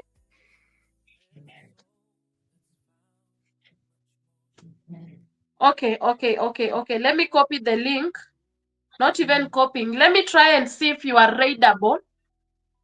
Let me try and see if you are readable. If you are readable, then we can just jump over to your place. I will just end here and then we jump over to your place. So guys, Wait, wait, please stay let's say tuned. bye to everyone. Let me see if Malkia is readable. So I So will use end. that. How do you know if someone is readable? I saw it on this one's for these channels for coders. There's a Twitch. Yeah, There are people who came on Twitch and they subscribed to a person's channel, and then yeah. they were not even live at that time, and they woke up and they had almost like 1,000 subscribers additional in less than 2 hours. Like someone mentioned on a live stream with more than 50,000 people, and so people raided the channel. Yeah, Twitch people joined like in thousands. So people raided the Yeah, channel, so and even YouTube was like amazed how people subscribe. yeah, you are readable. By the way, the redirect part is alert is active on your side. So Goga does Wow. this a lot. Whenever someone is live, when he is ending his live streams, and even everyone who's Mm. here, we have been taught how to raid, and we really do that a lot. Sometimes someone is just all alone on his live stream or on her own live stream, and then boom, he gets some few people and then they support her. Even if it is 2 people, you had one watching, you get 2 more extra people. That's a way to go. I think I have Yeah, so seen that's that because there are times when I'm on live and then I get like 15 people just coming and they stay like for yeah, 10 minutes and then they kind of disappear. I don't know how it yeah, works. So how do you yeah. read a channel on? So like right now I have set the raid on your side. So when this live will end, it Oh, will prompt people, mm, and it will tell mm. them go now. So they click on that thing that Oh, tells okay. them go now, and then they are automatically thrown on your live stream. Mm, okay. Yeah, yeah. Okay. So Okay. I will allow you to That's leave nice. so that Okay. you can go. Thank you everyone who was here. Yeah. Yeah. Thank you everyone. Thank you, JD. Thank you, East African Workout Girl. Thank you everyone. Thank you, Juba. Thank you. Who else was here? Thank you, Mary. Thank you, Anastasia. Thank you, Taito Pro. Thank you, Jacob. Thank you, everyone. Thank you, Goga, Absaisha. The people we began with. I think most of them have gone, but thank you so much. I will leave this studio and then Yeah. go on the other side. So, Helen, you can remove me from the side. Okay. So I want just to say thank you so much, Malkia. I'm so humbled and honored to have hosted you. I don't take it for granted. The first ever co-host of my interview session, and I'm really grateful. So see you on your side. Let me end it on this side so that I can finish up with my people and then we can join you. So Malkia has already dropped. Let me change the layout to a single person. Yeah, so Malkia has already dropped. We are four of us here. Guys, thank you so much. This live stream went up to 14 people standing and watching. So I really appreciate, and I don't take it for granted. So 4 million of us. Let us please keep on Malkia's live streaming. I don't know if she has already started. I can just check here from this side. Oh, she's starting in like Juba is already there. We can just go show her love. She's now at 881. So I have already set the redirect. So when I end this live stream, it will automatically throw you to Malkia's side. So you can go. She's clients' testimonials, how food has transformed my health. Yeah. So that is what she's sharing from the other side. So I will wait for her to start, and then we can all go. Let me know who's in the building. Let me know who's in the building. Let me know who is in the building. Juba is already there waiting. Juba is already there waiting. So my red command. Let me write my red command. And you guys, you are just by ume. Pikia watoto. Kitambo Anastasia. Akoya raid. Anastasia food deliver kitambo. Much love, much love, much love to you too. Thank you so much, Title Pro. So Title Pro, you have decided to dismiss me by saying we can do it later. Title Pro decided to dismiss me by saying we can do it later. Niko hapa but mimi zaidi yako haini beba. Itakubeba Anastasia. You will go because we are on horizontal. We are not on vertical, so it will take you. It will come on the screen and tell you go now. So click on go now, okay? So on horizontal, it is easy, but vertical is the one that is not throwing, currently not throwing people. Yeah, so on horizontal, it is possible. Mary's Health Kitchen. Mama Mary. Mama Mary. I don't know where Mama Mary is. I have many things to do. Did not expect 6 hours. Imagine. Okay, Title Pro, it is not 6 hours. It is 4 hours. Title Pro, it is 4 hours. It is 4 hours, not 6. But thank you so much, guys, for being patient. By the way, I wasn't expecting this. For real, I wasn't expecting this at all. And I think that is why interviews tend to go this long, because the conversation becomes so good.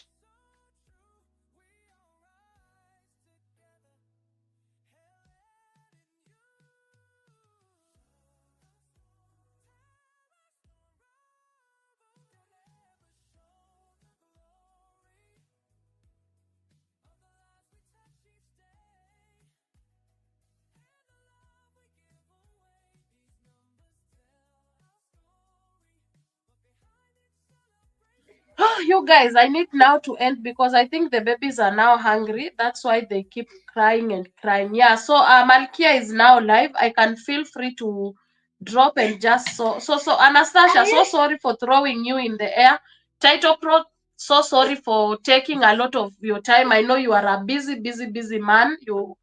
You are a very busy man. East Africa, God bless you. Mary's Health might have slept because it is now 1 a.m. at Mary's Health Kitchen side. Anastasia, thank you so much. I know you have even not done your today's live stream just to support me. Appreciate you much. Juba has gone to support. JD must be closing the shop to go home. Rebecca, thank you so much. Jacob, thank you so much. JD, thank you. She must be closing the shop. Boitlicious, thank you. Goga, thank you so much for coming in and supporting me. So, guys, I really appreciate. If I've not mentioned your name, please bear with me. I'm so sorry for that. So, guys, the raid command is Akoya raid. Allow me to end it here. Power has not yet come. My phone is 11%. So, I'll just see how I'm going to maneuver around with it. Title Pro, I promise. I don't know how we are going to do it, but the good thing is that Anastasia tomorrow is going to be live. Sundays for me are very difficult days for me to do lives. Sundays are very difficult days for me to do lives. So I don't know if we're gonna do it on Monday. God willing, by God's grace, we're gonna do it on Monday. So I will show the screen, and then it will just be about us, because today we were co-hosting a guest, and I thought maybe we will finish earlier on, but unfortunately this is how it went. And we thank God, because we have shared a lot, we have learned a lot, and it's just been an amazing session. So thank you so much for 5 million who are finishing up with me. God bless you, and see you on the other side. So the redirect is on, and I've said, guy, why am I typing Title Pro? And I've even copy pasted that. Okay. Akoya raid, guys. Akoya raid.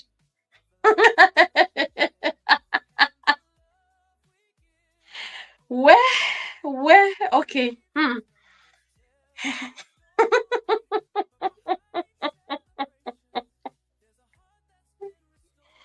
Where? See you guys.